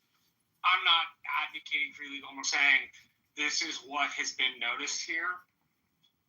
Like for the fresh fruits and vegetables, we've lost quite a bit of the labor force. Not saying whether that's right or wrong, more just saying that that's the businesses I know and the owners of the businesses I know who run cold storage farms and like trucking industry businesses, they've all taken a bit of a downturn. Not a huge downturn, right? Like, it's not like somebody lost their left nut in the market once enforcement started happening, but they have had to lay off some people, and that, like, it's contracted businesses a little bit. It also means that, like, in the cold storage game, that the cold storage is simply holding less product because of the way things are working currently. When we had that big tomato tariff in Mexico, that really hit the Rio Grande Valley hard. Because once Mexico built their train across the San Gabriel Mountains, everything that used to go from Nogales, Arizona to All Points West, now comes through McAllen, Texas to All Points West. And so we have a hefty amount from Mexico that we import. But that's at least how it's hit my area. Right, not making a rightness or wrongness of the claim, just saying that the industry that manages this stuff has definitely gone down a bit. I wanted to comment earlier on the gentleman that was talking about the young lady that got shot. And let me say this first so I don't get jumped. It was justified, right? It was justified. But it was a series of unfortunate incidents. This idea that, if I were a cop, I'm just going to shoot you. They were doing an operation, not serving a warrant or any federal investigation. It's not what they were doing. It was because this could have been any law enforcement officer that had the same things happen and it had the same outcome. I'm deeply troubled again with this idea that protests are inherently bad and they're we should lobby the government to make change. No major change in this country has ever happened by simply asking our elected officials to move. Most of them, including the founding of this country, were through protests, and unfortunately a lot of those protests were not peaceful and orderly. Most of them were not. Matter of fact, all of them were not. Whether you're talking about I mentioned earlier, the Tea Party, civil rights, the suffrage movement, Shays Rebellion. Yes, they all were freaking. Rebellion was violent. So was Baker's Rebellion. Right. This is America. This is how we do things. Yeah, in America, we obey the law. We change that law by saying, "Hey, Mr. Government, please do the right thing," because the government doesn't work that way. when we didn't like freaking slavery, they had a war over it, right? Like this is America's what we do, and we're gonna always do it. And the opposition and most of the majority, because people don't want to be uncomfortable, right? People do. They rather what did King say? I forgot what he said. I'll think about it. But people would prefer unjust comfort to like uncomfortable of that injustice. Like that's how we are. So this idea that they shouldn't protest, and we all want to make them out as bad people if we don't like what they're doing, it's just crazy. We need to stop that part. May I respond? Alone is not enough. Because y'all know that people challenge laws that they don't like. I'm gonna say this. Go ahead, Marshall. I'm gonna speak. I'll respond after spiritual. Most of those protests, you're right, have been law breaking. The difference, I think, for Marshall says they're law breaking, but you got to change the law if you don't like the law. Point of moderation. Thank you. The piece that I think is where you're right is that this stuff has always been protested. Yes, people have acted outside of the law. But let's just take, for example, the civil rights era. I get the impression from both reading and listening to speeches that people in the civil rights era were willing to get arrested, right? That they went into the protest at the lunch counters knowing they were going to be put in handcuffs. And there was no complaint, none at all, because they believed the law and its administration were unjust. And so they were willing to go to jail in pursuit of their beliefs. The difference in the impression I get now, and I will say there's a different impression in real life that I get, which is that most people kind of don't care about this stuff very much. And there's the different impression I get on the internet, which then becomes one of, well, I got arrested, but I should never have been arrested. Or, hey, I get to like block streets, and that's a legitimate part of protest, right? There is this laundering of stuff that they get to be mad about after they did it. So my specific impression is that a lot of these protesters, if they disobey the law, they are unlike the civil rights protesters who were willing to get arrested. They then have grievances over the fact that they got arrested in the first place, despite the fact that they were breaking the law. Versus, again, like I said, the civil rights protest, listening and reading and talking to people, I get the impression those folks knew they were going to go to jail. And they said, going to jail is worth it to prove that this law is unjust. And I think that is an attitude difference, in particular on the internet of all places, which I'm sure, as you're aware, Mr. Finley, the internet of all places makes people more extreme, right? And it's not a real place. Yeah, right. According to Dave Chappelle. Well, they say stuff on the internet which you'd never say in real life. People get radicalized on the internet. So, like, I don't find this much vitriol in real life discussions about this subject. I just don't. On the internet, I find vitriol all the time. On the internet, I agree. Yeah, I find that people on the internet are willing to say, but law or federal stuff, there was no probable cause. And when people say about speeding, you need to be doing something illegally. She had her car parked. She pulled away. Then the officers, first of all, if they're so-called officers, are in unmarked cars. That's crazy as fuck to me. They got masks over their head. And then they said, though, the officer was a fucking car. No, he didn't. The guy pulled out the gun, and she was nowhere in sight. That was like 3 inches. And if you're scared, if you're that terrified of someone, I guess, trying to hit you with the car and they're not even in your angle of direction, and if she didn't do anything unlawful, which is you don't have to listen. The cop can say, come here. I'm going to ask you questions. You don't have to listen to that fucking cop. You don't have to say if he's when you're being detained. You have to, but they have to have probable cause. If they say, it's a lawful, hold on, I didn't finish. I didn't finish. I didn't interrupt anybody. If a cop is telling you, come here, and you didn't break any rules, you do not have to go there. Just because he's a fucking cop with a badge and a fucking gun does not mean that he can order you around like you're some bitch. That's not how it fucking works. You have to be able to articulate what crime you committed, what have you done, and what violence are you committing. You walking away from a cop, regardless, if your car was parked on the side of a street, a cop said, come over here, what are you doing? Oh, you're impeding my investigation. What investigation that they were doing around there, first of all, because it was just two white women. It was just two white women. A warrant, so you can't say they weren't doing anything. So I'm not saying who they were serving the warrant for. Because they were in the middle of the parking lot. They were serving the warrant for the illegal posts. Hold on. I'm not moving the goalposts. I'm asking. And I said I was going to respond. They were serving the warrant, but I mean, they were serving the warrant to, in particular, who? I don't see when they pulled out that gun and shot her. Hold on. I didn't get to finish. Marshall, let him finish. 30 seconds. I'm trying to say when. Now go ahead. For real, and I'll leave it at that. When he pulled out his gun, because we all agree on probable cause, when he pulled out his gun and shot her, was there any warrant? No, there was no warrant. Okay, there was no impeding.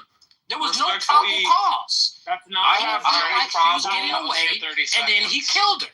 That's what that was. That was an unlawful killing. Okay. Marshall, wait a minute. I gave the microphone to E. He hasn't spoken. I'm going to be quick. I have no problem with people protesting for what they believe in. There's absolutely nothing wrong with that. But if you want to just stand on the side of the street with your sign up all day, 24 hours of the day, that's your right. But when I see people in the street trying to stop ICE agents from proceeding to where they're trying to go to, and you're standing in front of vehicles just because they're unmarked and trailing them, that's not right. Hold on, excuse me. And the video's there. She parked her car in the middle of the street, but this is not about her. She didn't park her car I'm speaking. Okay, that's fine. That's fine. We can debate that. I don't agree with you. That's fine. We can debate that later. This is why we have the judicial system. If I'm pulled over for a cop says that I'm reckless driving, and I say, no, I wasn't reckless driving, and he says, yes, you are. You know what I'm going to do? And he says, you're under arrest. You know what I'm going to do? I'm going to get out the car, and I'm going to go protest and fight my day in court. I'm not going to whip his ass or speed or try to get away, and then I got the fucking chopper over me chasing me. No, I'm going to go protest and fight in court. Congress sat down, both sides, and said, hey, we should have ICE. Some people agreed, some people didn't agree, but the majority ruled, and now we have ICE. So if you don't like something, you can simply go vote, go talk to your local congresswoman or man, whatever, and deal with it. Like, you don't just take it out on your own self and say, oh, well, we don't want ICE here. You guys are not supposed to be here when we have a legal warrant to be here, and say, well, we're going to park our cars and stand in the middle of the street so you can't go anywhere. That's ridiculous to me. Like, this is crazy. These are illegals that are not supposed to be here because Congress voted that they're not supposed to be here and deemed them illegal. And so now we're going to get them the fuck out of here. And if you don't like that, what you do is you go talk to your local individuals and you say, hey, we want this law changed, and get them to change the law. You don't take it in your own hands and start throwing pee bottle. That's the Marshall Lincoln approach. Or doing what they're doing right now at the federal building downtown LA right now and assaulting agents. Like, you don't do shit like that. That's radicalization. And Tim Fry and Mr. Walls are responsible for that. They're breaking the law. Hold on, Marshall. I want to clarify a point that Spiritual made. Spiritual, if a cop stops you and you think it's illegal, you can't just walk away. That's absolutely freaking illegal, right? You can't do that. You absolutely have to answer their questions. You can have a conversation and talk yourself out of their Terry stop, because I do it all the time, right? But you cannot walk away. That's illegal. Speak with my attorney. I don't talk to law enforcement. No, there's one question. Well, I don't. Before that, I'll ask, why are you stopping me? Right? No, you don't need that. All you got to do is ask. I'm saying what I do. I say, why are you stopping? I say, why are you stopping? Most officers are pretty cool. They'll tell you. You know what I'm saying? Calm conversation. Every now and again, because cops do with this thing called fishing, in which they're looking to find somebody with a warrant, which is illegal, by the way. If they can't articulate that, that's my next question. Am I detained? right? Because I know officer talk, I also know the law, and so I've been able to talk my way out of it. But this idea you just walk away is just nonsense. But again, who is it? E. Fam, just because something is the law does not mean that Americans should just adhere to it. And we have had a history of not adhering to laws we don't like, i.e. the civil rights movement. Like, they all broke the law. That's why they went to jail so much. Marshall is correct that most of them knew they were going to be arrested and said, okay, we'll deal with the consequences. And that's what King said to do. He said, it's okay to disobey another law and prepare to deal with the consequences, which is what these protesters should be doing. Protesting to deal with the consequences. That is the way you're supposed to do things. People that are telling them not to is un-American. Well, people have the civil rights movement confused with something else. It's just a government program that costs hundreds of billions and trillions of dollars. Make some point. I'm saying us telling them that they should not like break the law. Like, violence I'm against 1,000%. Don't freaking hit ICE officers. Don't, like, you know what I'm saying? Don't destroy property. But getting in the streets, blocking traffic, those are inconveniences to bring attention to what you're trying to do. I have no issue with that. No issue with that. And for the rest of us, because what marks the tape, in 3.5 years, when the political pendulum swings, it's just law enforcement. Gotta be a freaking swing. And they start going after conservative ideals, this obey the law talk is going to go out the window, guaranteed. And much like... Yeah, they're going to put up gallows and try to hang Noam, Hegseth. These people are the real terrorists, the Democrats. I try to keep it respectful. And much like during the Biden administration, during the masks, and people were screaming about their rights being taken away, I respected their right to protest. I'm going to respect it when the pendulum was... No, you don't have rights. Law is a cop-out as an American, respectfully. So I want to say, what's the protocols on deadly force? Hold on, spiritual Marshall. I do want to ask y'all that. That's a good question. I know, but Marshall said he came on mic first. Go ahead. Yeah, I'm just going to read 18 United States Code, Section 111, assaulting, resisting, or impeding certain officers or employees. In general, number 1, and depending on the lawyer you talk to, depends on this first sentence, forcibly assaults, resists, imposes, impedes, intimidates, or interferes with any person designated under Section 1114 of this title while engaged in or on account of the performance of official duties. 2, forcibly assaults or intimidates any person who merely served as a person designated in Section 114. Section 114 designates a federal officer, basically. On account of the performance of official duties during such a person's term of service, shall, where the acts in violation of this section constitute only simple assault, be fined under this title or imprisoned not more than 1 year or both, and where such acts involve physical contact with the victim, the assault, or intent to commit another felony, be fined under this title and imprisoned not more than 8 years. B, and we're almost done, enhanced penalty. Whoever, in the commission of any acts described, Hello? A, uses a deadly or dangerous weapon, including a weapon intended to cause death or danger, but fails to do so by reason of a defective component. Defective component? Is that what's wrong with you? Edmund, stop. Shall be fined under this title and imprisoned not more than 20 years extraterritorial judicial jurisdiction. What USC code was that? Hello?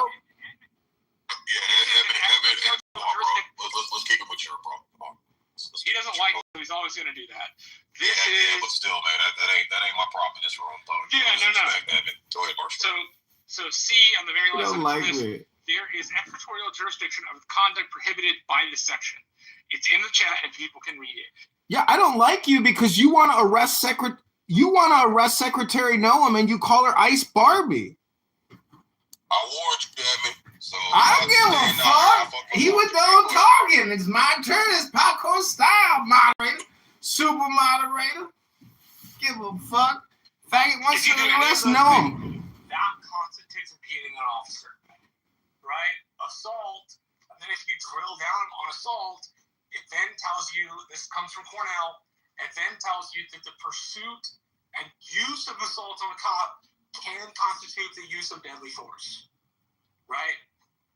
Mr. Finley is right.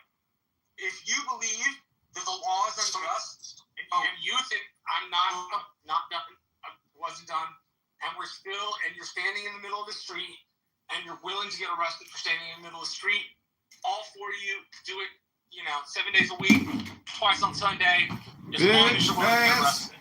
If you want to break the law and then describe breaking the law as prohibited by law, no, you're not right.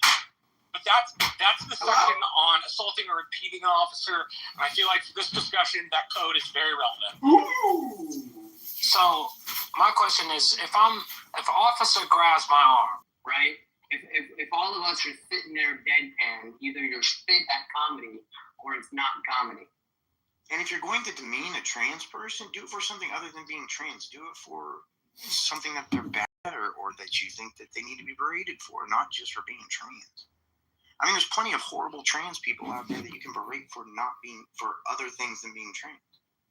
No, I like about this guy is Buddhism. It seems like he's interested in Buddhism. Oh gosh. But he's also interested in extra stuff, which is like wild. Oh, what is trickster stuff? Is a new terminology I haven't heard before. Trickster is like dark psychology, kind of. He's like making like a clown show, a clown. Have you heard about the trickster entity?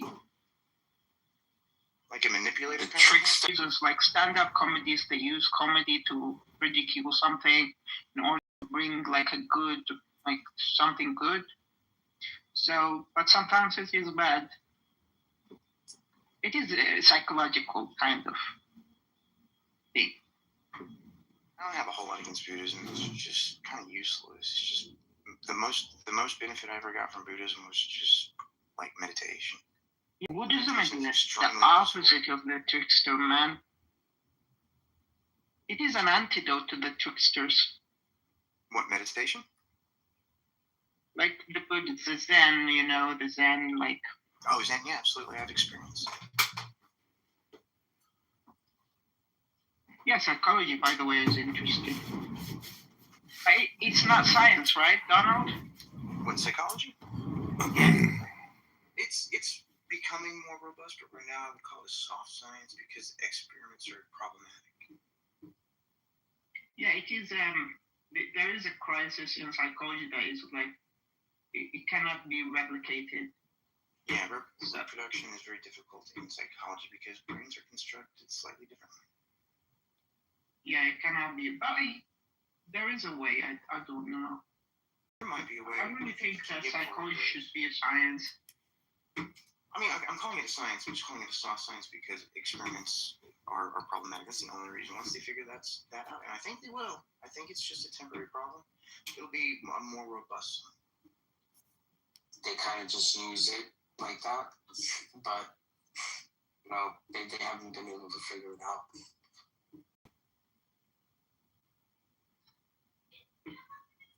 Marble work that was done in those times.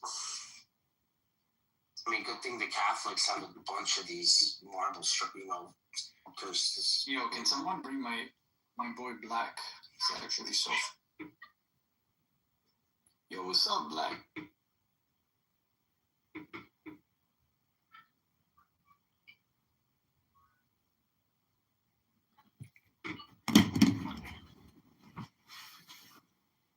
Hello, everyone. This room, I feel, has a very low battery, and I would like 60 seconds of your time to read to you from what's called a book.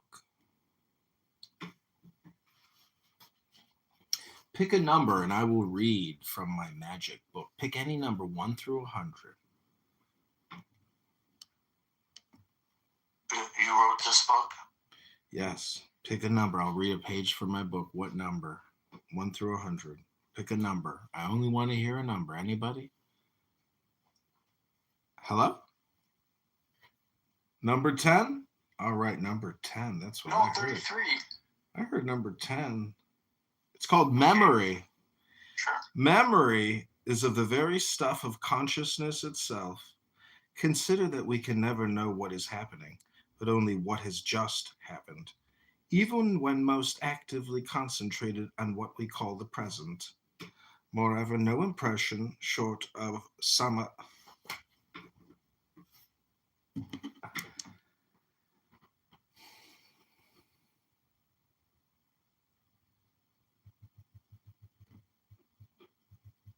That was beautiful, John. Thank you so much for that. For what?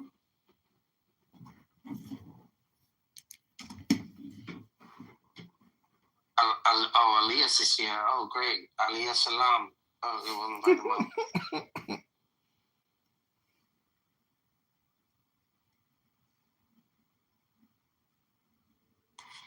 Why didn't he just say it like how Elias says it? Like he'll say it directly, like as an academic, he'll say like the Quran, for example, is not, for example, the verbatim speech of God. Okay, if he makes a statement like that, he'll back it up. Instead of parents told you, your parents told you to the street, and a bitch that was homeless is doing better than you. Their money. Your parents wanted money, bitch, so they sent you right to the street. Wrong, bitch. And now you're the fucking woman. You're a down low bitch. You're a down low woman. It took you that long to get to my level? You got no kids. Why did it take you so long? You got no kids. Why did it take you so long? You have no kids. Why did it take so long to get a vehicle? Why did it take you so long to get an apartment, bitch? You have no children.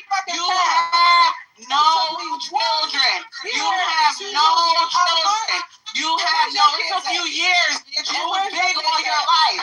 You was big all your life. And then when you became homeless and couldn't eat, bitch, and we had to suck dick for food, bitch. If you had kids, for food. Sorry. You had to suck dick for food, bitch. That's why you lost weight. That's why you lost weight, because you had to suck dick for food. And no, look, this is how ugly. This is how ugly you are. This is how ugly you are, Ellen. That you offer niggas, you offer niggas, and they turned you down. They reported you to your manager, bitch. Your fucking people reported you to your managers because they don't want nothing to do with your stinking ass. More money. They literally fucking went and they motherfucking reported your ass. They said HR help to harass it. How the hell you get sexual harassment as a woman? You talking about staying in a woman's place and your motherfucking ass is sexually harassing people like a motherfucking man, bitch. You don't know a goddamn women. It is probably 5% chance that women will fucking sexual harass, bitch. But instead your nasty ass out there fucking doing sexual harassment, bitch. To the people that you work with that reported you, bitch. We hold that story on here all the time, bitch. Your motherfucking ass sat in that motherfucking job and offered two niggas. You ordered two niggas sex, bitch. You ordered two niggas sex and they said no. And they said no, bitch. No means no. No means no, bitch. No means no. You dirty ass bitch. Now we gotta teach this bitch how to do it. We gotta teach you how to close your legs and be a lady, you dirty ass bitch. Stop offering your fucking pussy to niggas, you dirty ass bitch. That's what we gotta teach your motherfucking ass, bitch. You dirty ass bitch. You was out there in a crunch of motherfucking risking pussy, motherfucking risking motherfucking STDs and motherfucking risking your motherfucking life, bitch. And that time you could have got AIDS. And that time you could have got AIDS. Your motherfucking ass got AIDS. Did you take the needles off the floor? Did you take the needles off the floor and stick it up your arms? Did you try to get some of that fucking drugs out of the needle? Did you try to take some of the drugs out of the needle? Did you try to do that?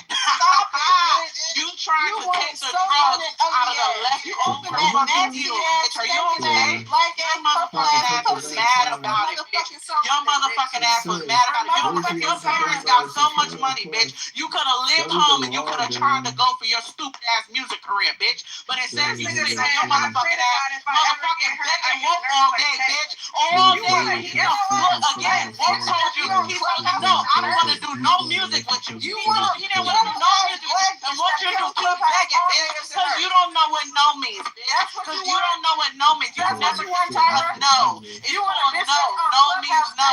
No means no. No means no. Leave people alone when they say no, bitch. When they say they don't want to make music with you, shut up. If they say they don't want to take your pussy, leave them alone. Learn that shit, bitch. Learn that shit, bitch. You dirty ass, nasty ass. I finished college, you didn't. I finished college, you didn't. I finished college, you didn't, bitch. You just your third round of college.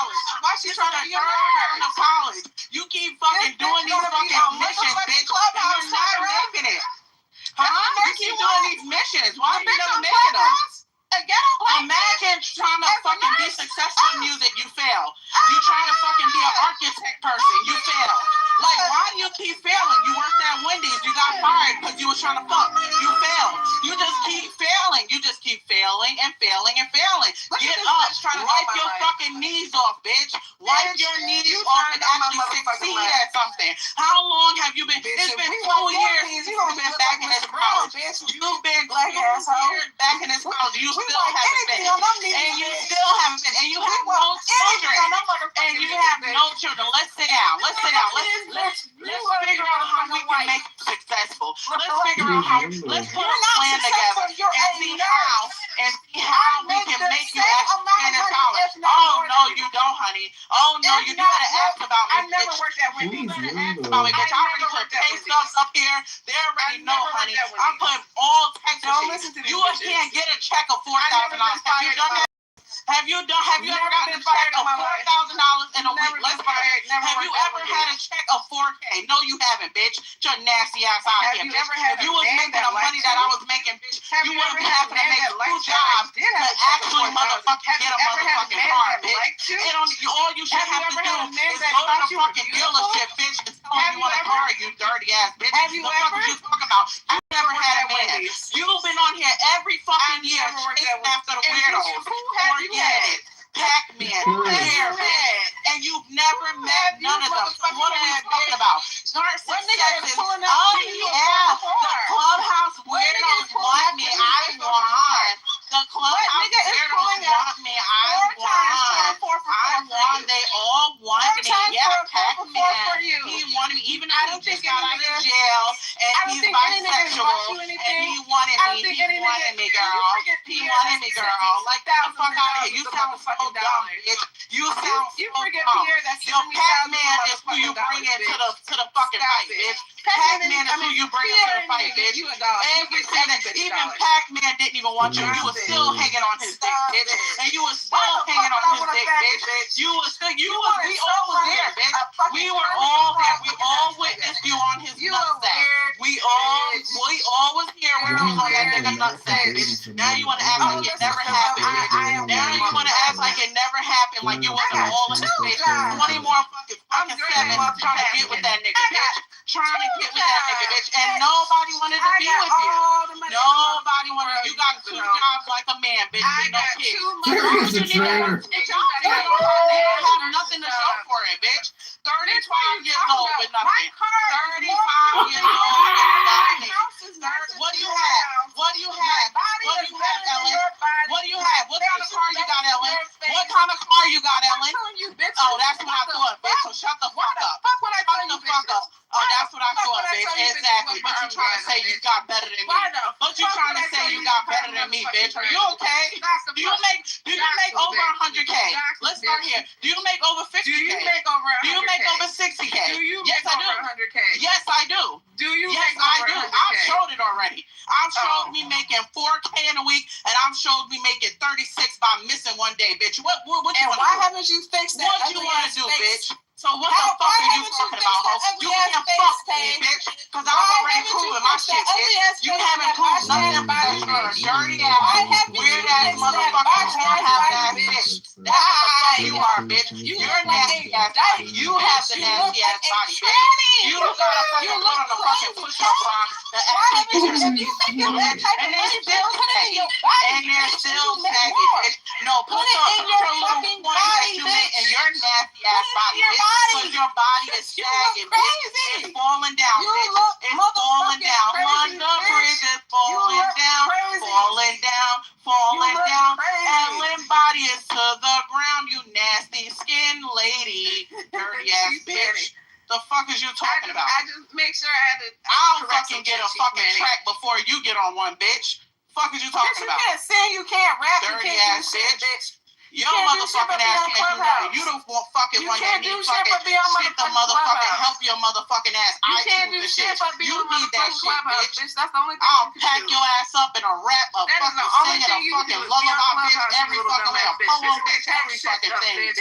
You wanna know why, bitch? Because I'm not missing my marbles, bitch. Beat your monkey ass, bitch. Stop it. The fuck you talking about? Oh, now she fights. Now she fights. But when they was telling you to go ahead and fight Yazzie for Sean, you said you didn't fight though, right?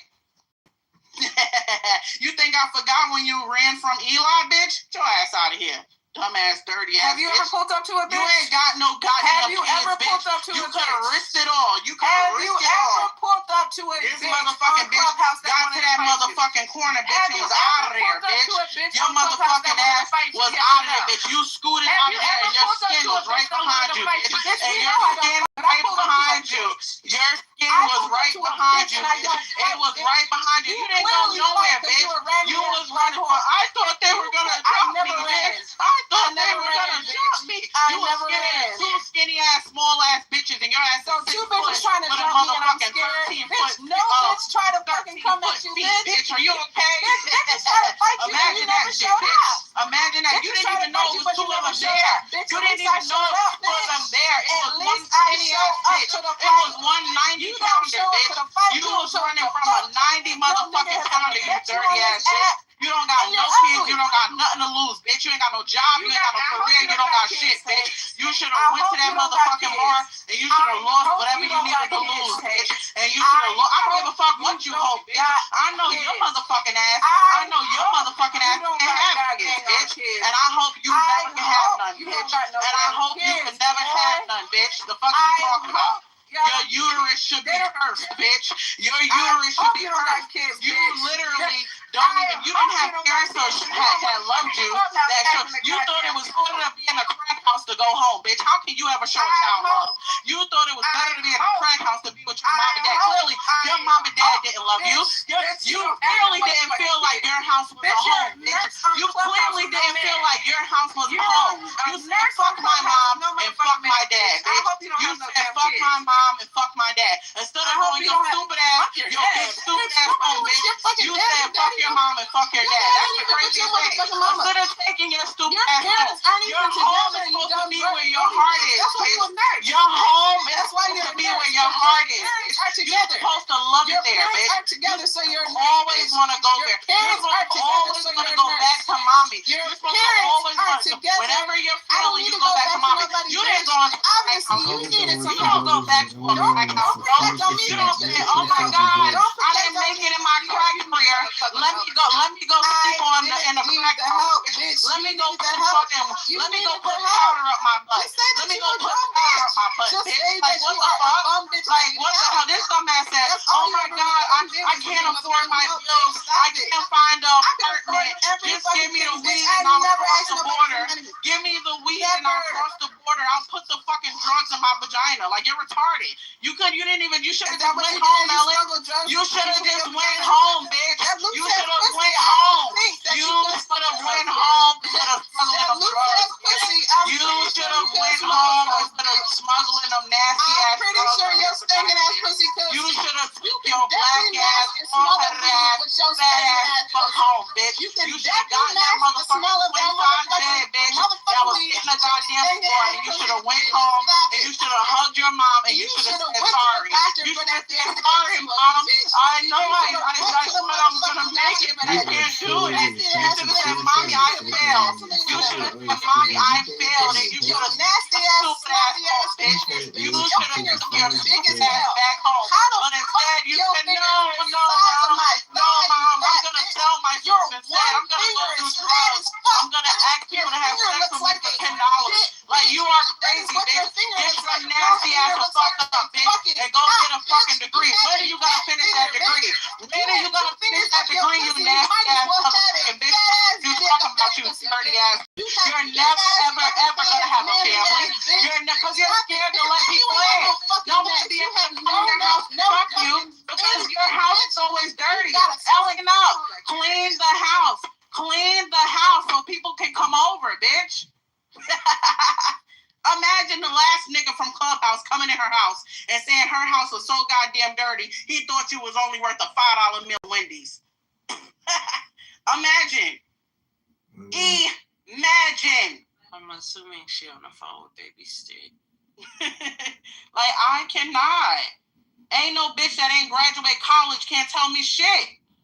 And it's not even the fact of going to college, because you don't even have to go to college. The fact is, she went and she failed 3 times. The fuck out of here. I ain't never failed, bitch. Never. And never will. It's only success from here, ho. At 14, I knew I didn't want to be poor. Dirty ass bitch.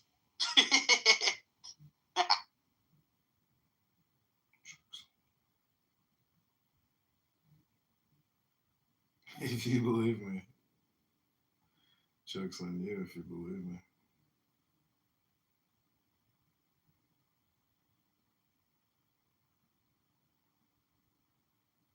Alyssa, if you remember that conversation, it was her saying that she put drugs in her vagina. Well, damn. Public election judge's ruling was refused. Sick of this hoe. Since she been back, only thing she been doing is judging people, like as if her life is good. Girl, you don't sit your ugly ass.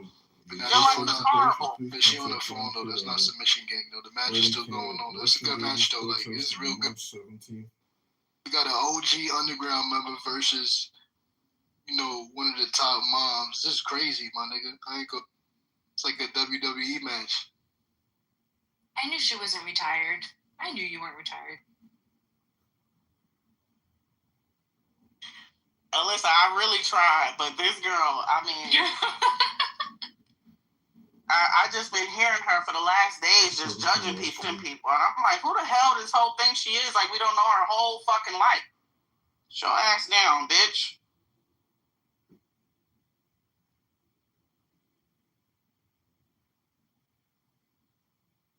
Yo, this is the heavy. Nah, hell no.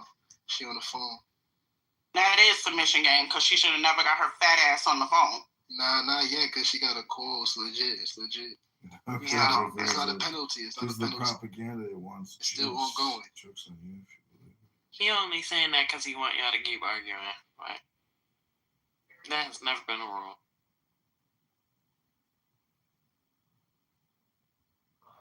What you doing up here, Chantel? Having a good time. It's about time you get up there. Ooh, man. Yeah, I'll be right back there tomorrow. It's just the ice is here. I think she told us what she used to drive, and it's gonna come to me because y'all know I got that good memory, and it definitely wasn't no good car. But it's gonna come to me. Are you vulgar like this at your Tay, are you vulgar like this at your job at the hospital? No, dummy. Okay. Don't ask me no stupid questions, Femi, because you know you're not even on my good side. Why? Why aren't you on your side? I thought I apologized. I thought we were cool. That hurts my feelings. Femi, go to hell. I don't want to say I didn't believe Well, hey, beautiful people. I love you.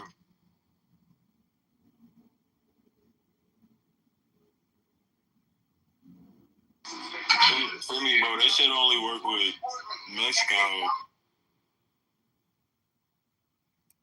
I'm over here now. Hey, man. Wait, who's Mexican? What's up, Tay? Innocent's not Mexican. Who said innocent? This nigga, who said innocent, bro? Who said? Not like it. So that's you admitting to someone whisper. innocence. Okay. Someone whisper innocence. That's you admitting that it works. No, I never said innocence right now. I said Mexican. Oh, okay. It sounded like somebody saying innocence. Nobody, nigga. I swear on my life. On my daughter. Yo, this nigga is cooked, bro. Well, yeah, anyway. Same. Who's Mexican? The way your mind be on any is Wait, but who crazy. else is Mexican? Like, who else? Who's Mexican? Bro, I thought you knew all the Mexicans. Mm-hmm. I don't. Oh, I'm reading the chat. Chief, so it probably wasn't Wendy's wherever she was working, but it was a fast food restaurant she was working at, and she basically asked these two niggas for a threesome, and they reported her to HR, and she got her ass fired. Story, like something she told on here.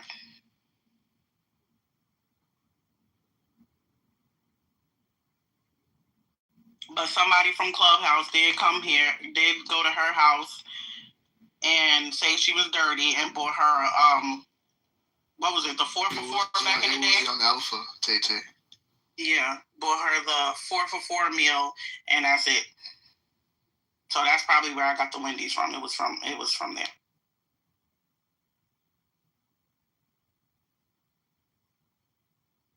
And she was naked at her door. Had a towel on. And the crib smelled like mad garbage bags. And stains on the wall.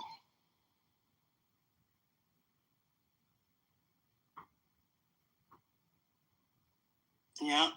That man, the poor man, didn't even want to come back. Like, girl, people be like, did you shower today, Ellen? No, I don't feel like it. Ellen, did you clean up today? No, it's messy in here, but I'll clean up eventually. Like, girl, how you going to tell somebody how to be a woman? A woman cleans first before she do anything. The fuck out of here. A woman don't let men come in their house if their house is a mess. We gonna be like, hold on. Come at this time so we can straighten up. We don't do that.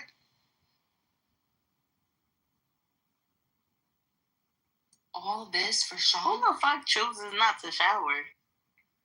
She nasty. That's why I couldn't, and I've been trying to argue. I just been saying my little smart comments, but I have not been banging. But she's really been pissing me off, like judging people. Like, it's been crazy, the stuff she's been saying to people. But you know what? It makes sense. She chose not to shower the same way she chose to be homeless. She didn't have a shower when she was homeless. So, exactly. She chose not to shower?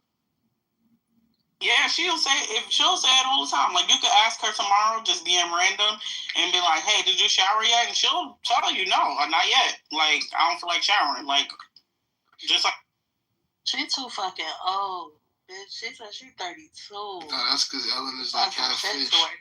See them big ass feet she got? She got to be in big ass water, so she can't be in the tub. She got to be in the pool.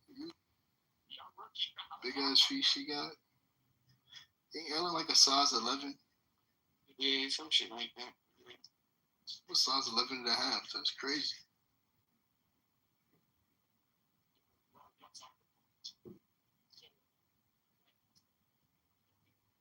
So 6.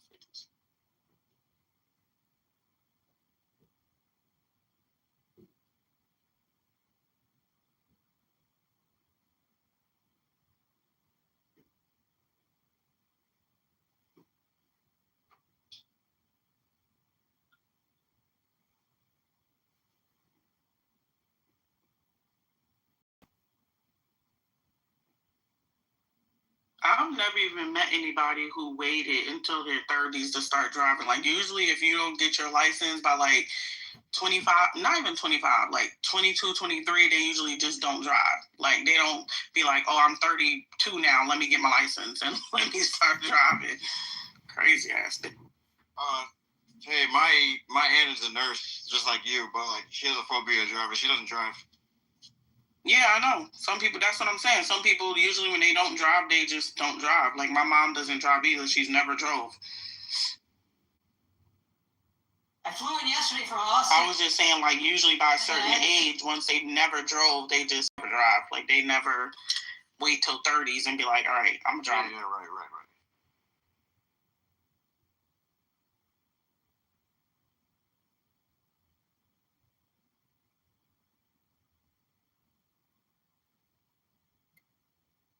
Okay, I think we are not. Now leave me in retirement, please. Hey, I'm gonna beat your ass. This how it started. A man telling a woman he's gonna be. Let me get on. I came in between when y'all was arguing.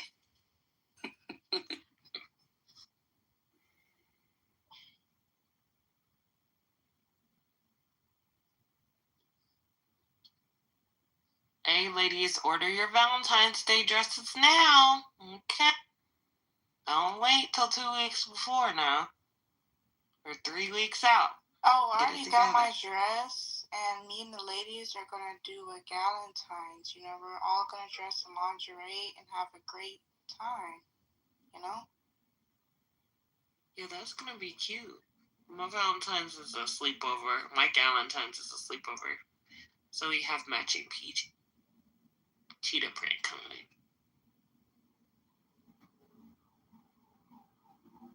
It kind of worked out that this year Valentine's Day was on a Saturday and Galentine's on a Friday. Yeah, exactly. We're doing every event on that Sunday. Isn't that for the side piece?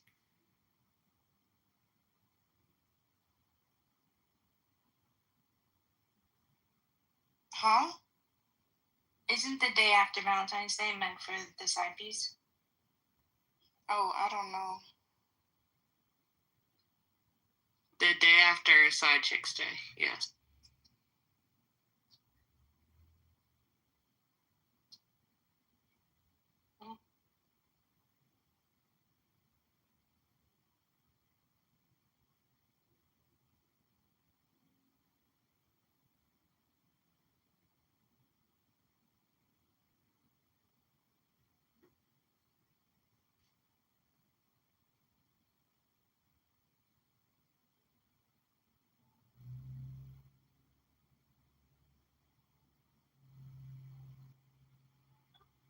Anybody know why she tries to pretend like she was never with Pac-Man now? Like, what's that about?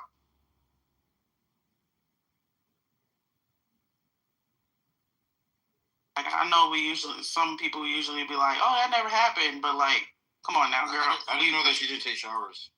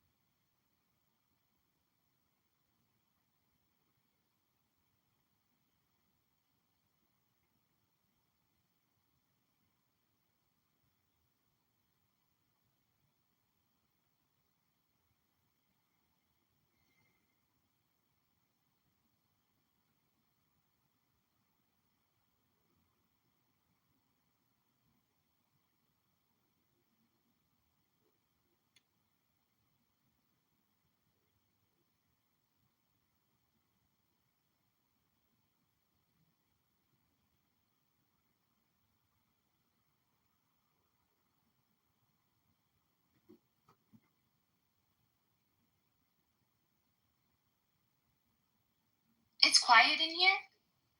Yeah.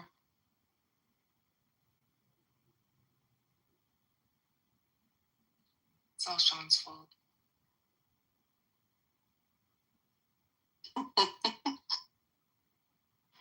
Yeah, I always need some time to pray after a little sermon. Stay my ass on mute sometimes. Who was arguing?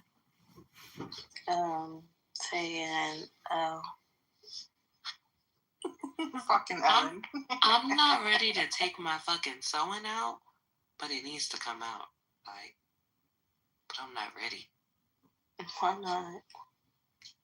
I love not having to get up and do my hair. Man, that's me. I took out my sewing, and my hair just looks a fucking mess. Like, I had it off for a week. I was supposed to do 6 weeks. I had it off for 1 week. Put that shit right back in. Can't even play. Now I'm at the 2-month mark. I'm like, well, maybe it's not 2 months. Let me look at my pictures, because I don't remember when I got it put back in. Okay, hold on.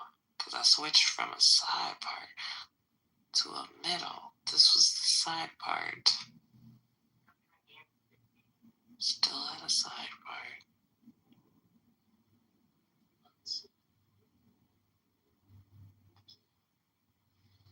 I'm tired of shit.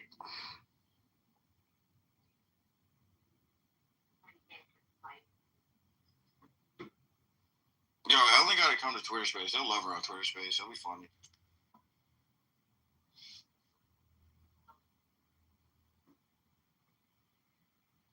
Yeah, she need to go with somebody who don't know her, because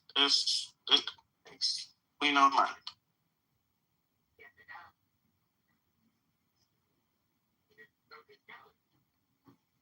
Oh, maybe it's only been a month. Okay, it's only been a month. Thank God. I found pictures.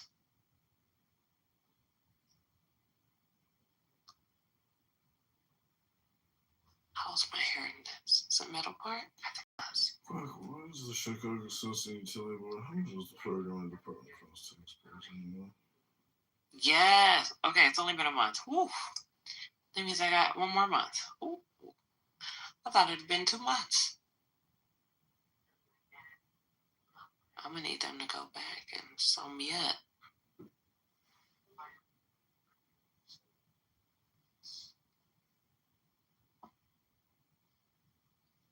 I need some good to watch. Yeah. Yeah, I got some recommendations. Runaway on Netflix. I just finished it last night. Amazing. Runaway, yep. What is it about? This girl, she's a college student. She goes missing and she turns into a drug addict. And her boyfriend is basically the one who got her into drugs, and the parents are doing everything they can to try to find her. And there's like there's a lot that's going on. I don't want to give away too much, but it's really good. It's a British TV show. It's only like I think 8 or 9 episodes. You're in the Matrix. I'm in the Matrix? Yeah, you was. I said I watched it. It was good.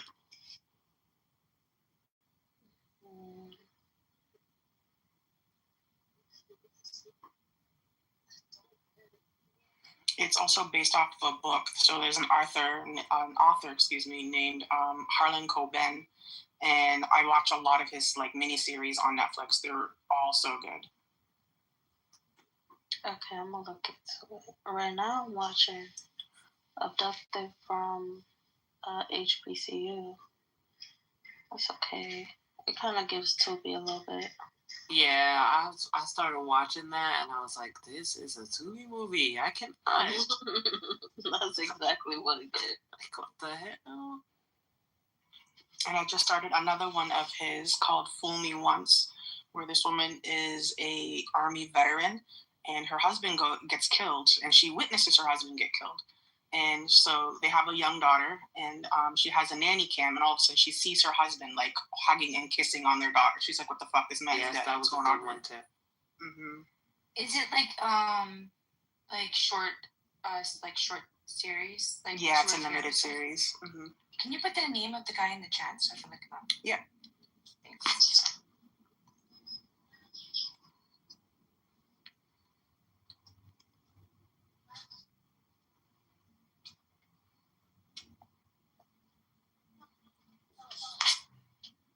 Have you read any of his books, or you just watched the Netflix? I've watched the show so far. I definitely want to start reading his books though, for sure. Yeah, that's what I wanted to.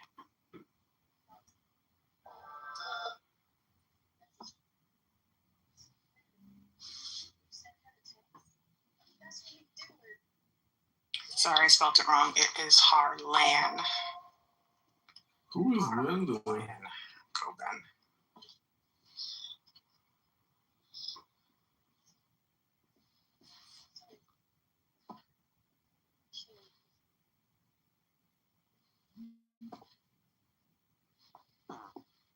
Oh, he has a lot. Mm-hmm. That's the big difference. What do I say? Who is the person on the left? I'm trying my hardest to stay awake. Oh my God. Who are the other people?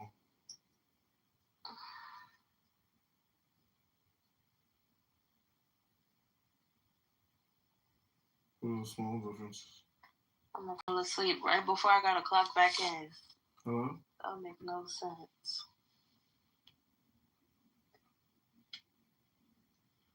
That's the big difference. Who is the person on the left? Who are the other people? What are the small differences? Oh, really?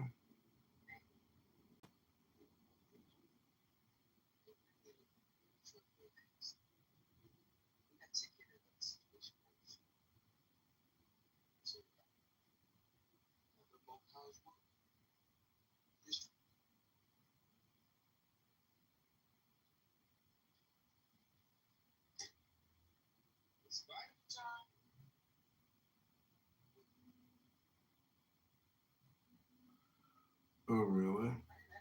60 million brainwashed Trump, hating America, hating brainwashed Karens at 2x, 3x, and angry 24-hour complainers.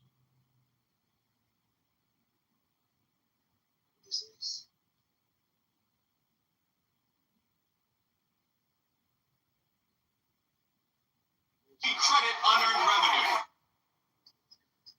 Standing here at the foot of the Washington Monument, you can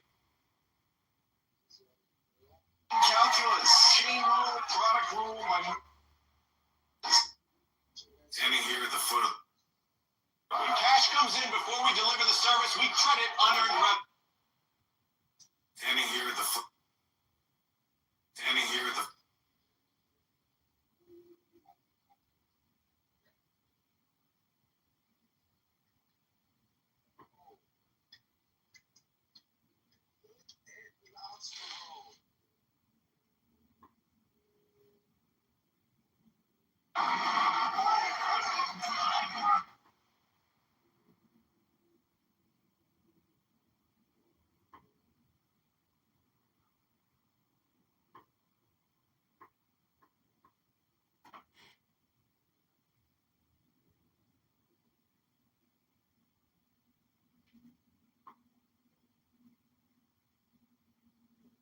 Hello? Calculus.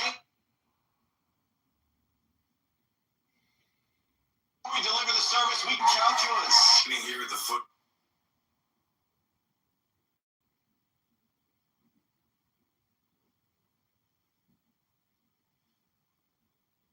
Hi, everybody. I am at the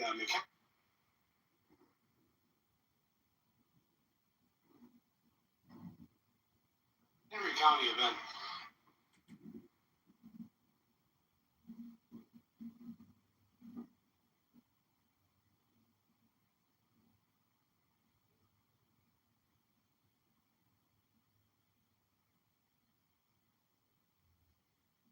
Standing here at the foot of the Washington Monument.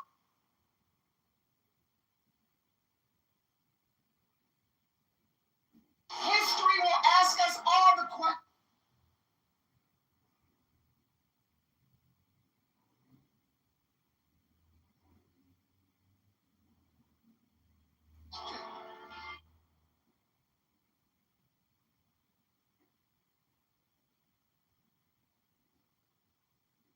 Welcome back, everybody. It's great to have you here on Kitover tonight.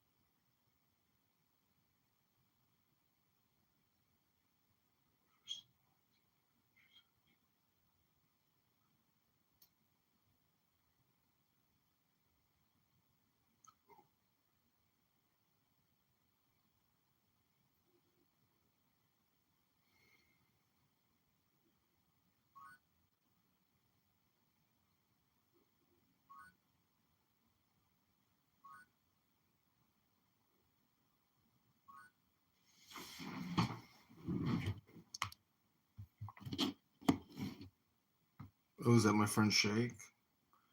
Are you going to do the round trip flight to Iran with the layover in Palestine? Which airline, Frontier or Spirit? Hello?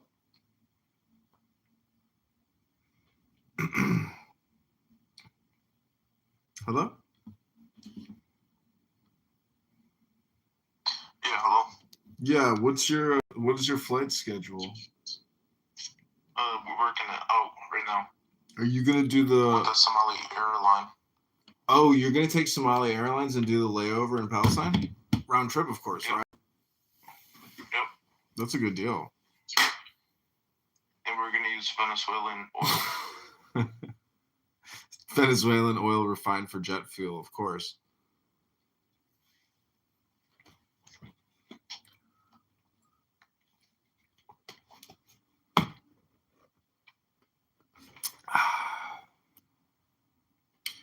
This is a hello.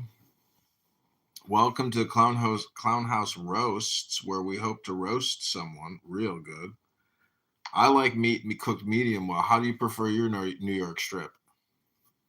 Medium well. You get it medium well till you don't get medium, huh? No. So, take pack open up and everybody's just quiet now? Like, what the fuck? It's crazy. Hello? Now, if he had the gun in hand, yeah, I'll shoot him, but... Oh, well, I hope you have a great week, Shake. I know you will because you're that kind of guy. Likewise. Yeah. And make it your best. I just had some amazing halal chicken shawarma. 2 extra white garlic sauces, a little extra red spice, the pickles, the French fries. Oh, bon appetit. Allahu Akbar. Nice. Allah mak, habibi. Allah fucking mak, habibi. Man, you can't defeat the Palestinians. Habibi.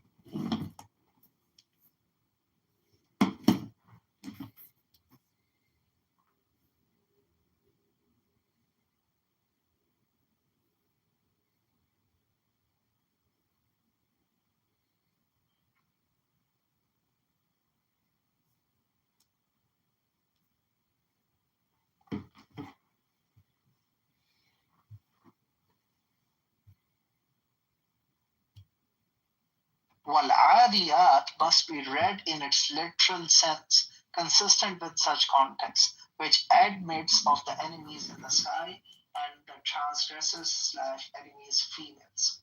The following indefinite accusative masculine noun, Bobahan, the subject of these transgressors, is traditionally claimed to mean these adiyat are panting as exhausted war horses. The non-Quranic Arabic use of Tabaha, however, cannot be reconciled with that assertion. So this is he's refuting why it is not horses. Predominantly, Tabaha derivates identify the Tabaha's derivates identify the barking of a fox or wolf, which the tradition correctly saw as its original meaning. Secondarily, it is used to identify the barking of dogs, which bark just like foxes and wolves do. It is said to be a sound that exhausted horses alone supposedly make along their heaving flanks, but they do not make barking sounds. Conversely, a horse at a canter or gallop does not breathe with its diaphragm muscle, but rather automatically breathes through its nose from the mechanical internal forces imparted by each gallop cycle, which fills and then compressively empties the lungs. This produces automatic hard snort through the nose, which with each gallop cycle, which can be loud for a racing horse, but again is not barking and does not sound like it. In sum, there is no defensible reason to read Tabahan as anything other than agitated canine vocalism, anxiously proclaiming territorial defense to perceived approaching attackers as the masculine verbal noun object of the acting feminine participle. Q101 thus should be read in its very and extremely literal sense of, I swear by the transgressors / enemies that are female plurals with a barking of dogs or canines, 2 proclaim anxiously their territorial defense to these perceived approaching attackers. So this is literally why وَالْعَادِيَاتِ ضَبْحًا cannot refer to war horses.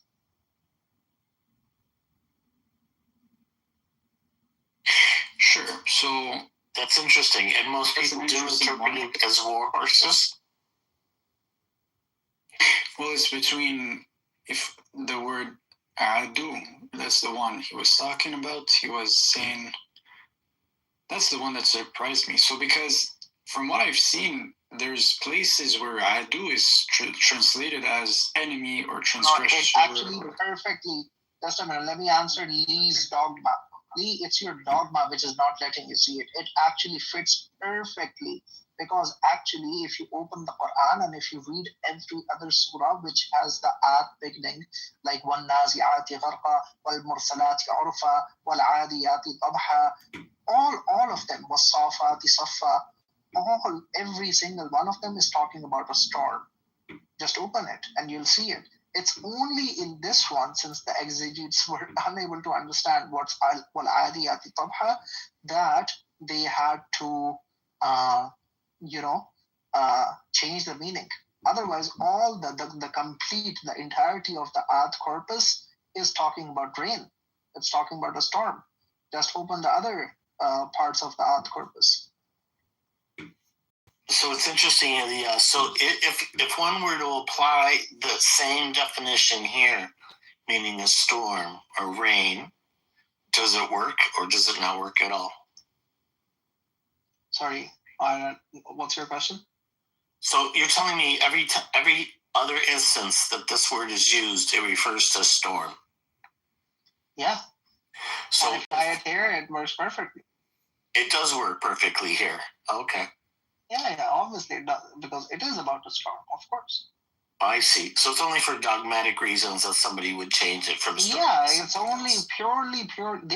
So when these guys say, we are literalists or we care about the Arabic language, they don't. No, that's not true. They don't. They just care about preserving the traditionalist dogma. Even if they have to go against Arabic, even if they have to go against literalism, they will do it. Well, that's What mic drop, dude? Like, what really mic drop? Where you got all of this, what you said from? Do you have an argument against what he said? No. I just want to know where he got it from. Okay, let's start from the beginning. Yeah, let's start from the beginning. Where you got it from? Yeah. No, none of you speak Arabic. Where you got it from? Where you got it from? Just a minute. Let me answer Roman. Where you got it from? Roman, I'll answer both of you. Wait for your turn. First of all, Roman, I do speak Arabic, but not in the same level as. Yes. So none of you. Let's be fair. None of you are actual Arabic speakers. Where you got it from, dude? I'm asking you, so I can look it up myself. So somebody needs to moderate. Well, yeah. Can you please not interrupt him? Yeah, so none of you, so don't play this argument. None of you are Arabic speakers. None of you are, because the relevant Arabic that we are talking about is the 7th century Hijazi Arabic. I don't care if you speak like Fusha or if you speak like Darija or whatever Egyptian dialect you speak, or I don't care, bro. Nobody cares. That's a separate language as far as we are concerned. Right? Yeah, you're an Arabic speaker, but you're not a native Hijazi Arabic speaker. Yeah, exactly. That's what she deserves. I mean, if she doesn't. No, I put her in the audience just because she interrupted. I want you to finish first. Yeah. So now, when we read this verse and we see فَأَثَرْنَ بِهِ نَقْعَ, for example, naq'a is translated as what? Naq'a in every by these people, because naq'a is only one word, they always translate it as dust, right?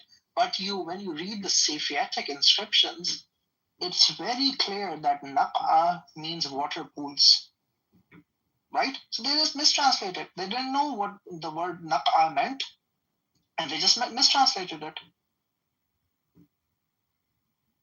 bring her back. Now they're all gonna form at their mouths simultaneously. All of them are Muslim, non-Muslim, this and that.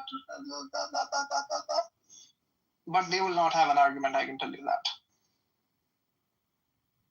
Well, that's why I appreciate you, because you're a true Muslim. Answer me, where you got it from? Got what from? Where you got your argument from that it's not horses? I just gave you the argument. Why does it matter where it's from? No, I can say I'm a butterfly. I have to prove it from something.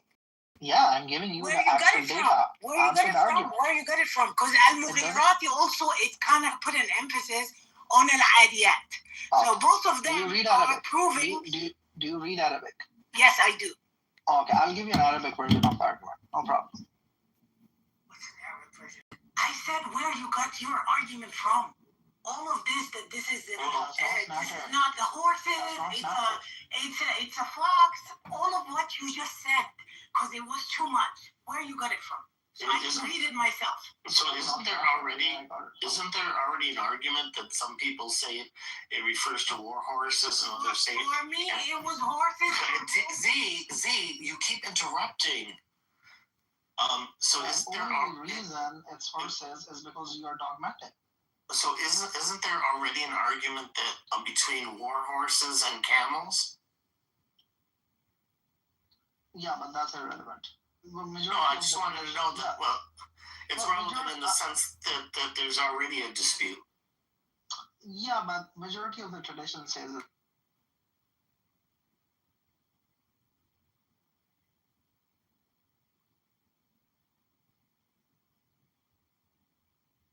A phoenix hath it for its head, below are two prongs. They spear the wicked. I will spear thee, O thou little grey god, unless thou beware. From the grey to the gold, from the gold to that which is beyond the gold of Ophir. My God, but I love thee. Why hast thou whispered so ambiguous? Waste thou afraid, O goat with one, O horn born, O pillar of lightning. From the lightning fall pearls, from the pearls black specks are nothing. I based all on one on not afloat in the ether. Oh my God, oh thou great hooded son of glory, cut off these eyelids, nature shall die out. She hideth me, closing mine eyelids with fear. She hideth me from my destruction. Oh thou open eye, oh ever weeping one. not Isis, my mother, nor Osiris, myself. But the incestuous Horus given over to Typhon, so may I be. Their thought And thought is evil. Fallen into death, oh my soul, think that death is the bed into which you are falling. Oh my God.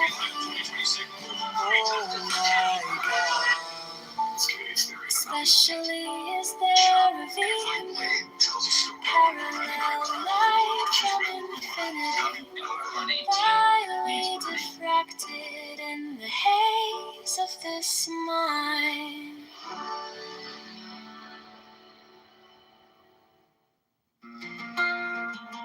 Guard the tower looks dramatic, but it's really about necessary change. With your Capricorn rising, you got the steady.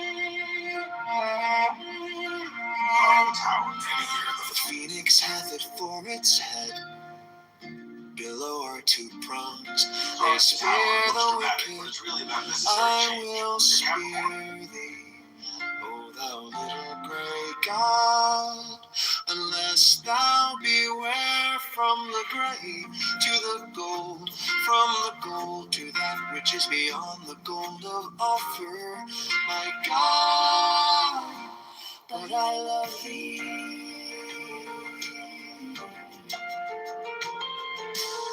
Why hast thou whispered so ambiguous things? Wast thou afraid, O goat-hoofed one, O horned one, O pillar of lightning? From the lightning fall pearls, from the pearls black specks of nothing. I based all on one, But I'm not. I float in the ether. My God,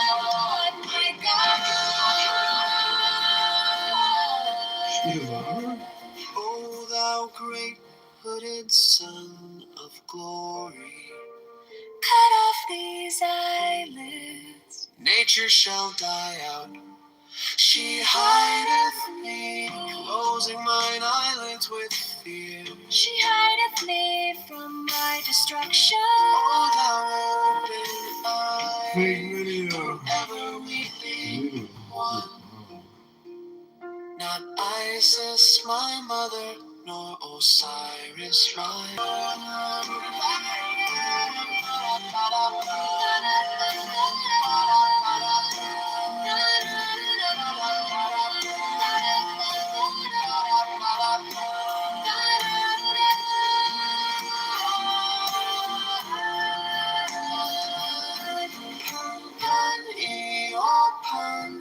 it is enough. Fall not into death, O my soul. Think that death is the bed into which you are falling. Oh, how I love thee. Oh, my God. Especially is there a vehement parallel light from infinity, vilely diffracted in the haze of this mind. Justice, balance, accountability. With the spout of blood quench thy blood thirst, oh my God. Thou art a little white rabbit in the burning night. I am greater. The fox and the whore. Kiss me thy kisses, oh my God.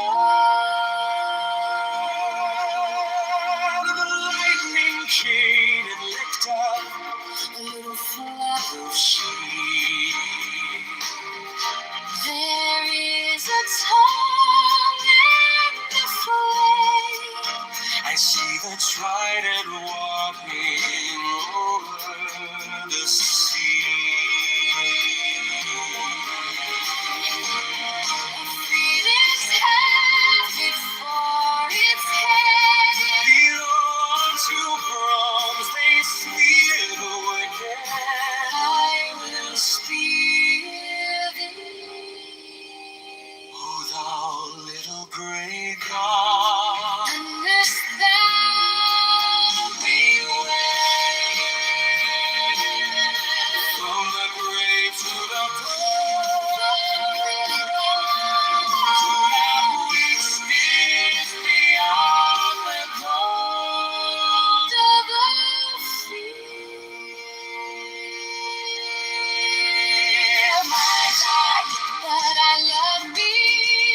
why hast thou whispered so ambiguously? Waste thou afraid of the wolves away?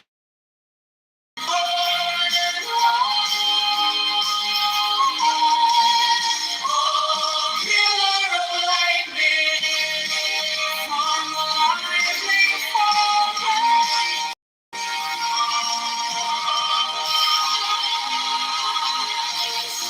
From the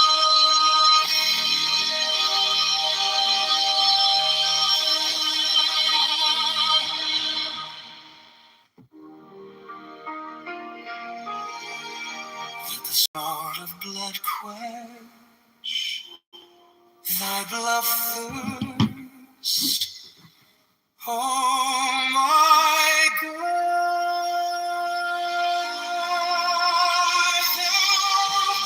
a little white rabbit in the bourbon night. I am greater than the floods and the whole. Give me thy kisses, oh Lord God.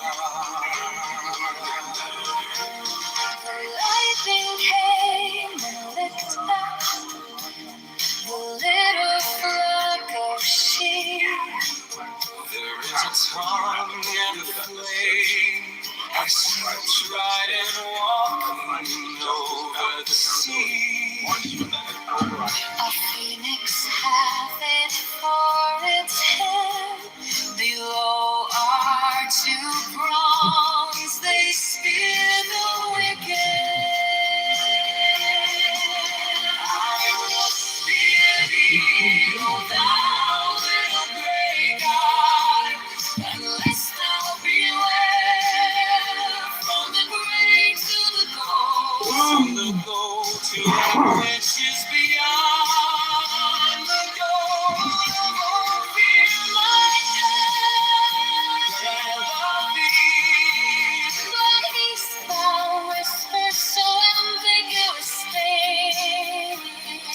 Waste thou afraid, oh gold-hoofed one, gold-horned one, oh cavern lightning, from the lightning folk from the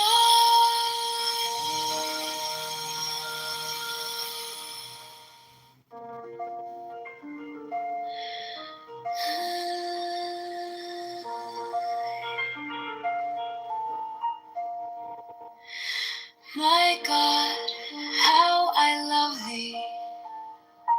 With the vehement appetite of a beast, I hunt thee through the universe. Thou art standing, as it were, upon a pinnacle. At the edge of some fortified city, I am a white bird, and perch upon thee. Thou art my lover, I see thee as a nymph with her white limbs stretched by the spring. She lies upon the moss, there is none other but she. Art thou not prepared? I am his, speak not, oh my God. Let the work be accomplished in silence. Let my cry of pain be crystallized into a little white fawn to run away into the forest. Thou art a centaur, oh my God, from the violet blossoms that crown thee to the hoofs of the horse. Thou art harder than tempered steel. There is no diamond beside thee. Did I not yield this body and soul? I will thee with a dagger drawn across my throat. Let the spout of blood quench thy blood thirst, oh my God.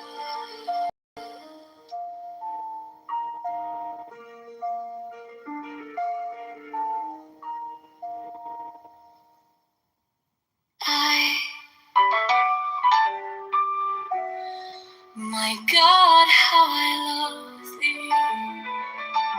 With the vehement appetite of a beast, I hunt thee through the universe. Thou art standing, as it were, upon a pinnacle at the edge of some fortified city. I am a white bird, and perch upon thee. Thou art my lover,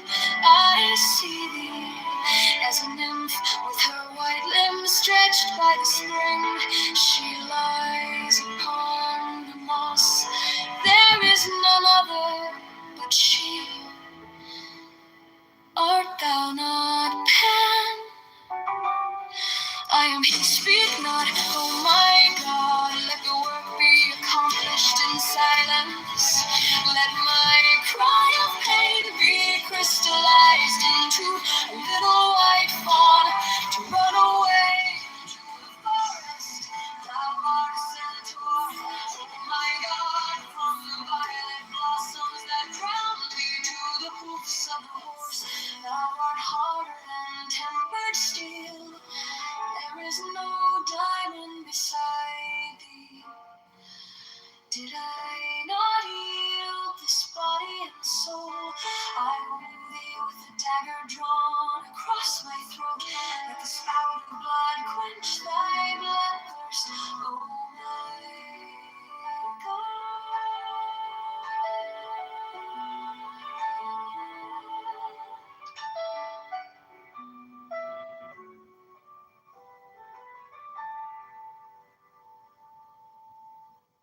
Into my loneliness comes the sound of a flute in dim groves that haunt the uttermost hills.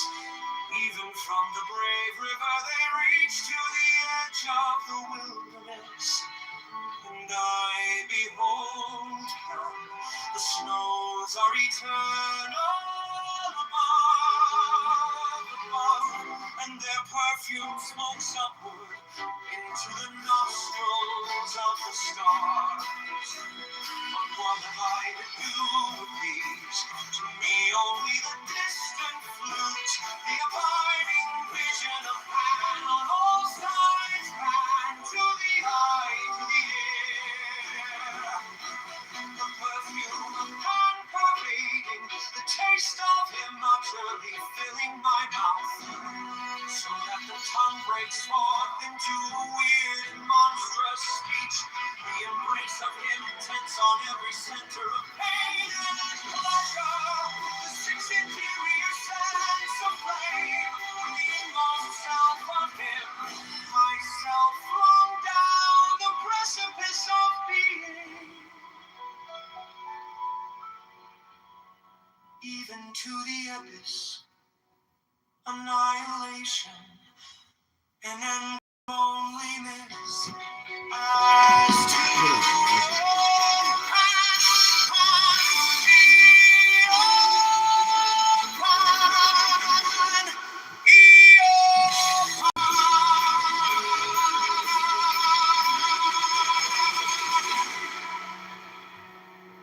into my loneliness comes the sound of a flute in dim groves that haunt the uttermost hills. Even from the brave river they reach. Oh yeah, Welcome to the show. Former prostitute, now in college again, studying books and reading, and still coming on. Hello, what happened? Hello. The snows are eternal above, and their perfume smokes upward into the nostrils of the stars. But what have I to do with these? To me only the distant flute, the abiding vision of Pan on all sides, and to the eye, to the ear, the perfume of Pan pervading, the taste of him utterly filling my mouth, so that the tongue breaks forth into a weird and monstrous speech. The embrace of him intense on every center of pain and pleasure. The sixth interior sense of flame with the inmost self of him, myself flung down the precipice of being.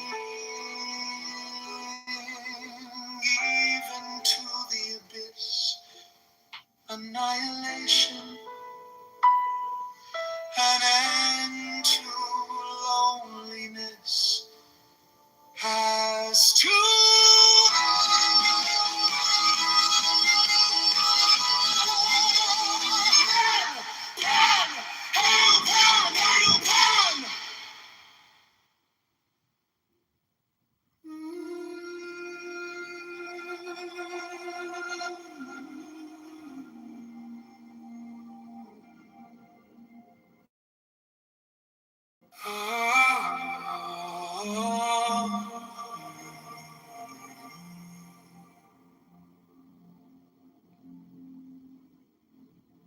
find your seat,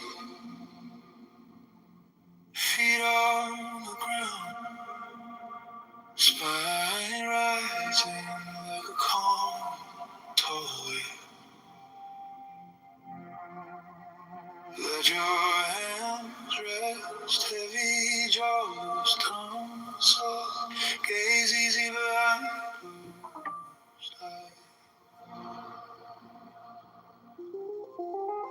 Notice the noise in your chest, thoughts pacing, racing. You don't have to fix them, just let them pass by.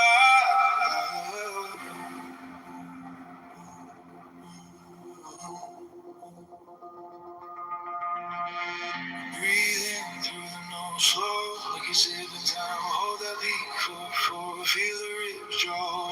Breathe out through the mouth, long like a quiet tide. Empty, empty, empty till the bottom feels kind. You are the storm and the stillness inside. Ride the breeze, ride the breeze. Now count with me. 1, 2, 3, 4. Hold. 2, 3, 4. Out. 2, 3, 4, 5, 6. Let it go. Shoulders mounting downward.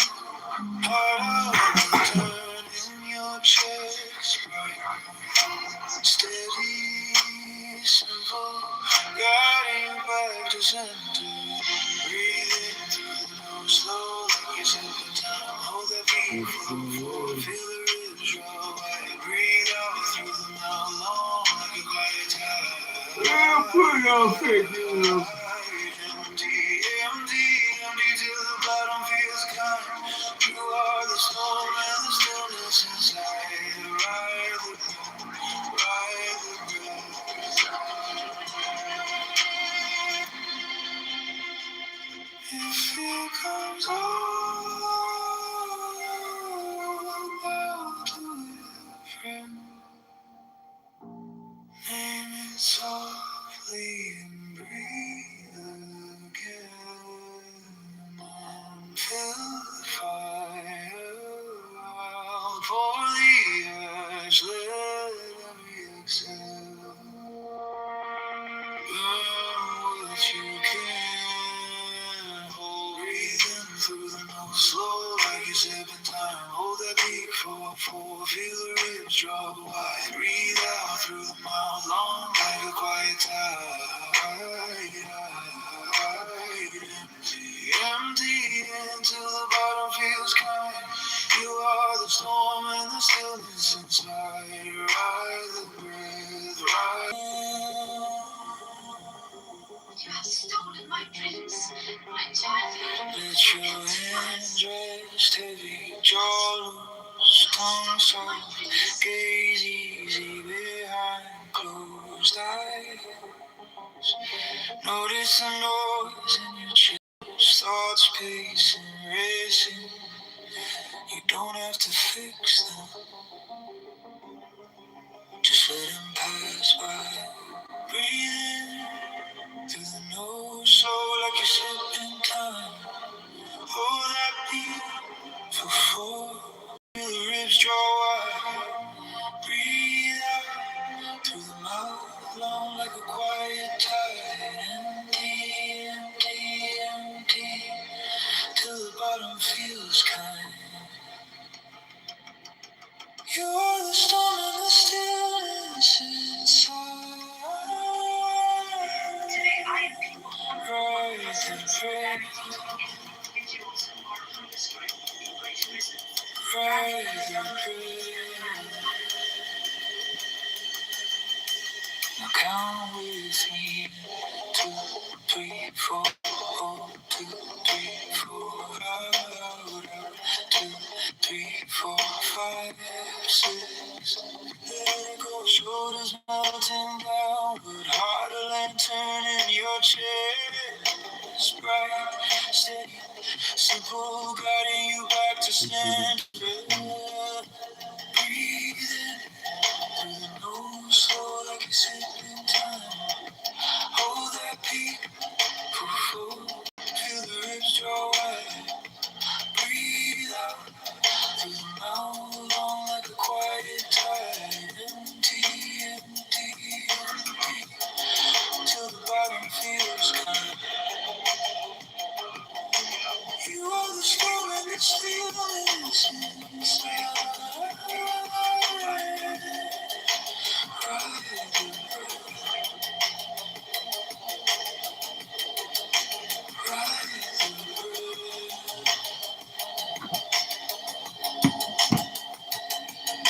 Fear comes up, bow to it.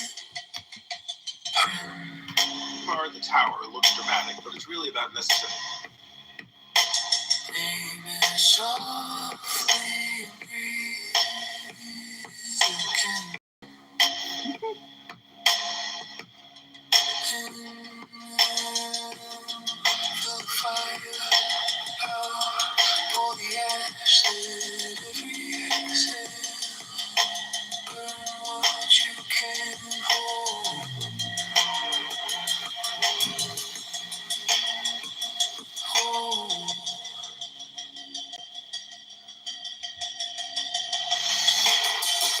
Breathe in through the nose, slow like you're sinking time. Hold that beat, full, feel the ribs go wide. Breathe out through the moon, like a quiet tide. Till the bottom feels kind. You're the storm and the stillness inside.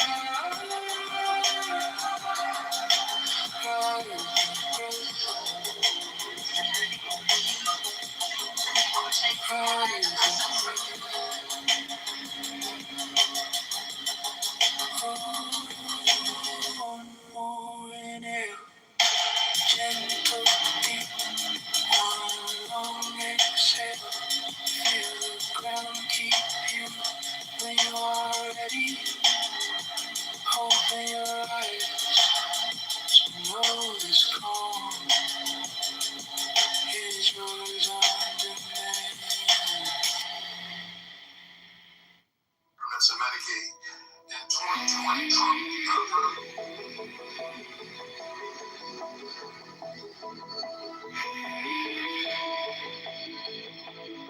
Replicating existing observational research users.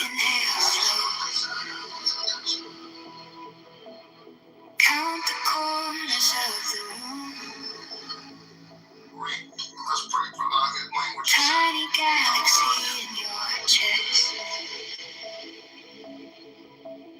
Every thought just passing through.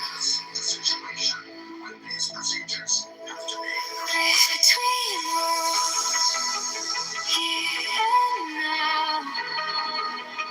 Unfolding, nothing to chase. Only this just holding. Drift between worlds, empty, clear, still alive. You are the space where every moment arrives.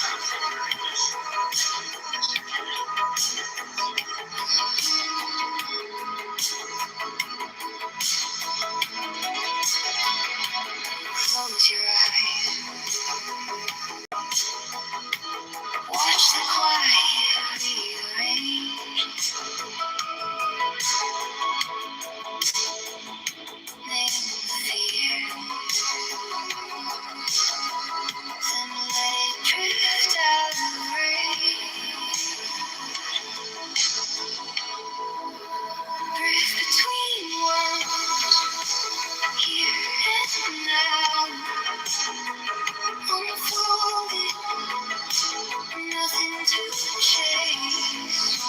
It's just holding. Breathe between worlds. Empty, clear, still alive. You are the space where every moment arrives. You are not the story. You are not the storm. Just the open sky. Wide and warm.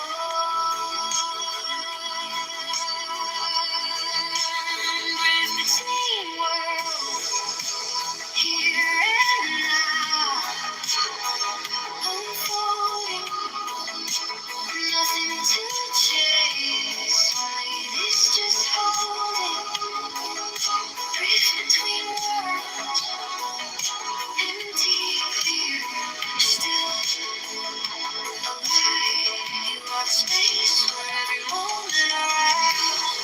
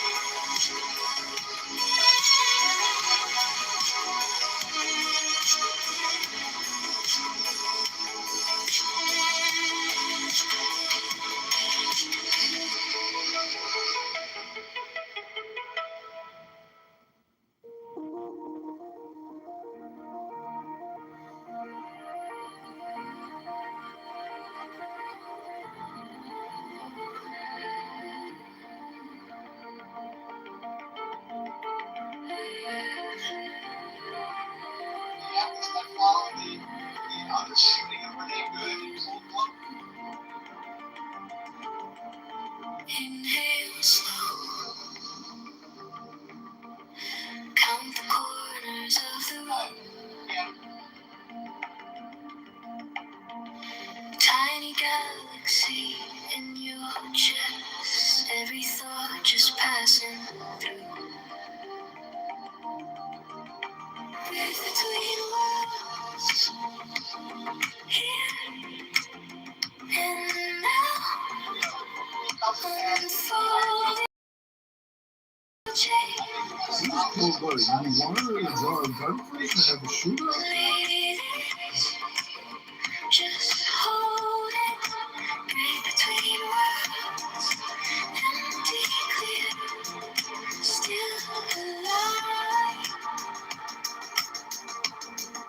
You are the space where every moment arrives.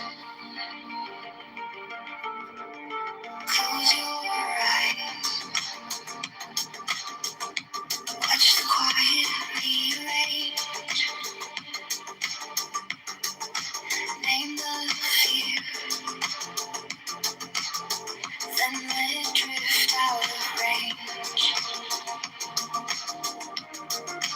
Breathe between worlds. Here and now. Unfolding. Nothing to chase. Believe it. Just holding. Breath between worlds. Empty, clear. Still alive. You are the space where every moment arrives.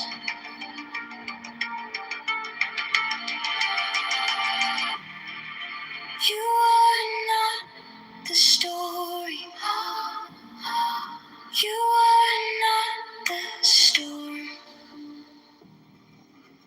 Just the open sky, wide and warm.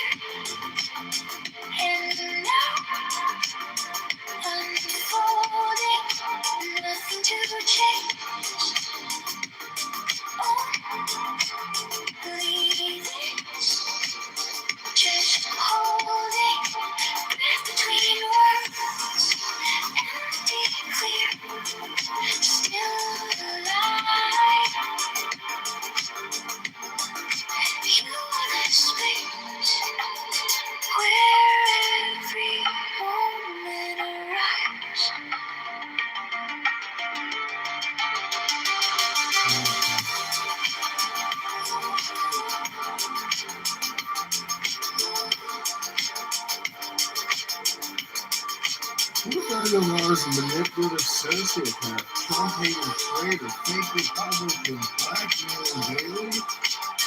Chicago Home. Never seen the Chicago GOP support engage in a pro-Trump event ever. Chicago GOP is a corrupt, Trump-hating PBS group of fat 65-plus dating lawyers. CTU has been done over the past 4 years for homeowners and MCC do nothing. Sunday morning, doorbell ringing, Bubba in a house cold home and breathing.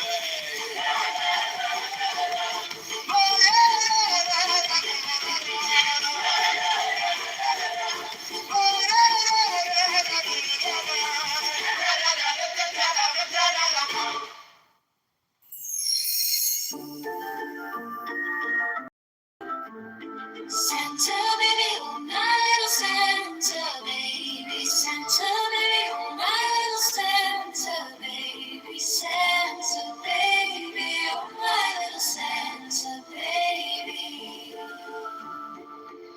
Strike the master chord on the flaming sword. Merry Christmas, Merry Christmas, Merry Merry Christmas. Take the deepest breath of the day and hold for 10 seconds. 10, 9, 11, 10, 9, 9. Hold, hold, hold, hold, hold, hold, let it go, go, go, go, go, go. Santa baby, oh my Santa baby, Santa baby, oh my little Santa baby, Santa baby, oh my little Santa baby. Strike the master chord, draw the flaming sword. Merry Christmas, Merry Christmas, Merry Merry Christmas. Take the deepest breath of the day and hold for 10 seconds. 10, 9, 11, 10, 9, 9. Hold, hold, hold, hold, let it go, go, go, go, go, go. Santa baby, oh my little Santa baby, Santa baby, oh my little Santa baby, Santa baby, oh my little Santa baby. Strike the master chord, draw the flaming sword. Merry Christmas, Merry Christmas, Merry Merry Christmas. Take the deepest breath of the day and hold for 10 seconds. 10, not 11, 10, 9. Hold, hold, hold, hold, hold, hold, hold. Let it go, go, go, go, go, go, go.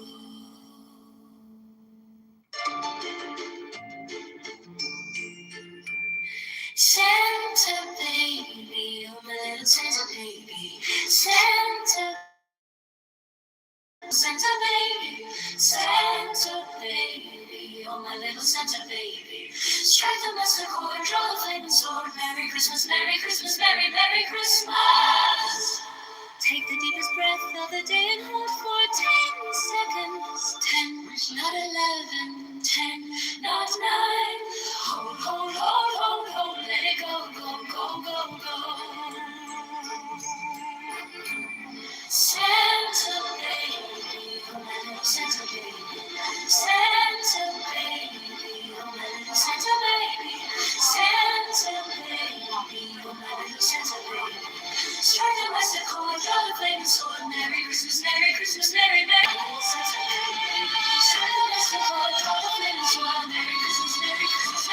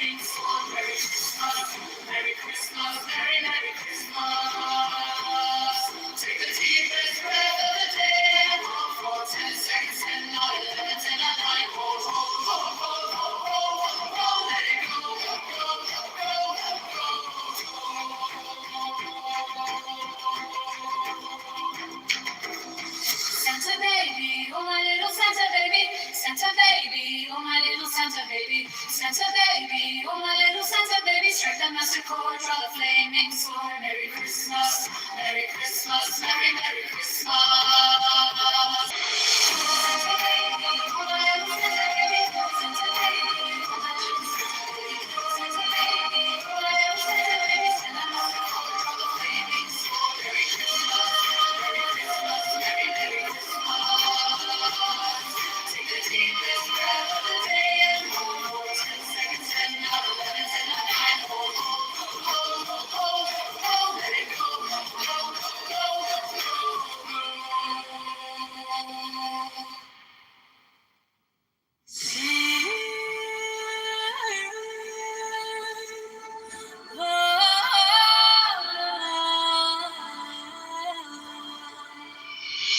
Santa baby, oh my little Santa baby, Santa baby, oh my little Santa baby, Santa baby, oh my little Santa baby, oh.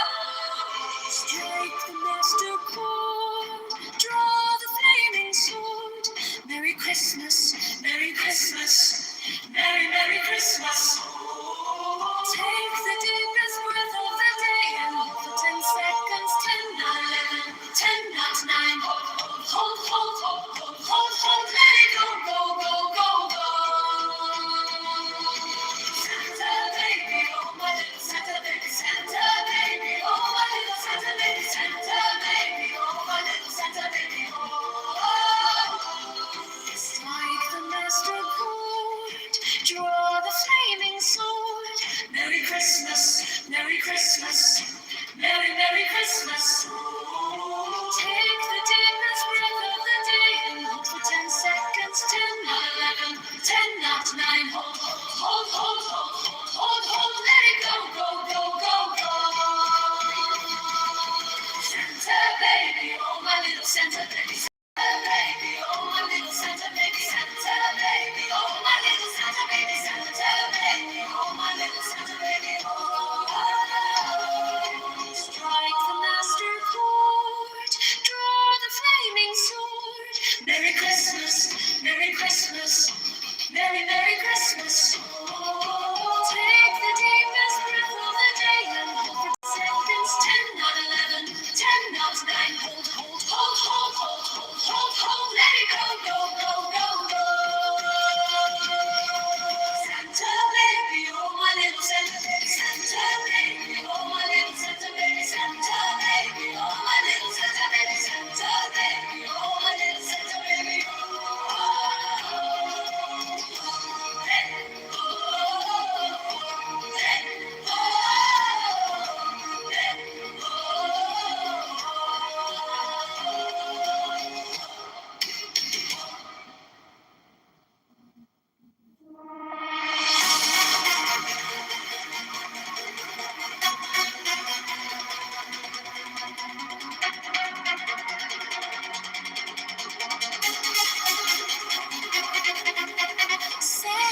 baby, oh my little Santa baby, Santa baby, oh my little Santa baby, Santa baby, oh my little Santa baby.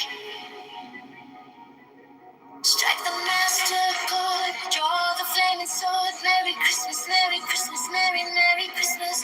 Take the deepest breath of the day and hold for 10 seconds, 10, not 11, 10, not 9, hold, let it go, go, go, go, go, go, go, go, go,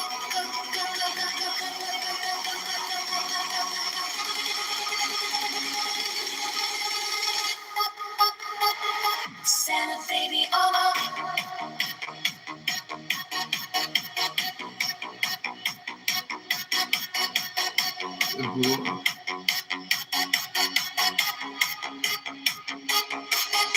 Santa baby, oh my little Santa baby, Santa baby, oh my little Santa baby, Santa baby, oh my little Santa baby. Strike the master chord, draw the flaming sword. Merry Christmas, Merry Christmas, Merry Merry Christmas. Take the deepest breath of the day and hold for 10 seconds, 10, not 11, 10, not 9, hold, let it go, go, go, go, go, go, go, go, go.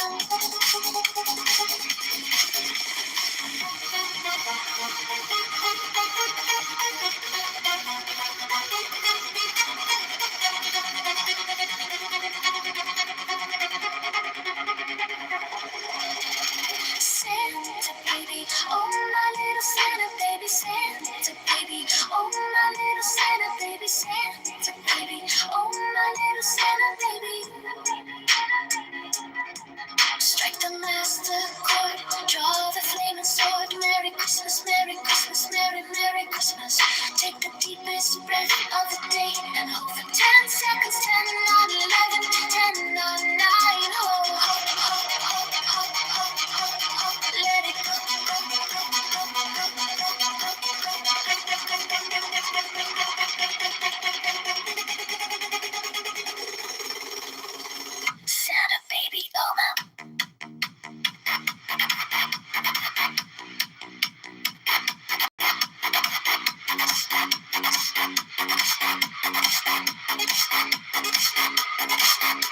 Santa baby, Santa baby, oh my little Santa baby, Santa baby, oh my little Santa baby, Santa baby, oh my little Santa baby. Strike the master chord, draw the flame, soar. Merry Christmas, Merry Christmas, Merry Merry Christmas. Take the deepest breath of the day and hold for 10 seconds. 10, 9, 11, 10, 9, 9.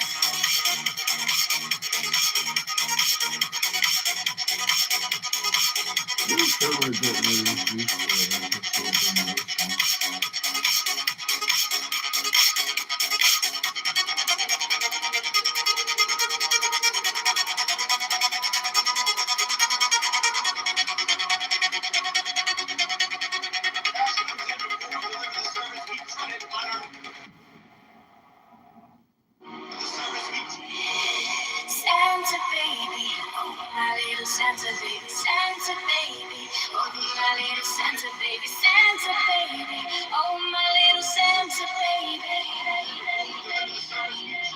Strike the master chord, draw the flaming sword. Merry Christmas, Merry Christmas, Merry Merry Christmas. Take the deepest breath of the day and hold for 10 seconds. 10, not 11, 10, not 9. Hold, hold, hold, hold, hold, hold, hold, hold.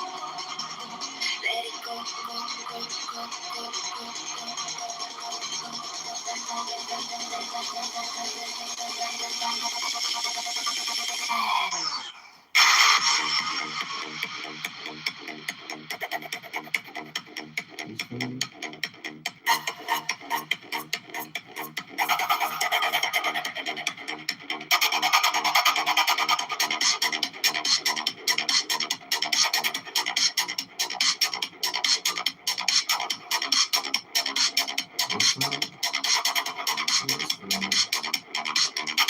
Santa baby, oh my little Santa baby, Santa baby, oh my little Santa baby, Santa baby, oh my little Santa baby.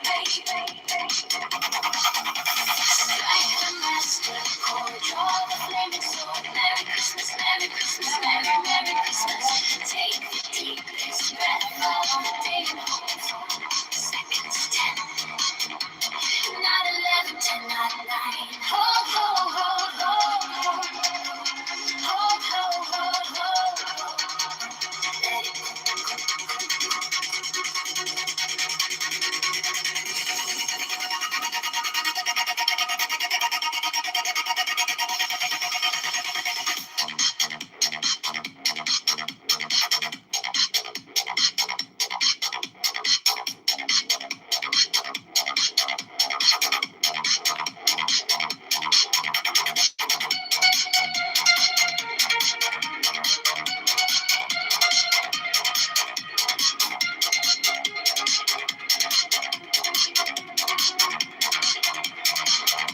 Santa baby, oh my little Santa baby. Santa baby, oh, oh, oh. Strike the master chord, draw the flaming sword. Merry Christmas, Merry Christmas, Merry Merry Christmas. Take the deepest breath of the day and hold for 10 seconds. 10, not 11, 10, not 9. Hold, hold, hold. Hold, hold, hold. Let it go, go, go, go,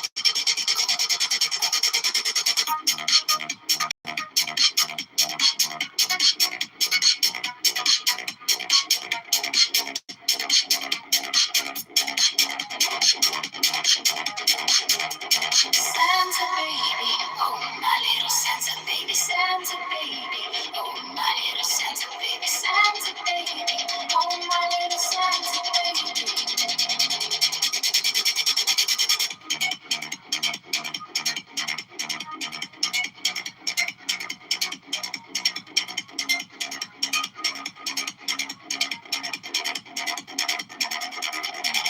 Strike the master chord, draw the flame sword. Merry Christmas, Merry Christmas, Merry Christmas. Take the deepest breath of the day and hold for 10 seconds, 10.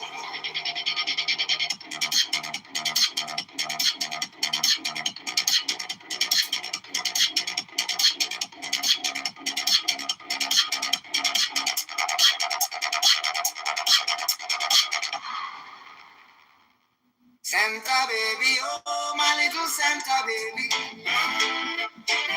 Santa baby, oh my little Santa baby. Santa baby, oh my little Santa baby. Strike the master chord, draw the flaming sword. Merry Christmas, Merry Christmas, Merry Merry Christmas. Take the deepest breath of the day and hold for 10 seconds. 10, not 11, 10, not 9. Hold, hold, hold, hold, hold, hold, hold. Let it go, go, go, go, go, go, go. Santa baby, oh my little Santa baby. Santa baby, oh my little Santa baby. Santa baby, oh my little Santa baby. Santa baby, oh my little Santa baby.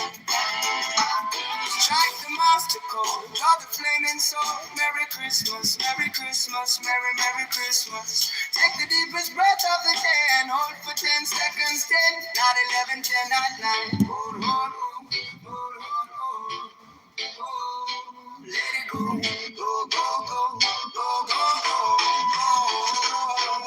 Santa baby, oh my little Santa baby.